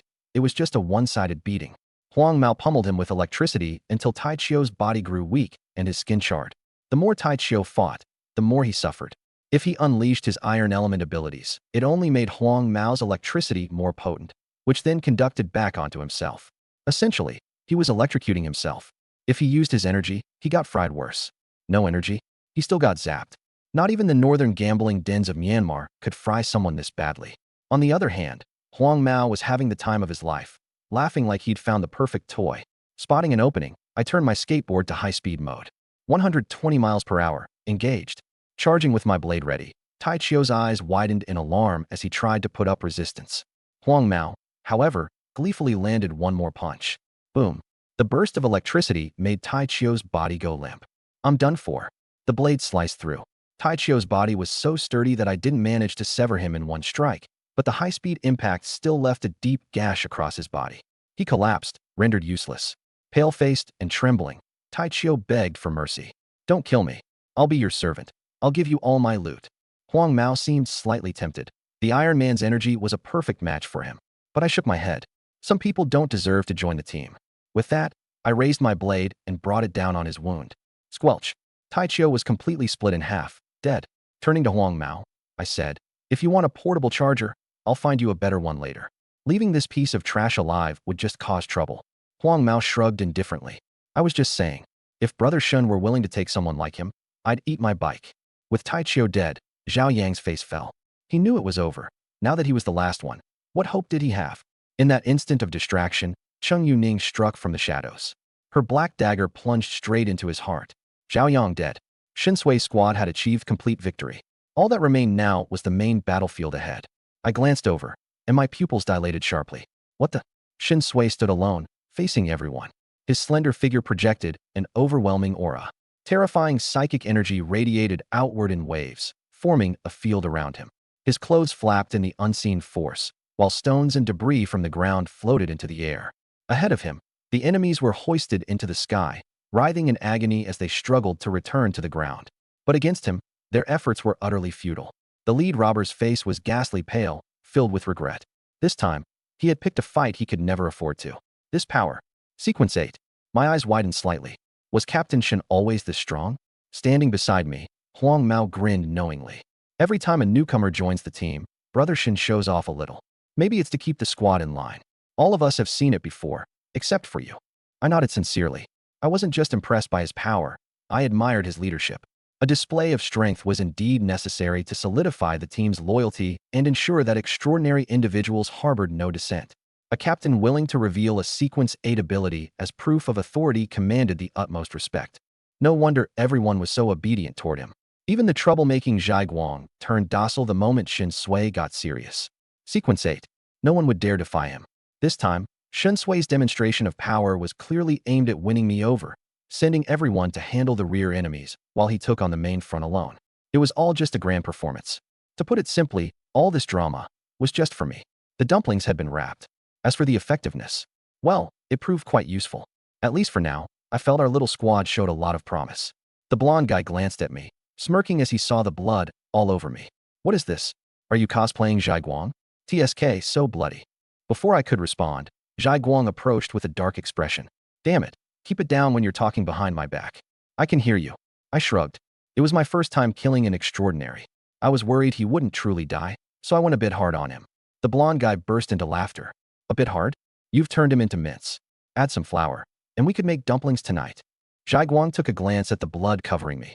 Suddenly, a red, blood-like aura shrouded me and instantly absorbed all the blood and flesh from my body and even the sticky bits on my clothes. I was stunned, about to say something, when Zhai Guang simply turned and walked towards the heavy-duty motorcycle. Without even looking back, he said in a cold voice, "The smell of blood attracts anomalies and wild beasts. I did it for the sake of the squad. Don't thank me." Only then did I realize my body was now completely clean. The blonde guy, who had been disgusted by me earlier, leaned over with a cheerful grin. That guy always acting tough. Zhai Guang's mouth twitched slightly, his eyes filled with a menacing glare. Blondie, I'm warning you, watch your mouth. I told you I could hear you. The blonde widened his eyes. What the heck? Why didn't you say so earlier? After a brief cleanup of the battlefield, we drove the 3 jeeps over. These were valuable spoils of war, certainly not to be left behind. Meanwhile, on the other side of the battlefield, Shen Sui spat out a single cold word, die. In an instant, all the desperados within his mental field lost their lives. This was a mental attack, directly severing their consciousness. Whether they were ordinary people or extraordinaries, it made no difference. They all fell like fragile twigs before him. This was the power of Sequence 8. From Blondie's chatter, I learned that Shen Sui followed the path of truth. Sequence 9, the sage. Sequence 8, the psychiatrist. But this so-called psychiatrist had yet to show any sort of healing abilities. His method of treatment was erasing someone entirely from the mind, arguably a very thorough form of therapy. Once the crisis was subdued, the terrified survivors began to erupt in excitement. None of them had expected that the infamous highway robbers would be entirely impotent against our squad. Ha ha ha. Unstoppable. Captain Shun is just too strong. I thought for sure we were goners today. I'm so overwhelmed. Captain Shun has to be one of those legendary Sequence 8, right? Holding off all the robbers on his own. This wasn't just holding them off. This was a one-sided massacre. The scar-faced man holding a dagger made sure to shout out. And don't forget Mr. Lin here. Just became an extraordinary, and he already fought off 20 men solo. Among them was another extraordinary. How's that not impressive? Su Man's face lit up with excitement. That's right. Mr. Lin was amazing. The moment I returned to the group, every pair of eyes seemed glued to me. To the enemies, my bloody rampage on the battlefield was devilish, but to my allies, it was a complete morale boost. The blonde raised an eyebrow. Damn, why do I feel like I've been reduced to a side character here? Zhai Guang cast him a faint glance. What else did you think you were? Keeping my composure, I spoke with a small laugh. The cripple I faced was the weakest. Not to mention, Yi Qing helped me. This victory belongs to all of us. Yi Qing's beautiful eyes fixed on me, her tone resentful, as if scolding a heartbreaker. Ah, so becoming extraordinary really makes a difference. You don't even call me Big Sis Yi anymore. The corner of my mouth twitched. If you want, I can still call you that. She shot me a sideways glance. Forget it. I don't need insincere flattery. Shaking my head helplessly, it was apparent she was teasing me. After the excitement settled down, it was time to divide the spoils of war, the most anticipated moment for every extraordinary. The 6 of us gathered in a circle. Shen Sui began. In our squad, spoils are divided based on contributions, but we're not rigid about it. Flexibility is key. Sometimes, absolute fairness can actually be unfair. I usually propose a distribution plan. If anyone's unhappy, Speak up and we'll discuss it right here and now. These words were mostly directed at me since it was my first time participating in the distribution. I nodded. I appreciated this approach, particularly the idea that absolute fairness can actually be unfair. For instance, in a battle, someone might be tasked with protecting the survivors, while another faces off against anomalies. Based solely on contribution, the former's role might seem negligible. If rewards were distributed strictly by contribution, they'd get almost nothing, which would, paradoxically, be the most unfair outcome. Flexibly working things out, instead, ensured true fairness. Of course, this required having someone who was absolutely rational, fair, and respected by everyone. Without such a person, this type of distribution system would only devolve into endless arguments. And Shinsui, being someone on the path of truth, was precisely such a person. After laying out the rules, Shinsui officially began the allocation process. The spoils from the front battlefield are mine. Those from the rear battlefield will be evenly divided among the 5 of you. This is the standard. Any objections? Everyone nodded in agreement. The front battlefield didn't need any debate. It had been entirely Shun Sui's solo performance. As for the rear, it was obvious I had contributed the most. 2 of the 3 extraordinaries had directly died by my hands, not to mention the 20-plus desperados I took down. Strictly speaking, I could have claimed half. But when you considered it from another angle, if Shai Guang or the blonde had been standing in my position, they could have done everything I did as well. However, had I gone up solo against people like Tai Chiu or Zhao Yang, I'd have been utterly outmatched. So an even split made perfect sense. With the standard set, the process became simple. Food, supplies, and clothing were divided evenly, each of us taking 20%. Any further exchanges were negotiable. For example, Cheng Yueling wanted more food, while Yi Qing preferred an extra piece of clothing. They could simply trade. Before I knew it, the essential supplies had been distributed. I ended up with 3 loaves of bread, 2 apples, a piece of clothing, a pair of pants, and a roll of bandages. Not much, to be honest. There was no helping it. These 3 jeeps hadn't been carrying a whole lot of normal supplies to begin with.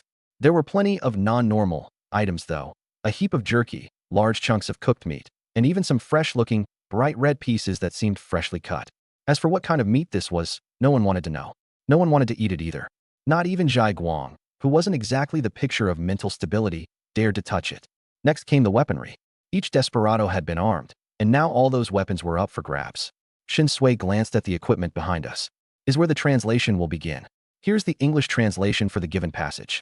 Survivor. I'm planning to distribute this batch of weapons to the ordinary survivors.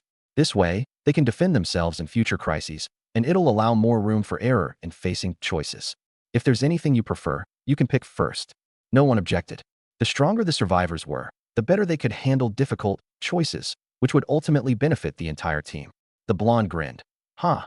This ragtag bunch finally gets some real hardware. TSK, those highway bandits really did us a favor, knowing we're short on weapons. Zhai Guang snorted coldly. A bunch of losers with weapons are still losers. He always looked down on everyone equally, even the exceptional ones. Finally, it was time for the main attraction. 3 heavy-duty pickup trucks and 3 jeeps. All 6 vehicles were specially modified, durable, and fast. Shinsui glanced at a black armored pickup truck, and a smile appeared on his face. The biggest one is mine. You can divide the rest amongst yourselves. I won't need any compensation. He had picked the best of the 3. Reinforced explosion-proof off-road tires that could traverse mountains and steep slopes with ease. A high-powered, modified engine boasting 600 horsepower, strengthened glass, and a body plated with iron. Essentially a steel beast on wheels. He had long wanted to replace his vehicle. The current Jeep might look decent, but was mediocre in performance. When he saw this one, it was love at first sight. Zhai Guang fixated on another slightly inferior armored pickup truck, excitement gleaming in his eyes as he licked his lips. Then the one on the left is mine, Shinsui reminded him. Anyone choosing an armored pickup truck will need to take on some responsibility. If we run out of vehicles in the future, those with pickups have an obligation to load some ordinary survivors in the back. Zhai Guang frowned, hauling those losers? But after glancing at the truck, he gritted his teeth and agreed. All right. Cheng Yuning also wanted an armored pickup at first, but after hearing she would need to take responsibility, she immediately hesitated. After a few seconds of internal debate, she timidly raised her hand. Do the jeeps need to carry people? No. She spoke softly. Then I'll take a jeep. For someone as socially anxious as her, being forced to load people was akin to a death sentence carried out in public. The blonde glanced between the pickups and the jeeps, then said leisurely, Ah, what a pity. I've got a supernatural ride, so I don't need to choose. TSK, having a supernatural vehicle is just so great. His smug expression made Zhai Guang's anger flare up instantly. He nearly threw a punch at him, cursing under his breath. Damn it. He stormed off to claim his pickup truck before the scene finished unfolding. The blonde raised an eyebrow. Wait, what the hell? You're leaving early? At this point, I thought for a moment before speaking up. I'll take an armored pickup too. The blonde froze. You already have a supernatural ride. Why do you need a pickup? I shrugged. My skateboard's small. It can fit in the passenger seat, and the back of the pickup can carry supplies. Why not? There was something I didn't mention. If we were ever in a dire situation and got chased by something unnatural, I could ditch the pickup and escape on my magic spirit rabbit skateboard. As for the ordinary survivors crammed in the back of the pickup, I'd wish them luck. At the very least, they'd buy me some time to get away. Perfect. Yi Qing let out a soft sigh, lowering her head in a pitiful way. I understand. You don't trust me enough to leave the supplies in my care. I see now how little you think of me. I get it all. A vein popped on my forehead. Where'd this green tea personality come from? Shin Sui coughed lightly and said, Yi Qing, Blondie, if neither of you want a car, then this is how it'll be divided. The two nodded. Blondie couldn't be bothered to drive. He thought his bicycle was the coolest, and for him, coolness trumped everything. Yi Qing, meanwhile, felt her supercar was the very best. Shin Sui turned back to the survivors. One more thing.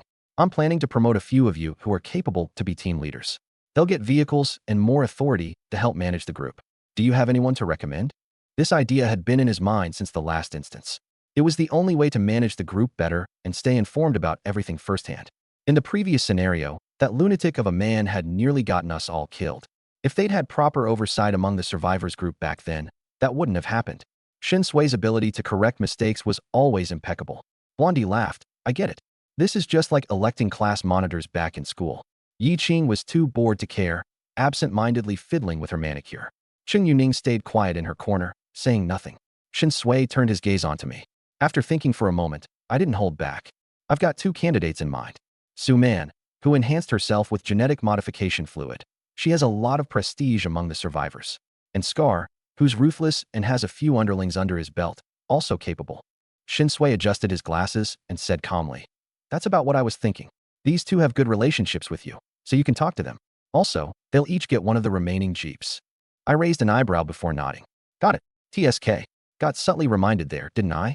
Shin Sui appeared to mention it casually, briefly noting Su Man and Scar's good rapport with me. But in reality, he was making it clear, indirectly signaling that he noticed all interpersonal dynamics within the team. It was a subtle nudge, yet it carried no malice. It made its point without causing any dissatisfaction from me. That's the art of conversation. He didn't suspect me of forming cliques. Seated in his role, certain things just had to be said, even if they were meaningless. And such words also needed to be directed at someone who'd understand. If he'd said this to the blonde, the guy would have laughed and pounded his chest, shouting, Don't worry, I've got the best connections around, huh? With distribution complete, the matter was settled. I called Su Man and Scar aside and briefly explained Shin Sui's plan to them. From now on, the two of them would be leaders within the survivors, ranking right beneath the extraordinaries and Zhao Shu. Their daily duties included assisting Zhao Shu in managing ordinary survivors, maintaining order in the team, understanding everyone's mental and physical conditions, and ensuring no repetition of the previous extreme incidents in the instance.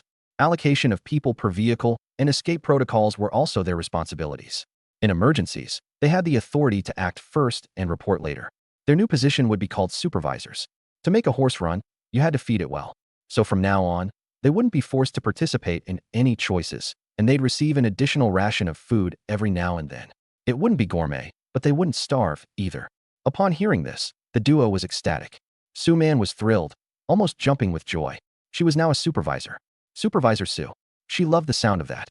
She felt like she had finally made it. Her beautiful eyes sparkled as she looked at me with gratitude, her cheeks flushing. Surely, she thought this was all because I had spoken up for her in front of Shin Sui. Thank you, Mr. Lin, thank you so much. Their gazes, it was clear as day. If I wished, she would offer herself without hesitation. Scar, on the other hand, was so overcome with excitement that he spun in circles on the spot, unable to decide where to place his hands.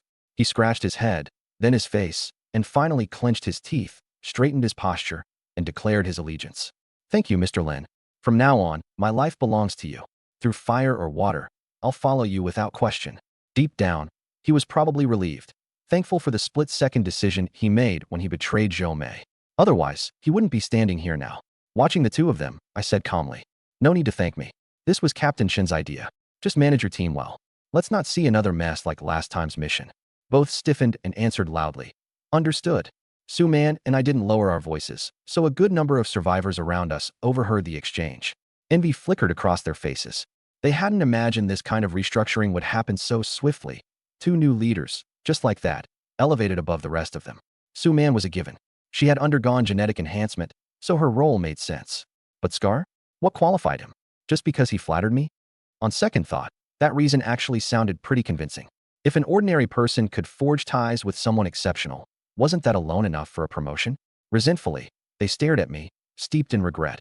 If only they had curried favor with Lin Yu earlier, perhaps they, too, could have become leaders. But it was too late. No one regretted it more than Wu Han. His heart was practically convulsing in his chest. If he could, he'd slap himself. He had long recognized that I was no ordinary man. But simply because I had offended Zhai Guang, he hadn't dared to approach me, missing his best opportunity to align with me. What he didn't know was this. Even if he had fawned over me from the beginning, it wouldn't have made a difference. I chose Su Man and Scar for reasons I explained to Shin Sui. Su Man had genetic enhancements, while Scar possessed a ruthless streak and a few loyal underlings. The decision was purely practical, nothing more. I began transferring supplies from Yi Qing's vehicle into my new ride, the armored pickup. Throughout the process, Yi Qing looked visibly upset. Her eyes brimmed with resentment and helplessness, as though she were staring at a heartless man who had wronged her. To someone unaware of the context, it might have seemed as if I'd done something unforgivable to her. I ignored her and continued moving things, my expression dark. Just as I was nearly finished, she suddenly stretched out her delicate hand, grasping my arm with a pitiful look. Information exchange? She asked softly. I froze. What are we exchanging? Paths, tell me your path, and I'll tell you mine. My eyes narrowed slightly. Was this woman trying to uncover my pathway? To be fair, I was curious about hers as well. No one in our team knew Yi Qing's path. We only knew that, in battle, she could summon strangely beautiful, yet dangerous mandrake flowers. Still, I only hesitated for half a second before shaking my head. I'm not interested in anyone else's secrets. I turned to leave, but she clung tightly and refused to let go. But I'm interested in your secrets. Even if it's one-sided, just tell me yours, she insisted. No, I said firmly. We remained in a stalemate for several seconds before she finally released me with a sulky glare, letting out a sigh. Men are all the same. So heartless. Once your desire's fulfilled, you don't look back. Stop using misleading words like that, I replied coldly. She edged closer, her face full of anticipation. Tell me your pathway, and I won't say any more. Dream on. Did she really think I'd reveal my pathway? Impossible. The truth was, the traveler's pathway wasn't some major secret, but the sixth sense I'd fabricated was clearly not an ability anyone on this pathway should have. Until I had a clearer sense of how many travelers existed in this world, I wouldn't tell anyone my secret, unless the day came when I was strong enough not to care about suspicion. Besides, if I wanted to figure out her pathway, all I'd have to do is use analyze. It would lay everything bare. Who'd trade secrets for fun? Not me. Everyone assembled, geared up, and ready to move. We couldn't linger here at the ambush site. The risk of running into other bandits from the Greedy Wolf Road gang wasn't worth it. Such unnecessary conflicts should be avoided when possible. Continuing southwest, I noticed something interesting about Shun Sui's decision-making. Even though we now had plenty of vehicles, he still had Uncle Zhao ride with him as his driver. The old Jeep they'd been in earlier was reassigned to another group of survivors. Interesting. It made sense, though. For Shin Sui, keeping Uncle Zhao close was likely a matter of safety. If danger emerged, he'd be able to protect him. It was clear Shin Sui didn't see Uncle Zhao as a servant. To him, the man was family. As for my brand new pickup, I didn't have to take on any passengers for now. Settling into the driver's seat, I floored the gas pedal, and the engine roared like an untamed beast. Damn, this baby really was a joy to drive. As the convoy began to roll out, I activated the traveler's third ability, Uncharted Frontiers, disguising our tracks and preventing any Greedy Wolf Road gang members from following us. The best part about this ability? It didn't require me to bring up the rear. Once cast, it left an invisible path behind. Within the next 10 minutes, all traces of movement along this path would be permanently concealed, thanks to extraordinary energy, great for avoiding detection not only by foes, but also by beasts or anomalies. The moment I cast it, I felt a wave of relief. The ominous black threads at the edge of my vision dissolved.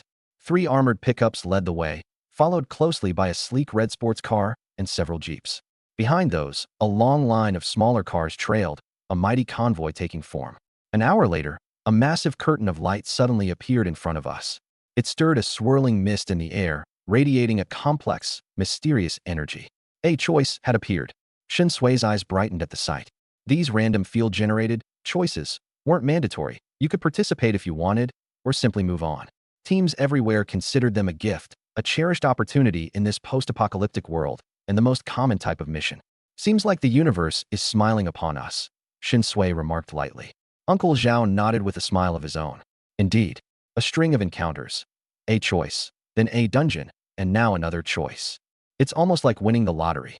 These field-generated choices weren't something you could actively seek out. Some groups, no matter how hard they searched, never found one to replenish their dwindling supplies. Meanwhile, inside my pickup, the corners of my mouth lifted in a subtle smile. Through clarity of path, I could see that the transparent thread tied to this choice had already dissipated, which meant that I had triggered this anchor point myself. I couldn't help but marvel at how invaluable this ability was. If people knew I could intentionally navigate to choices, even a Sequence 7 powerhouse might consider kidnapping me. One vehicle after another came to a stop, and the passengers got out, gazing curiously at the light screen.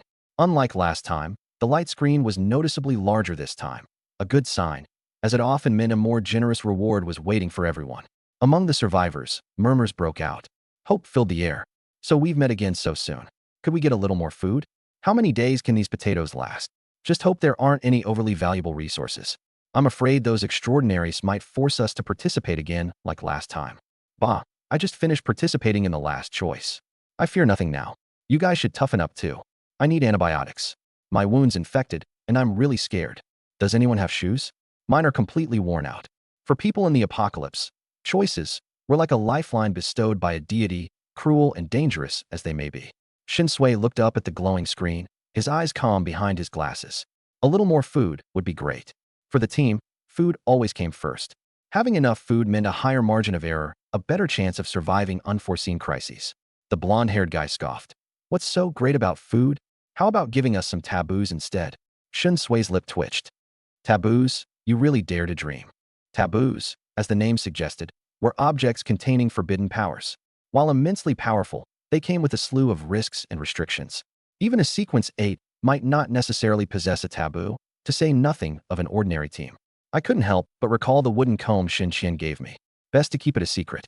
I stared at the glowing screen, deep in thought. I still had 2 opportunities left to analyze the choices. I needed to save them and use them wisely, not wasting them recklessly on every choice. Otherwise, they'd definitely run out. Analysis should be reserved for the sharpest edge. At that moment, the mist on the screen began to swirl, and the first choice slowly appeared. If given a case of cola, you must select one option from the following. A. Consume 10 McSpicy chicken burgers within 1 hour. B. Drink a 500 milliliters bottle of cockroach juice in one go. No penalty for failing this choice.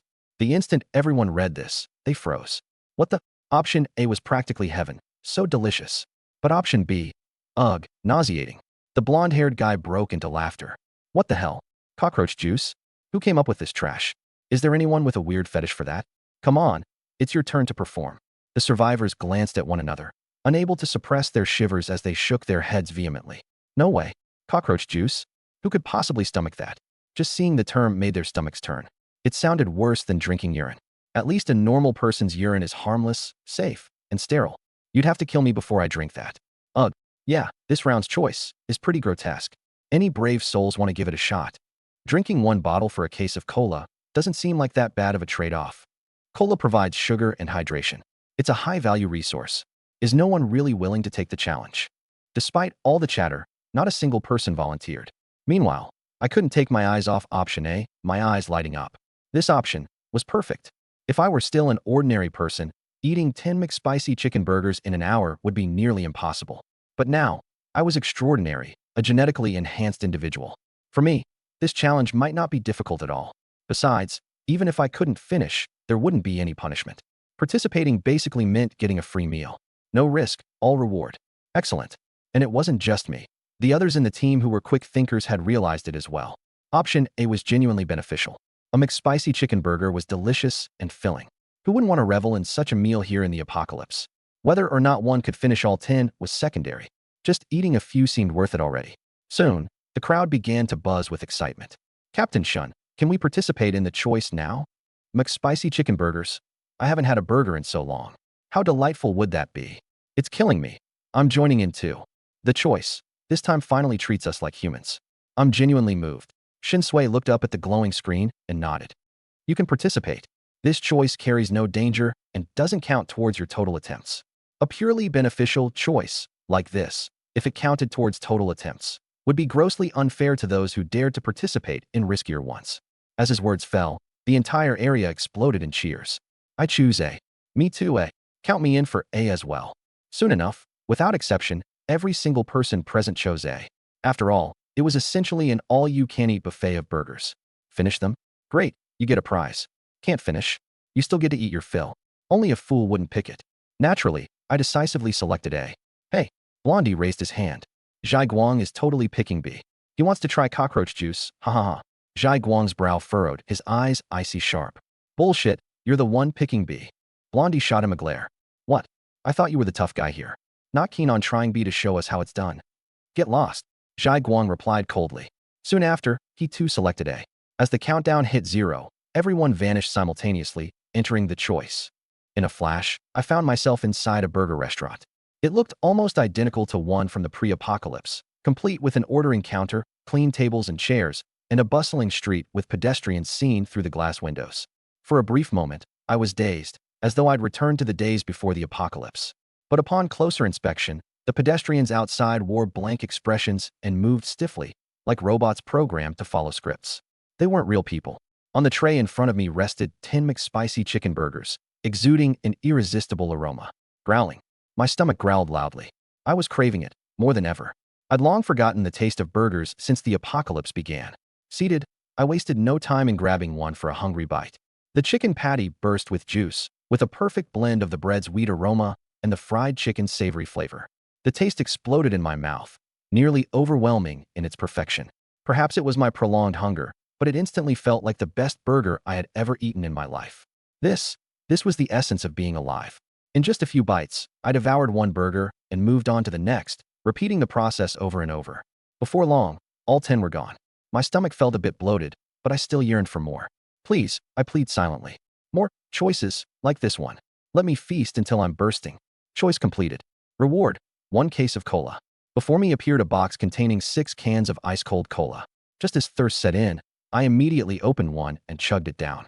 The icy liquid slid down my throat, carbonated bubbles bursting wildly in my mouth. Pure bliss. As the choice concluded, I walked out carrying the case of cola. The moment I reached the open ground, I saw everyone else rubbing their bulging stomachs, their faces glowing with satisfaction. Some even had tears in their eyes. Clearly, everyone had been delighted by the feast. In the apocalypse, something as mundane as a burger, which had once been readily accessible, had now become an utterly cherished treasure. Desire. Wah. I never thought in my life that one day I'd cry because of a hamburger. How can the McSpicy chicken burger be this delicious? This life was worth it. Even if I keel over and die right now, I'd die satisfied. At least I'd die a glutton. Shinsui, Yellow Hair, Yi Qing, Zhai Guang, and Cheng Yueling all came out carrying cups of cola. After all, 10 hamburgers were nothing for Transcendence to consume. What surprised me, however, was that even 5 or 6 ordinary people had managed to do it. They hadn't been injected with gene-enhancing serum, and their stomachs must have shrunk after starving for so long during the apocalypse. Yet they could still eat 10 burgers in one go. Impressive. Yellow Hair cracked open a can and took a big gulp. Now this is what it means to be alive. Before the apocalypse, I never had the money to eat 10 burgers in one sitting. Who would have thought I'd achieve that after the world ended? Yi Qing, wiping the grease from the corner of her mouth with a paper napkin in a refined manner, spoke wistfully. Tisk, this junk food.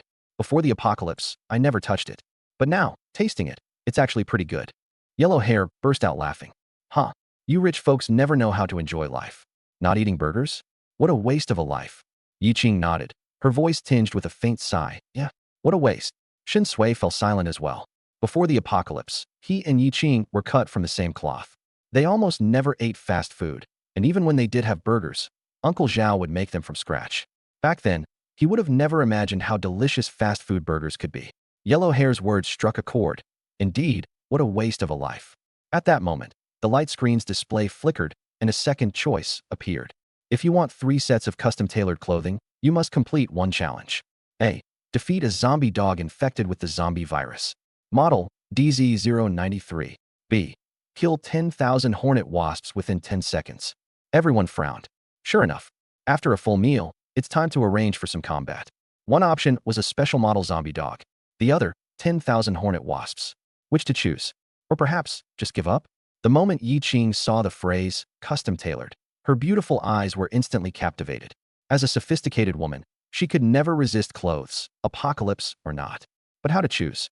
DZ-093 model. Any thoughts? She asked, lifting her gaze to look at me. I stared at the light screen and shook my head. I don't know. Let me try sensing again. I feigned earnest concentration, all the while calculating internally. 3 sets of custom-tailored clothing. Was it worth using one of my analysis abilities? I only had 2 uses left, and they wouldn't reset until midnight. It was already 5 p.m. If I used one now, I'd only have one remaining for the rest of the evening. But the allure of custom-tailored clothing was undeniable. Unlike Yi Qing, who simply loved fashion, I valued fabric quality, comfort, and functionality. If I could obtain 3 sets of lightweight, flexible garments that were ideal for combat and adaptable for all seasons, sacrificing one analysis would be well worth it. After deliberating for a moment, I decided to take a gamble. After all, I still had 2 uses left. Even a wasted one wouldn't be catastrophic. Analysis. Select option A, the DZ-093 zombie dog. As for option B, I didn't even need the analysis ability to know it was impossible. Sure, they were just regular hornet wasps, but without any area of effect attacks, killing 10,000 in 10 seconds would be unattainable, even with a flamethrower. So, the only viable gamble was on option A.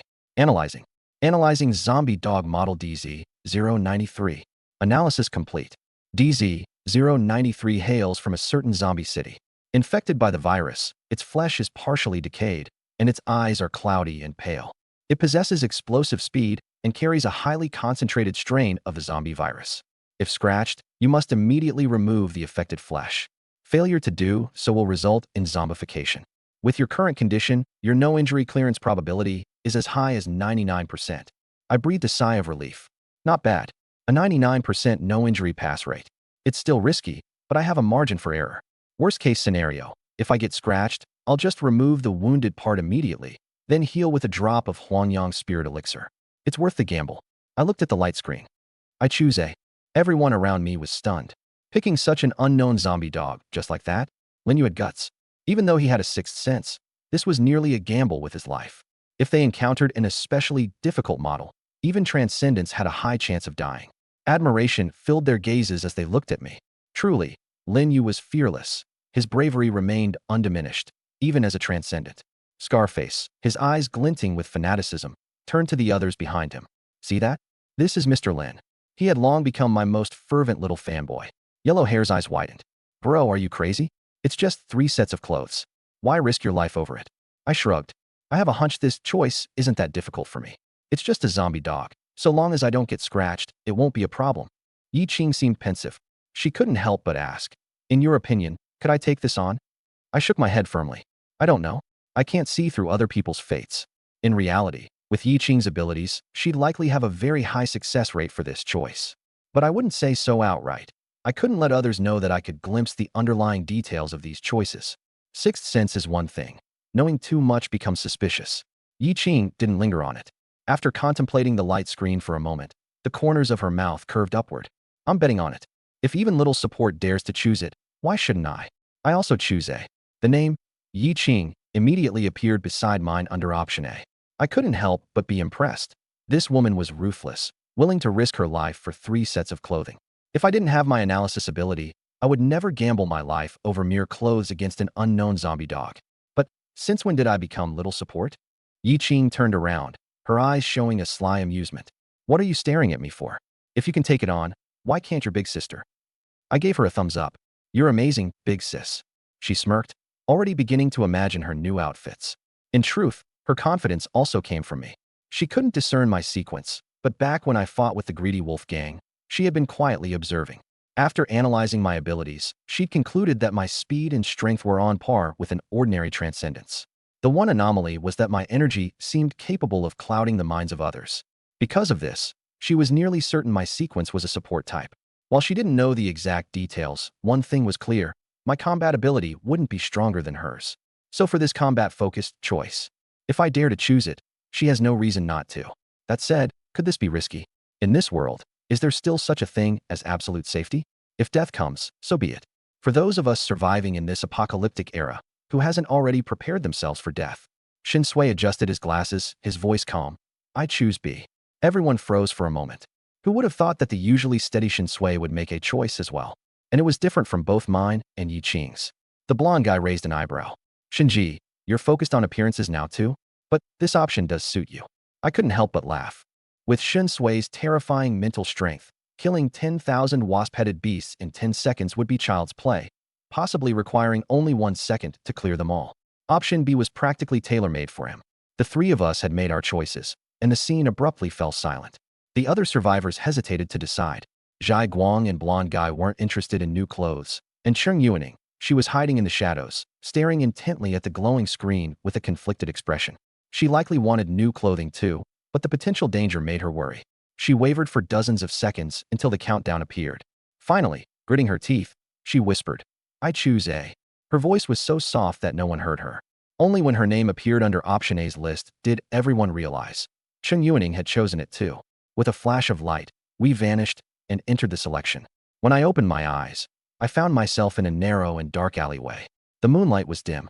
A zombie dog, its body covered in festering wounds and its eyes a foggy white, opened its bloody mouth, staring at me intently.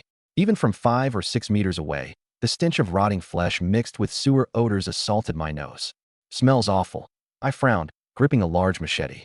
The zombie dog caught the scent of fresh, vibrant blood from me and let out a shrill howl, lunging at me with impressive speed that would overwhelm any average person in a heartbeat. But I wasn't an average person anymore. To my eyes, its movements were sluggish, as though slowed down. When it closed in to within a meter, I swung my blade horizontally, slash. Its head flew clean off, rolling a few times down the alley. The momentum of its headless body carried it forward another few meters before I sidestepped it with a calm composure. It was over. Selection successfully completed. Please choose 3 sets of tailored clothing. My consciousness was immediately pulled into a unique platform. Before me was a lineup of shelves, filled with various garments, and a few male tailors stood nearby, smiling at me. I could communicate with them directly using my consciousness, a silent, efficient process. This reward was truly custom-tailored, head to toe. I had no design expertise, so I straightforwardly listed my requirements and let them handle the rest. For the first set, I wanted combat gear that was lightweight, breathable, and suitable for summer, one that wouldn't hinder movement in battle. The second set was also for combat, but the opposite kind, suitable for extreme cold, keeping me warm in freezing temperatures. For the third set, I initially thought of requesting something protective, resistant to toxins, corrosion, heat, cold, and radiation. The tailor's response: 3 simple words, in your dreams. I felt somewhat embarrassed, definitely too greedy. This reward was for 3 sets of clothing, not high-end gear. Expecting premium materials was unrealistic. After some thought, I decided the third set should at least handle extreme environments. While it wouldn't resist fire, acid, or radiation, something with better quality fabric and an added layer of protection for wind, sand, and mild acid rain would suffice. In nearly an instant, the 3 outfits were completed. The first set was a jet black combat suit, lightweight and form-fitting, with sleek lines and a design that made it easier to blend into the night. The second was a snow-white cold-weather combat suit, excellent at blocking wind and retaining heat. The third, a pale yellow protective outfit, while falling short of my ultimate desires, would still prove functional in harsh conditions, shielding me from light acid rain and sandstorms. I nodded with satisfaction. Although these 3 were made of relatively ordinary materials that could have been crafted pre-apocalypse, in this world post-the-collapse, it was nearly impossible to find clothing this fitting and functional. Only selections could make it feasible. I donned the first set of black combat gear and exited the selection. Returning to reality, Shin Sui and the other 2 emerged as well, all in their new apparel. Shin Sui wore a sharp gray combat outfit that was simple and efficient, exactly how I had expected, prioritizing functionality and adaptability in battle. Judging by his faintly curved lips, he seemed quite pleased with the result. Yi Qing's transformation, on the other hand, was dramatic. Her white off-the-shoulder top accentuated her elegant neckline, her collarbones starkly visible. Her long hair rested lazily over her shoulders, while her lower half sported bright denim shorts, her striking legs impossible to ignore, a seductive transition from a commanding presence to an appealing vixen. I couldn't help but steal a couple more glances. I had to admit, Yi Qing was genuinely beautiful. She could pull off any style effortlessly. As for Cheng Yuaning, I didn't spot her at all. Clearly, She must have chosen something even more stealthy, ensuring she'd remain as hidden as possible. Blonde guy threw a begrudging glance at our new outfits, his tone laced with envy. Damn it, I should have joined in too. It's all Zhai Guang's fault. If not for him, I'd have gone. In the distance, Zhai Guang stared blankly, a string of question marks practically hovering over his head. What did this have to do with him at all? Yi Qing strode lightly to my side, a smile playing at her lips. Thank you, little assistant. It feels great to have new clothes. Unsure of what she was thanking me for, I simply replied, You're welcome. Her smile froze momentarily, just a casual thank you, and I actually took it seriously? Yet, she couldn't deny that appreciation was deserved. Without me choosing A, she probably wouldn't have dared follow suit. Sixth sense, truly a powerful assistive ability. The less I revealed, the more curious she became about me. I could sense her growing eagerness to uncover my secrets. At that moment, the third selection materialized. If you were given 200 liters of gasoline, requiring you to complete the following challenges, which would you choose? A. Travel to a habitable planet. Upon your arrival, the sun of that world will extinguish for 1 minute. Survive for 1 minute to complete the selection. B. Travel to a habitable planet, where the planet's rotation speed will instantly increase by 20%. Survive for 1 minute to complete the selection. Gasoline. The mention of it made Shen Sui's eyes light up as he fixated on the glowing screen. In the apocalypse, gasoline is a highly critical strategic resource. Without fuel, vehicles are nothing more than scrap metal. Our team had come across vehicles before, but when the gas ran out, we had no choice but to leave them behind.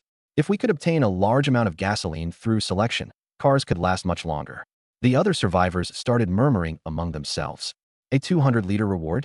That's extravagant. If the sun goes out for a full minute, wouldn't Earth instantly transform into an ice ball? No way we'd survive that. A is definitely off the table. Choosing a might not be entirely risk-free. It's undoubtedly the safer bet compared to the catastrophic consequences of option B. She's right about the physics behind it. The guy with the yellow hair scratched his head, looking confused yet somewhat convinced. All right, looks like we'll just have to wait and see if she's right. If they make it back alive, that woman's a genius. I just nodded, my gaze still fixed on Yu Sheng. She stood there, her expression resolute, amidst the restless murmurs of the crowd. Her analysis was not only logical but also highly persuasive. Even those who didn't fully grasp the technical details believed her wholeheartedly. Shen Sui remained as calm and composed as ever, taking one last sweep of the gathered participants. Make your choice now. One by one, the selected survivors confirmed their decisions. Influenced by Yu Sheng, everyone chose option A. The tension was palpable, but a glimmer of hope now lingered among them, a hope ignited by her confidence and rationality. As the countdown began, a hushed silence fell over the crowd. I leaned against my truck, watching intently. Whether her reasoning would hold true or not, one thing was certain. Yu Sheng had become a beacon of guidance amidst the chaos, however fleeting that beacon might be. The light from the selection screen dimmed, signaling the finalization of choices.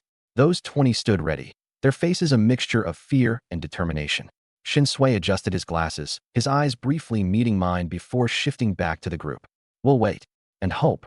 As much as he tried to maintain an impartial stance, I could sense the weight of his decisions bearing down on him. Across the field, Su Man chatted animatedly with someone, her usual cheer unwavering. Blondie continued muttering under his breath, debating with himself about physics he didn't understand. And Yue Sheng, she waited calmly, her expression unreadable but steady. For now, the fate of those 20 rested on whether her gamble on science was correct. And I couldn't help but think, this was only the beginning. I can't quite understand it, but it feels like she makes a pretty good point. Yellowhair nodded. Yeah, this must be what they call admiring something without fully grasping it, right? Actually, I was hesitating earlier too, debating whether or not to pick A. 200 liters of gasoline. Why not take it if it's free? But in the end, I gave up. Nobody knows what will actually happen during the choice. Even if extinguishing the sun doesn't cause direct harm, there's no guarantee that the planet itself is safe. Unless I'm 100% certain it's safe, I won't take that risk. Taking risks is a gambler's game. I have my analysis. I don't need to gamble. Even if the odds were 90% in my favor, I still wouldn't bet. The countdown ended, and Yu Sheng, along with about 20 others, vanished in an instant, entering the choice. Since the sun had been extinguished this time, the live broadcast showed nothing. A pitch-black screen greeted us. The crowd could do nothing but wait in silence. Yi Qing sat in her red sports car, listlessly playing with her manicured nails, looking completely uninterested in the gasoline. 1 minute later, a flash of light. Yu Sheng and the 20 survivors were teleported back, each of them wearing expressions of joyful disbelief. Beside them stood large barrels of 200 liters of gasoline. At that moment, everyone was on the verge of tears, overwhelmed by the joy of surviving against all odds. They had made it. Yusheng was right. Later, when they described their experience, they said that after entering the choice, the sun extinguished immediately. A powerful force absorbed all the light, plunging the entire world into perpetual darkness. There was no sound, no light, only infinite blackness. The oppressive atmosphere could drive anyone to madness. Spending any amount of time in an environment devoid of light and sound is enough to make someone lose their mind. They even vaguely heard strange murmurs in the darkness, though they couldn't be entirely sure if it was real or just hallucinations. Fortunately, they only needed to endure 1 minute. They succeeded. The looks the 20 people gave Yusheng were filled with gratitude. If not for her urging them to pick A and personally setting an example, they might have chosen B instead, leading to a fate where not even their bodies would remain. Those who had debated or opposed her earlier were now embarrassed, their faces flush. They hurried to apologize. Sorry, you were right. Thank you for saving us. We owe our lives to you. Yusheng merely shook her head lightly, seemingly indifferent. She wasn't doing it for their sake. She did it for herself. Her active participation in the choice was to reset her selection counter, moving herself ahead in the survival queue. That way, she could avoid future compulsory participation. Using her professional knowledge to help others was simply a means to showcase her ability to prove herself. In an apocalypse survival team, being too plain, too ordinary, makes one fade into the background, dying without anyone caring. She had to prove her value, to make the extraordinaries notice her. This had been a good opportunity, and she succeeded. Shen Sui now remembered her name. Shen Sui looked at the barrels of gasoline and spoke calmly. As per team rules, 1/3 of all resources must be handed over. If you don't need the gasoline yourselves, you can take it to Uncle Zhao for an exchange. 21 barrels of gasoline amounted to 4,200 liters. For now, the squad wouldn't lack fuel. Of course, such a strategic resource wouldn't be available for just any car. If an ordinary survivor's vehicle ran out of gas, it would simply turn into scrap metal left in the wild. As I gazed at those 21 barrels of gasoline, the corners of my lips couldn't help but lift into a smile. TSK, not bad at all. And I even have a share in all this. By the rule, the handed-over third would be split into 2 parts, one for Captain Shen Sui, and the other shared among the rest of the extraordinaries. It might seem unfair, Shen Sui taking half for himself, but as both the captain and a sequence 8, he had every right as the team's core. After all the divisions and redistributions, I would probably end up with around 140 liters. Not much, but considering I didn't contribute anything, it was a complete freebie, like collecting rent. I obviously had no objections. Before becoming an extraordinary, I had been the one exploited in situations like this. Besides, a team full of fuel is ultimately a good thing for me. If my gas runs out in the future, I can always go to Shen Sui for an exchange. As long as the squad had fuel, everything would be negotiable.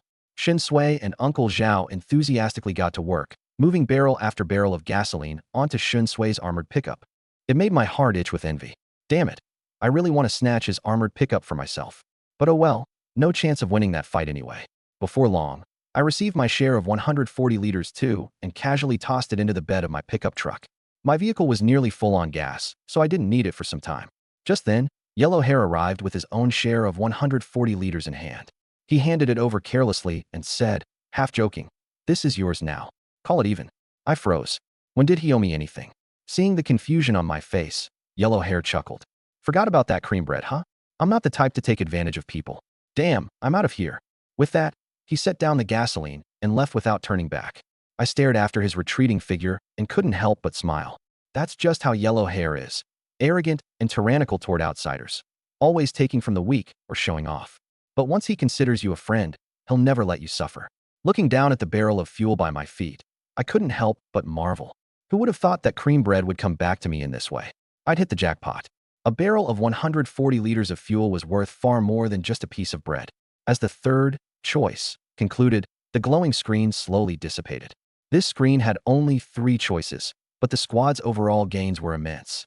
The hamburgers gave the team a rare feast. Such opportunities were few and far between in an apocalypse. After eating their fill, they wouldn't starve for at least a week. The gasoline was crucial as well. A massive win. Once the gasoline was sorted, the sun had completely set, and the surroundings were shrouded in darkness. Shen Sui approached me. I'm thinking of setting up camp here. What do you think? He'd learned to trust me, the guide, and naturally sought my input on matters like this. Let me check. I immediately activated Future Clarity, and the world in my vision transformed into a web of threads, a network of countless black lines and faint green lines, stretching in all directions around us. As far as the eye could see, danger was everywhere.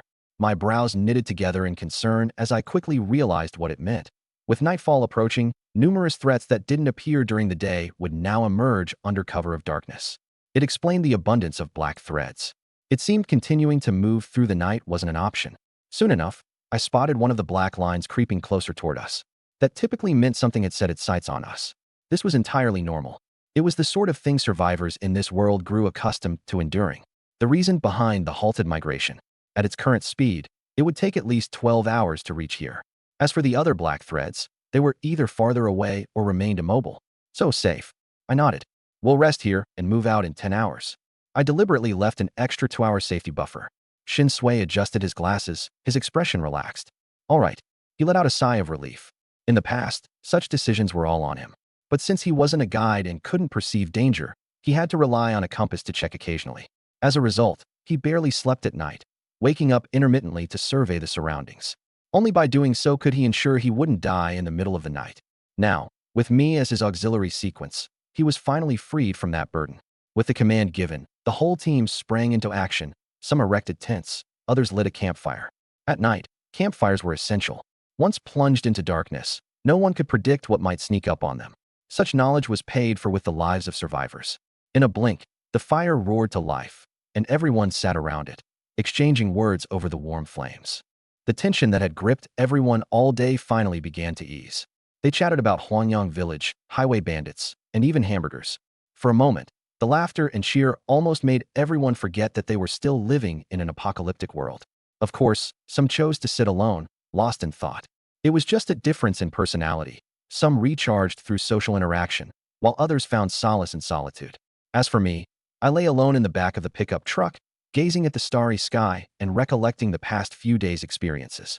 To suddenly gain the ability to analyze and become an extraordinary person, it all felt like a dream. At that moment, a hand knocked on the window. Thud, thud, thud.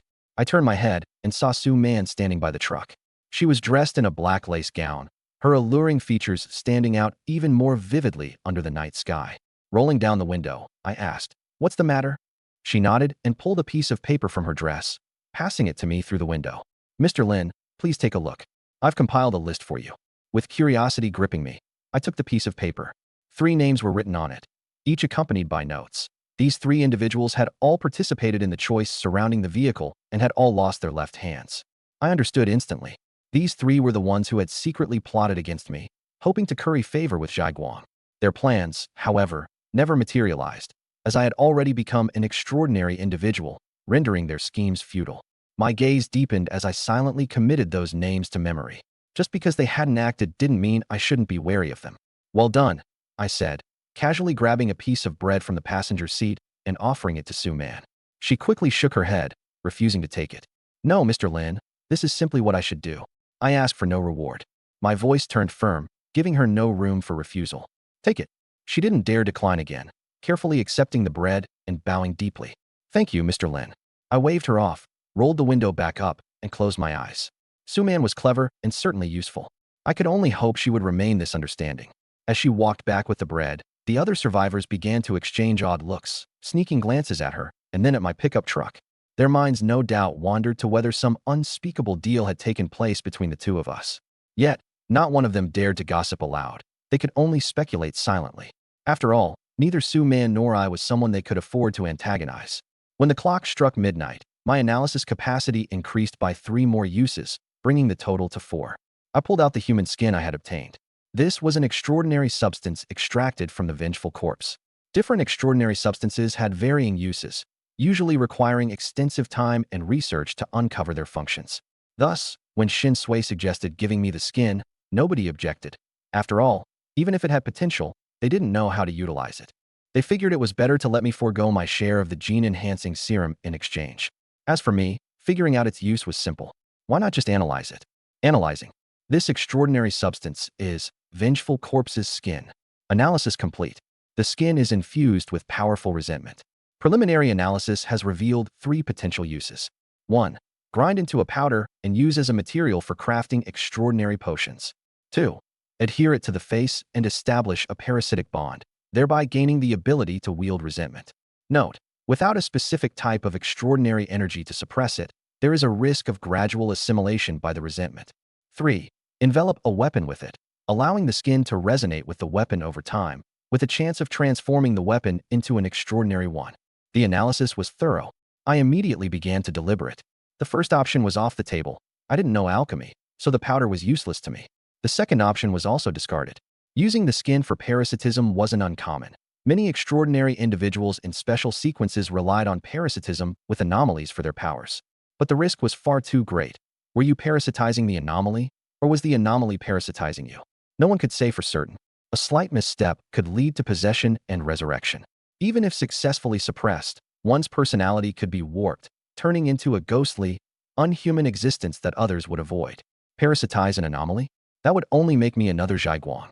That left the last option, binding the skin to a weapon. I pulled out the large blade Scar had given me. After examining it for a moment, I muttered to myself, "You'll do." But how should I proceed? The analysis hinted that the skin needed to be wrapped around the blade. Gripping the blade in one hand and the skin in the other, I studied them for a moment before pressing the skin onto the blade. The moment the skin made contact with the blade, it suddenly writhed and contorted, revealing faintly grotesque human faces beneath its surface. Then, as if possessed with a will of its own, the skin rapidly coiled around the blade, stretching and extending until it covered the entire surface. Inch by inch, it enveloped the blade, leaving only the hilt bare. I could even sense its excitement. In just moments, the skin adhered perfectly to the blade, fitting like a sheath. The stark white of the skin clung disturbingly tight to the weapon. Watching this eerie transformation, I couldn't help but frown. It truly was something left behind by a vengeful corpse, a piece of work dipped deep in malevolence. When I poured my mental energy into the blade, I could clearly feel the resentment within the skin intertwining, merging with the blade in some unnatural symbiosis. Or rather, it was actively transforming the blade into an anomalous weapon. Right at that moment, Shen Sui, Yellow Hair, Zhaiguang, Yi Qing, and Cheng Yuning all gathered intently around the pickup truck, their eyes filled with unease and their bodies poised for action. We all felt it. The night, the ominous energy, the debuff maxed out. Blondie gritted his teeth, his face ugly. Damn it. Lin Yu. That brat. Could he have been killed by something supernatural? Shen Sui's eyes were cold, and anger flared in them. Their squad had finally gotten a guide, and if he was dead, even if it was because of something supernatural, he'd make sure it paid the price. Creak. The car door opened. The five of them reacted instantly, stepping back in unison. I spoke. Relax, it's me. I stepped out of the car, holding a large blade, and gave them a smile. I was just studying this piece of human skin, and I didn't expect it to resonate with the blade. As I spoke, I swung the blade wrapped in human skin in my hands. There was no covering this up, and I didn't intend to try. Their eyes widened in shock. What the hell? You actually made an extraordinary weapon. Blondie swallowed hard, staring at the blade as if in a trance. It wasn't greed in his eyes, nor envy, pure shock instead. That's an extraordinary weapon. Shen Sui's usual calm gaze couldn't stay calm at this moment either. He took a deep breath and said, "Anything fused with extraordinary material and mutated can be called an extraordinary artifact. Since yours is a weapon, it's an extraordinary weapon. Its value immeasurable." I didn't expect this piece of human skin to have such properties. He seemed both a little jealous and regretful. If he had known this earlier, he would have never handed the human skin over. The value of an extraordinary weapon far surpassed any genetic enhancement serum. It wasn't even close to being in the same league. Zhaiguang clenched his fists, gritting his teeth. Damn it. What ridiculous luck. Absolute dumb luck. Yi Qing furrowed her brows slightly. I thought you'd been eaten alive by the supernatural. How boring. As she finished speaking, she turned and walked away, not sparing the weapon even a glance. She wasn't interested. As for Cheng Yuning, the moment I stepped out, she had quietly slipped away without a trace. I laughed, wielding the human skin blade. Seems like I'm pretty lucky. Shen Sui's mouth twitched slightly. You call this luck? Could it be that your path is really tied to destiny? I gave a vague smile. Perhaps it is. Blondie scratched his head furiously, full of envy and frustration, muttering, "Why don't I have luck like this? Why doesn't destiny favor me?" Zhaiguang gnashed his teeth, jealousy shining in his eyes. Damn it. Someday, I'll have something like that too. With that, he kicked a large rock to the side, sending it flying in anger before stomping away in frustration. Zhaiguang was envious. Blondie raised an eyebrow. Don't you have any decency? Rocks can feel pain too. Zhaiguang didn't even turn around, his voice full of venom. Get lost. Shin Sui let out a long sigh. It's late. Let's get some sleep. Without another word, everyone scattered off to rest, and I returned to the pickup truck. This night, sleep would evade some. The night passed in silence. At dawn, my eyes opened, and I felt refreshed. It was a great sleep. The back seat might have been hard and uncomfortable compared to a bed, but it was better than sleeping sheltered by nothing but the wilderness. The past half year, I'd been sleeping out in the wild most nights, so having a car to catch some shut-eye was good enough for me. I activated clear foresight to check the environment around me. But the moment I saw the threads, my face immediately darkened. On all sides, in every direction, endless black threads crisscrossed into a dense, inescapable web, wrapping around us completely. We were like insects trapped in a spider's web, helplessly small. Something was wrong. In this post-apocalyptic world, black swan events you couldn't avoid always cropped up. And this time, we'd been caught. I hadn't noticed while sleeping. Neither had Shin Sui. Events like this, sometimes even the top-tier guides wouldn't be able to sense them. I forced myself to calm down and continued to study the threads. Trapped as we were, remaining clear-headed was the only way out. The countless black threads hanging in the air were terrifying, but there was one thing to be thankful for. Each thread was thin and faint, indicating that any single one of them alone wasn't highly threatening. Next, I studied the directions. The black threads in the north were more abundant. They seemed limitless, stretching to infinity. Meanwhile, in the south, there were far fewer, and I could see the end of them. But what stood out most was that the southern threads were moving, seemingly flowing from the north toward the south. I froze in realization. They're migrating? I opened the car door and stepped outside, glancing at the ground. And sure enough, under clear foresight, I could see even more densely packed, horrifying black threads hidden beneath the surface, surging like a flood. They were all moving southward. My scalp tingled as a chill crept up my spine. We had been surrounded this entire time. Beneath the ground, there was a massive migration of an unknown force. Fortunately, their target wasn't us. Otherwise, we'd have already been swallowed whole by now. Shin Sui, who had been sipping water nearby, noticed something off about me. Frowning, he walked over. What's wrong? I countered with a question. You don't feel it? Immediately, his defenses went up. He unleashed his mental energy to probe the surroundings, then took out a compass to test the area carefully. Shaking his head, he said, I can't feel anything. What did you find? Staring at the ground, I said in a low voice. There's something terrifying beneath us. A massive group of things migrating underground. A horrifying number of them. Shin Sui's expression shifted dramatically. Beneath us. He poured his focus into probing underground, but came up with nothing and concluded quickly. Nothing within 10 meters beneath the surface. Which means whatever it is, it's farther than that. Shin Sui's mental energy could only reach about 10 meters deep. Being a sharp individual, he didn't doubt my observations. Instead, he assumed his detection didn't go far enough. Yi Qing approached next, her usually unemotional eyes now serious. No wonder I felt so uneasy. Turns out there's something foul underground. What do we do? Run. She glanced at Shin Sui, then at me. Shin Sui turned his gaze to me as well. Since he couldn't even sense what lay beneath, he wasn't in a position to make a call. I took one look to the east before decisively saying, we have to move. If we stay put, some other danger will find us within an hour. In the east, a thick black thread was encroaching rapidly, aimed precisely at us. The misfortune just kept piling on. Shin Sui nodded, raising his voice. Everyone, prepare to leave immediately. In an instant, the survivors moved as though conditioned by survival instincts. Even those still sleeping bolted awake, scrambling in panic to gather their belongings and jump onto the vehicles. They feared Shin Sui might abandon them entirely if they hesitated for even a moment. He had a reputation for it. It wasn't unwarranted. Blondie, who had been snoozing on a bicycle, jolted awake and squinted in confusion, rubbing his eyes. What the hell's going on? Is there something supernatural? The anomaly is here? Shin Sui ignored him and directly asked me, which direction should we run? I didn't answer immediately. I was thinking. We absolutely couldn't go east. Something terribly eerie was approaching from that direction. The north was also a no-go. We were currently on the outskirts of the underground creature's territory. Heading north was as good as walking into their trap. If something went wrong in their lair, escaping would be impossible. So, we were left with only west and south. I fully activated Clear Pathway, desperately seeking a sliver of hope. It was exceedingly difficult. There were black threads everywhere, dense and interwoven, as though we were trapped in a dead-end scenario. Suddenly, amidst those ominous black threads, I caught a fleeting glimpse of faint green, a trace of vitality. Direction west. I immediately shouted, escape to the west. Shin Sui didn't ask why. He only responded, leave now. Go. The sooner, the better. I could feel it. With every second that passed, that faint chance of survival was slipping away. We were racing against time. I rushed to the armored pickup truck, jammed the key into the ignition, and twisted it. The engine roared to life. Shin Sui moved even faster. Before I could finish speaking, he had already leapt into the vehicle and stomped on the accelerator. The entire convoy sprang into action. Even Zhai Guang and Cheng Yuning fired up their vehicles simultaneously.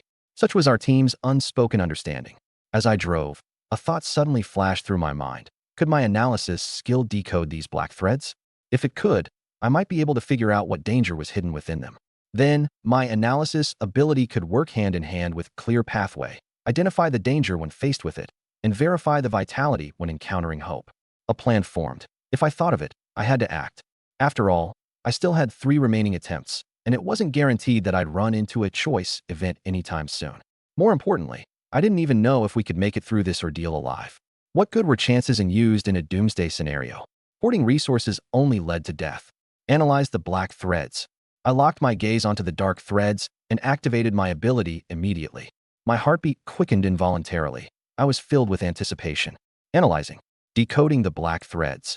A sharp burst of brightness flashed before my eyes. It worked. These threads, invisible even to ordinary sight, and perhaps entirely non-existent to the world, could be analyzed. Analysis complete. Source of crisis, soul-devouring rat swarm. Soul-devouring rats, a species of group-dwelling creatures. A single colony never contains fewer than 10 million individuals.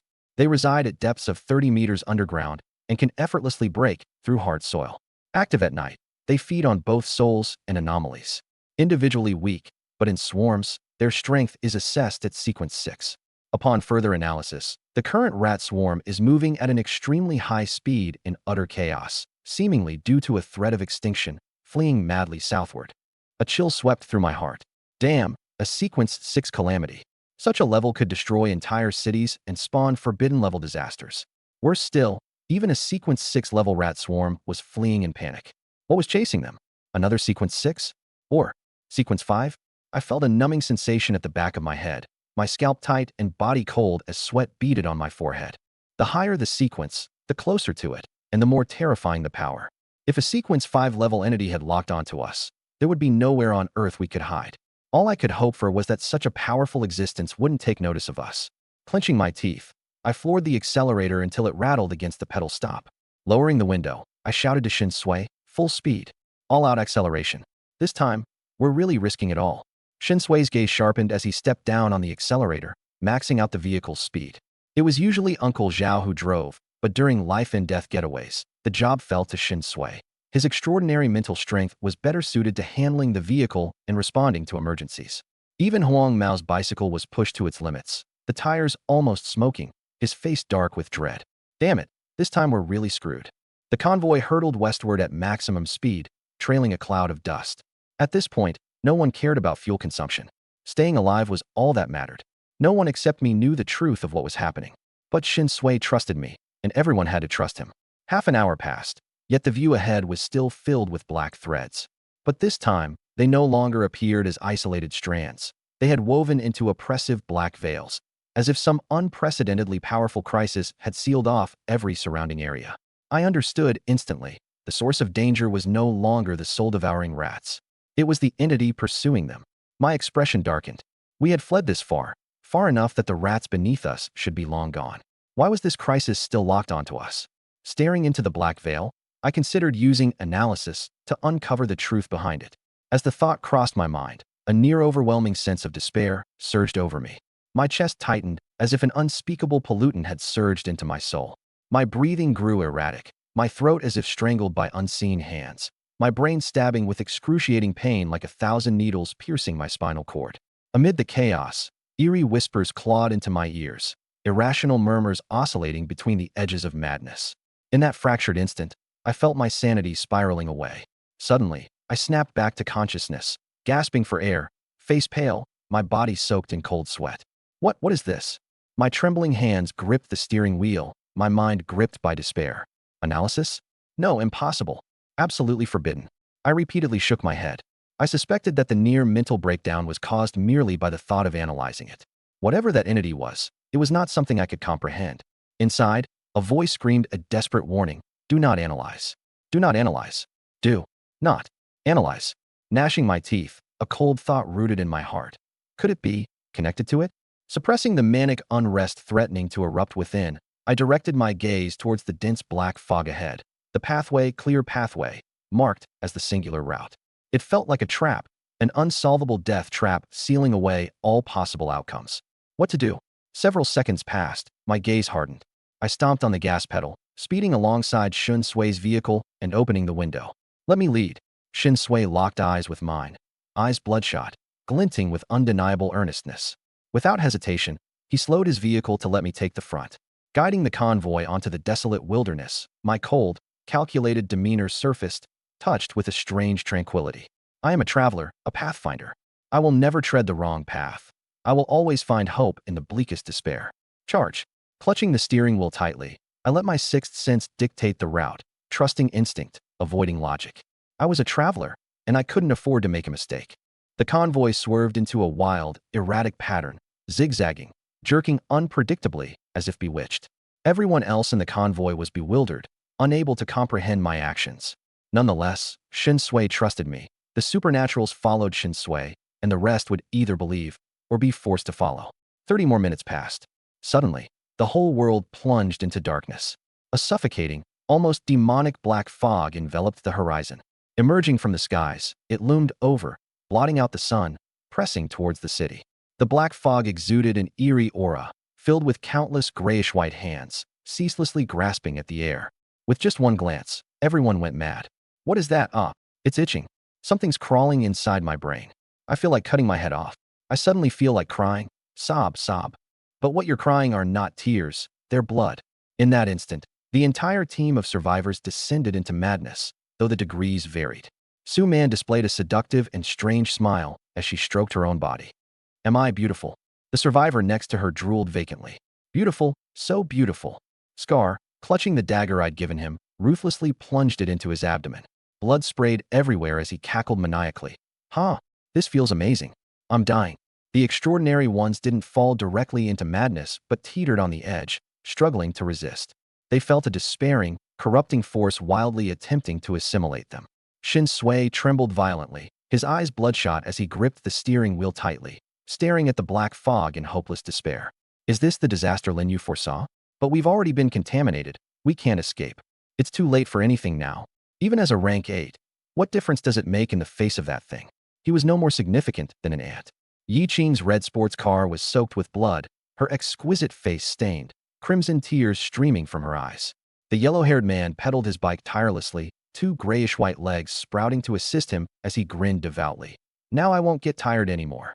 Zhai Guang slit his belly open, pulling out his intestines and his heart as he laughed grotesquely at his bleeding flesh. Fresh meat. Cheng Yueling gazed at the black fog with longing. If I hide in there, no one will ever find me, right? Everyone had gone mad. At this level of contamination, it was already irreversible.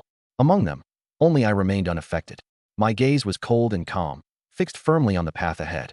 As someone on the traveler's pathway, I had to trust in my road ahead. Boom. Suddenly, a holy light streaked through the sky, forcibly tearing a rift in the black fog. A massive white door slowly emerged, hovering in midair like the gate to a divine kingdom. The gate selected every survivor present. Choose the instance. Enter now. In an instant, all the living were swept away into the instance. However, some, unable to withstand the black fog before the choice, appeared, perished outside. They could not enter the choice, while dead. The gate vanished, and the black fog churned for several seconds as though confused, then dissipated. Light. Blindingly bright light. That was the first thought in my head. The horrifying, endless white light poured in from every direction, leaving my vision bleached and devoid of form. It was sanctified light that instantly purified all contamination on me, even healing my wounds. The light could cleanse and mend. Where is this? Heaven? Did I die? I was disoriented. But I wasn't Western. I didn't believe in Jesus. Shouldn't I have gone to the underworld after death? As I pondered, the encompassing white light abruptly vanished as if it had never existed. The scene around me came into view. It was a holy cathedral. Constructed from silvery white limestone, it exuded purity, with a high arched ceiling and rows of aged pews arranged neatly. At the heart of the cathedral, a pristine altar stood in serene quietude, every inch of the place steeped in divinity. My eyes lit up as a possibility crossed my mind. Could this be the choice instance? temporarily detached from Blue Planet under the instance's pull to escape the black fog. Such a scenario made sense. Unexpectedly, the path shown to me by the traveler's pathway turned out to be the choice instance. Who could have foreseen that? Recalling the grotesque black fog sent shivers through my body, cold sweat breaking out.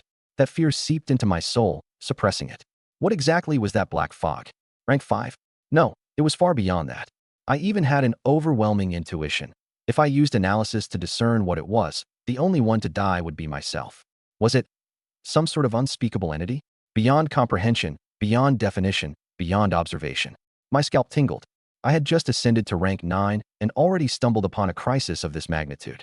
Was I cursed by the heavens? Small wonder even the soul-devouring rats were desperately fleeing. Who wouldn't run in the face of that? At that moment, I drove the armored pickup truck, charging at the forefront to lead the entire team beneath the white gate, opening the choice instance. Behind me, the other survivors began to awaken, their faces filled with confusion. My head hurts. What on earth just happened? Where's this? The last thing I remember was seeing a mass of black fog covered in grayish-white hands. Then nothing. Didn't I die? I distinctly remember cutting up my own body. Why am I unscathed now? Was it an illusion? But why did it feel so real? Though they had been plunged into madness before, the holy light from earlier had thoroughly purified them, even healing their injuries. Scar lowered his head to touch his stomach, his face blank. I could have sworn I sliced my own belly open. The yellow-haired man sauntered over to Shin Sui. Captain, what was that just now? I think I grew 4 legs to help me pedal my bike. It was so efficient. Zhai Guang approached silently, fixing Shin Sui with a focused gaze, waiting for an explanation. Shin Sui's face turned ashen. After a heavy pause, he spoke in a whisper. If I'm not mistaken, we just encountered an unspeakable entity. Shock rippled through everyone's hearts at those words. Unspeakable, there was no doubt it was it. The yellow-haired man's eyelid twitched, but he grew strangely exhilarated. Damn, are you saying we crossed paths with it and lived? Aren't we incredible? Yi Qing's forehead darkened with exasperation. Is that really the point here? Shin Sui lifted his head to look at me, his expression somber. I can't explain what happened, but one thing I know for certain, Lin Yu saved us. If not for him, we would have long gone mad and turned into filthy, polluted creatures. As soon as he said this, all eyes fell upon me. They began piecing together the events. It was I who had led them to the white gate. The yellow-haired man was practically bouncing with excitement. Incredible, bro. You even managed to find the choice instance? I'm convinced. You must be on the destiny pathway. Zhai Guang clenched his fists tightly, a flash of unwillingness in his gaze, but he finally gritted his teeth and admitted, damn it, I owe you one. Some are chaotic and fong, but the one you encountered is merely a brutal exception. Father Amadeo's tone was calm, carrying an indescribable, soothing power, as if any fear or anxiety would be alleviated by the sound of his voice. However, his gaze slowly swept over the crowd. The fact that you have made it here must be due to the guidance he has bestowed upon you. This selection, held in this holy church, is not meant as punishment, but as a test. Only the lambs who pass the test can receive true shelter and redemption. A test? The group exchanged countless complex glances, despair, anxiety, hope, a flood of emotions surging at the word test. Father, it was Zhai Guang's turn to speak. He made a conscious effort to lower his rough voice, trying to convey a hint of respect. What exactly does this trial entail? Father Amadeo did not answer him directly. Instead, he smiled and asked in return, when has a lamb ever been able to guess the shepherd's intentions? The nature of the trial will be revealed in due time. However, I can assure you that there will be no meaningless sacrifices. To obey him is to obey the light. His words seemed comforting, yet offered no concrete information whatsoever. On the contrary, they only deepened their unease. But the very moment he finished speaking, the candlelight on the altar flickered faintly, and the air throughout the entire church seemed to take on a sense of cool solemnity.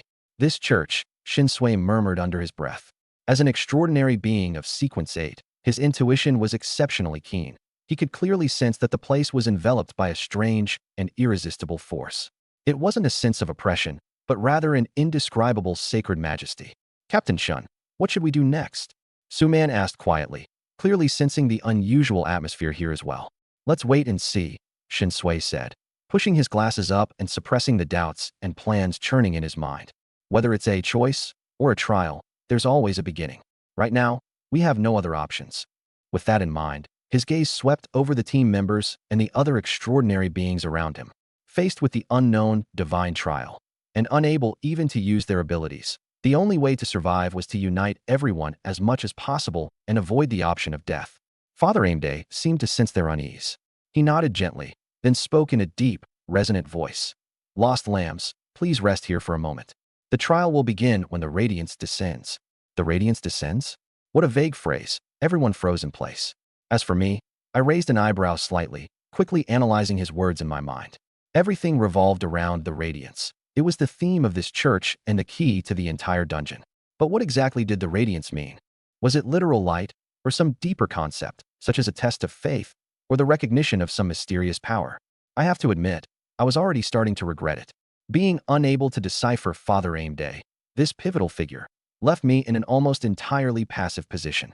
The possibility of being forced at any moment to face some unknown life or death trial stirred a faint sense of anxiety within me.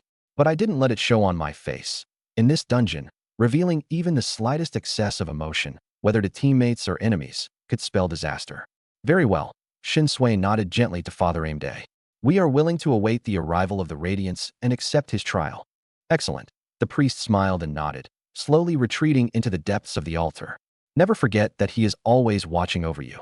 May your souls remain pure forever, and may the holy radiance be with you.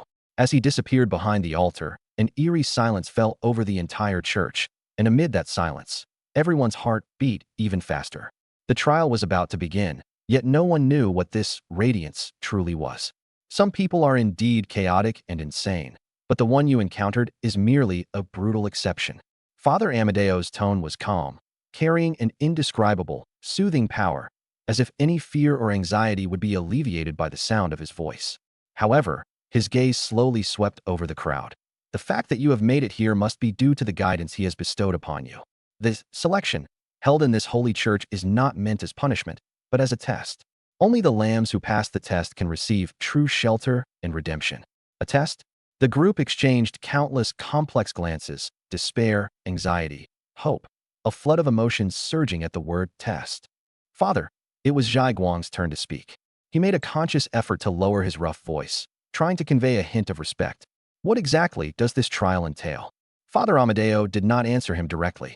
Instead, he smiled and asked in return, when has a lamb ever been able to guess the shepherd's intentions? The nature of the trial will be revealed in due time. However, I can assure you that there will be no meaningless sacrifices. To obey him is to obey the light. His words seemed comforting, yet offered no concrete information whatsoever. On the contrary, they only deepened their unease. But the very moment he finished speaking, the candlelight on the altar flickered faintly, and the air throughout the entire church seemed to take on a sense of cool solemnity. This church, Shin Sui murmured under his breath. As an extraordinary being of Sequence 8, his intuition was exceptionally keen. He could clearly sense that the place was enveloped by a strange and irresistible force. It wasn't a sense of oppression, but rather an indescribable sacred majesty. Captain Shun, what should we do next? Suman asked quietly, clearly sensing the unusual atmosphere here as well. Let's wait and see, Shin Sui said, pushing his glasses up and suppressing the doubts and plans churning in his mind. Whether it's a choice or a trial, there's always a beginning. Right now, we have no other options. With that in mind, his gaze swept over the team members and the other extraordinary beings around him.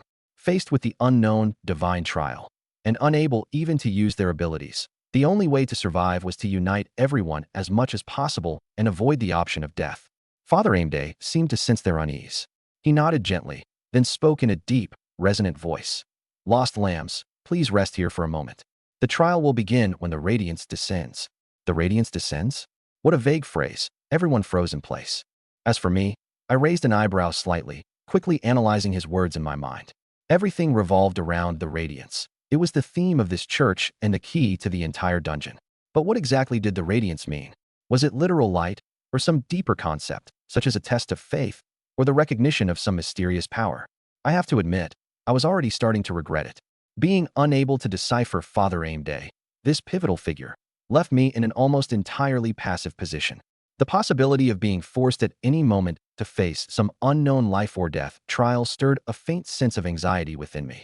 But I didn't let it show on my face. In this dungeon, revealing even the slightest excess of emotion, whether to teammates or enemies, could spell disaster.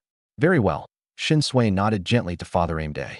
We are willing to await the arrival of the Radiance and accept his trial. Excellent. The priest smiled and nodded, slowly retreating into the depths of the altar. Never forget that he is always watching over you. May your souls remain pure forever, and may the holy radiance be with you.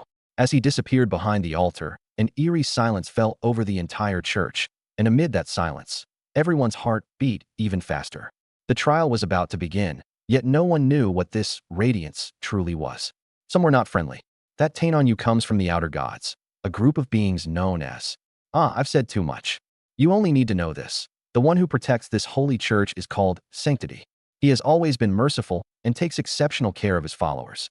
Under his protection, the faithful have always lived better than others. Unintentionally, he revealed secrets that no one could ordinarily learn. The group, caught between shock and amazement, hurriedly etched these words into their memories. This revelation brought an unexpected sense of relief to everyone. Sanctity was a true God, a benevolent, good deity. Perhaps his choices would not be too cruel. I stared at Father Amadeus, pondering silently. Indeed, the holy power from earlier was dazzling but gentle. When it purified us, it even felt comforting. If this was truly the power of a merciful God, then everything made sense. Questions swirled in my mind. I decided to throw out what seemed like a silly question, hoping to gather more information. Father, was that moment of purification something he specifically did for us? Is he truly omniscient, paying attention to insignificant people like us? Father Amadeus neither confirmed nor denied it. Instead, he smiled ambiguously and replied, "He is the embodiment of sanctity, the holiest existence in this world. He is omnipresent, omniscient, and omnipotent. Where there is light, his presence can be found. His will can transform into infinite projections, illuminating all things in the world." One of our group, the blonde one, looked utterly baffled. The corner of his mouth twitched as though he wanted to curse, but he held back. He might be foul-mouthed, but he wasn't stupid. No one would dare throw profanities around in a place like this. As for me, I more or less understood. The Father's words implied that sanctity hadn't directly turned his attention to us, but his consciousness had brushed past us. That was the light, only a fragment of his power. It was similar to how we encountered a dark mist in the real world, not the main form of some deity descending, but merely a portion of its power that, due to special circumstances, had landed in that place. If his true form really appeared, the whole planet might be instantly contaminated. I let out a silent sigh of relief. It's good not to be personally watched. Being noticed by a deity is something only extreme believers would wish for. For regular followers, catching even a single glimpse of their god would probably terrify them to death. It's like the old tale of the Duke who only loved the dragon in stories. Father Amadeus smiled on. But don't feel discouraged. He is merciful. If you're willing to become his followers, you may one day meet him. Everyone turned pale. Not discouraged, not discouraged. We really don't want that meeting. Sigh. As a follower of his, I, too, have been deeply influenced by his mercy. Now it's time to begin the choice. If we chat further, the special entity will surely penalize me. The father gave a resigned look, as if to say it wasn't his unwillingness to speak, but the constraints of certain rules. His words struck a chord in me. Special entity? Could it be tied to the power behind the choice? To the people in this scenario, what exactly is the choice, in their eyes? At this moment, Shun Sui, having digested the revelations, inclined his head respectfully toward the father and spoke in a solemn tone. Father, thank you for your gracious revelation. These truths, which we would never have encountered otherwise, are of immense value to us. We are prepared now. Please present the question. His manners were impeccable. Seeing this, the father's gaze softened, a clear hint of goodwill in his eyes. People generally like those who show respect and decorum. Unless the person in question is someone like Zhai Guang, a complete lunatic. That guy only admires others as bloodthirsty as himself. Sure enough, Zhai Guang cast a cold glance at Shun Sui's polite approach, sneered, and muttered, "Boring formalities. Does all this posturing not exhaust you? Quit acting like you're above it all." Yi Qing sighed quietly, and I shook my head slightly. The blonde instinctively edged away from Zhai Guang. As for Qing Yuning, who knew where she'd gone off to? Not worth worrying about for now. Having a reckless idiot like him in the team was a headache. But what could we do? We couldn't exactly get rid of him. Father Amadeus lifted his gaze skyward. Suddenly, a beam of sanctified power shot from the crucifix in his hands, descending upon both the altar and his own head. Gradually, it coalesced into a glowing curtain of light. Upon it appeared the first choice. Do you believe humans are inherently sanctified or inherently wicked? A. Sanctified. B. Wicked. This choice carries no punishment. Those who answer correctly will receive rewards, while incorrect answers incur no consequences. The first question was positively brimming with themes of sanctity. The group exchanged looks, their expressions a mix of amusement and bewilderment. Are humans innately sanctified or wicked? That could certainly be debated, but in this context of sanctity, anyone with half a brain would know the obvious choice. It had to be A. Blindly praising sanctity could not possibly backfire.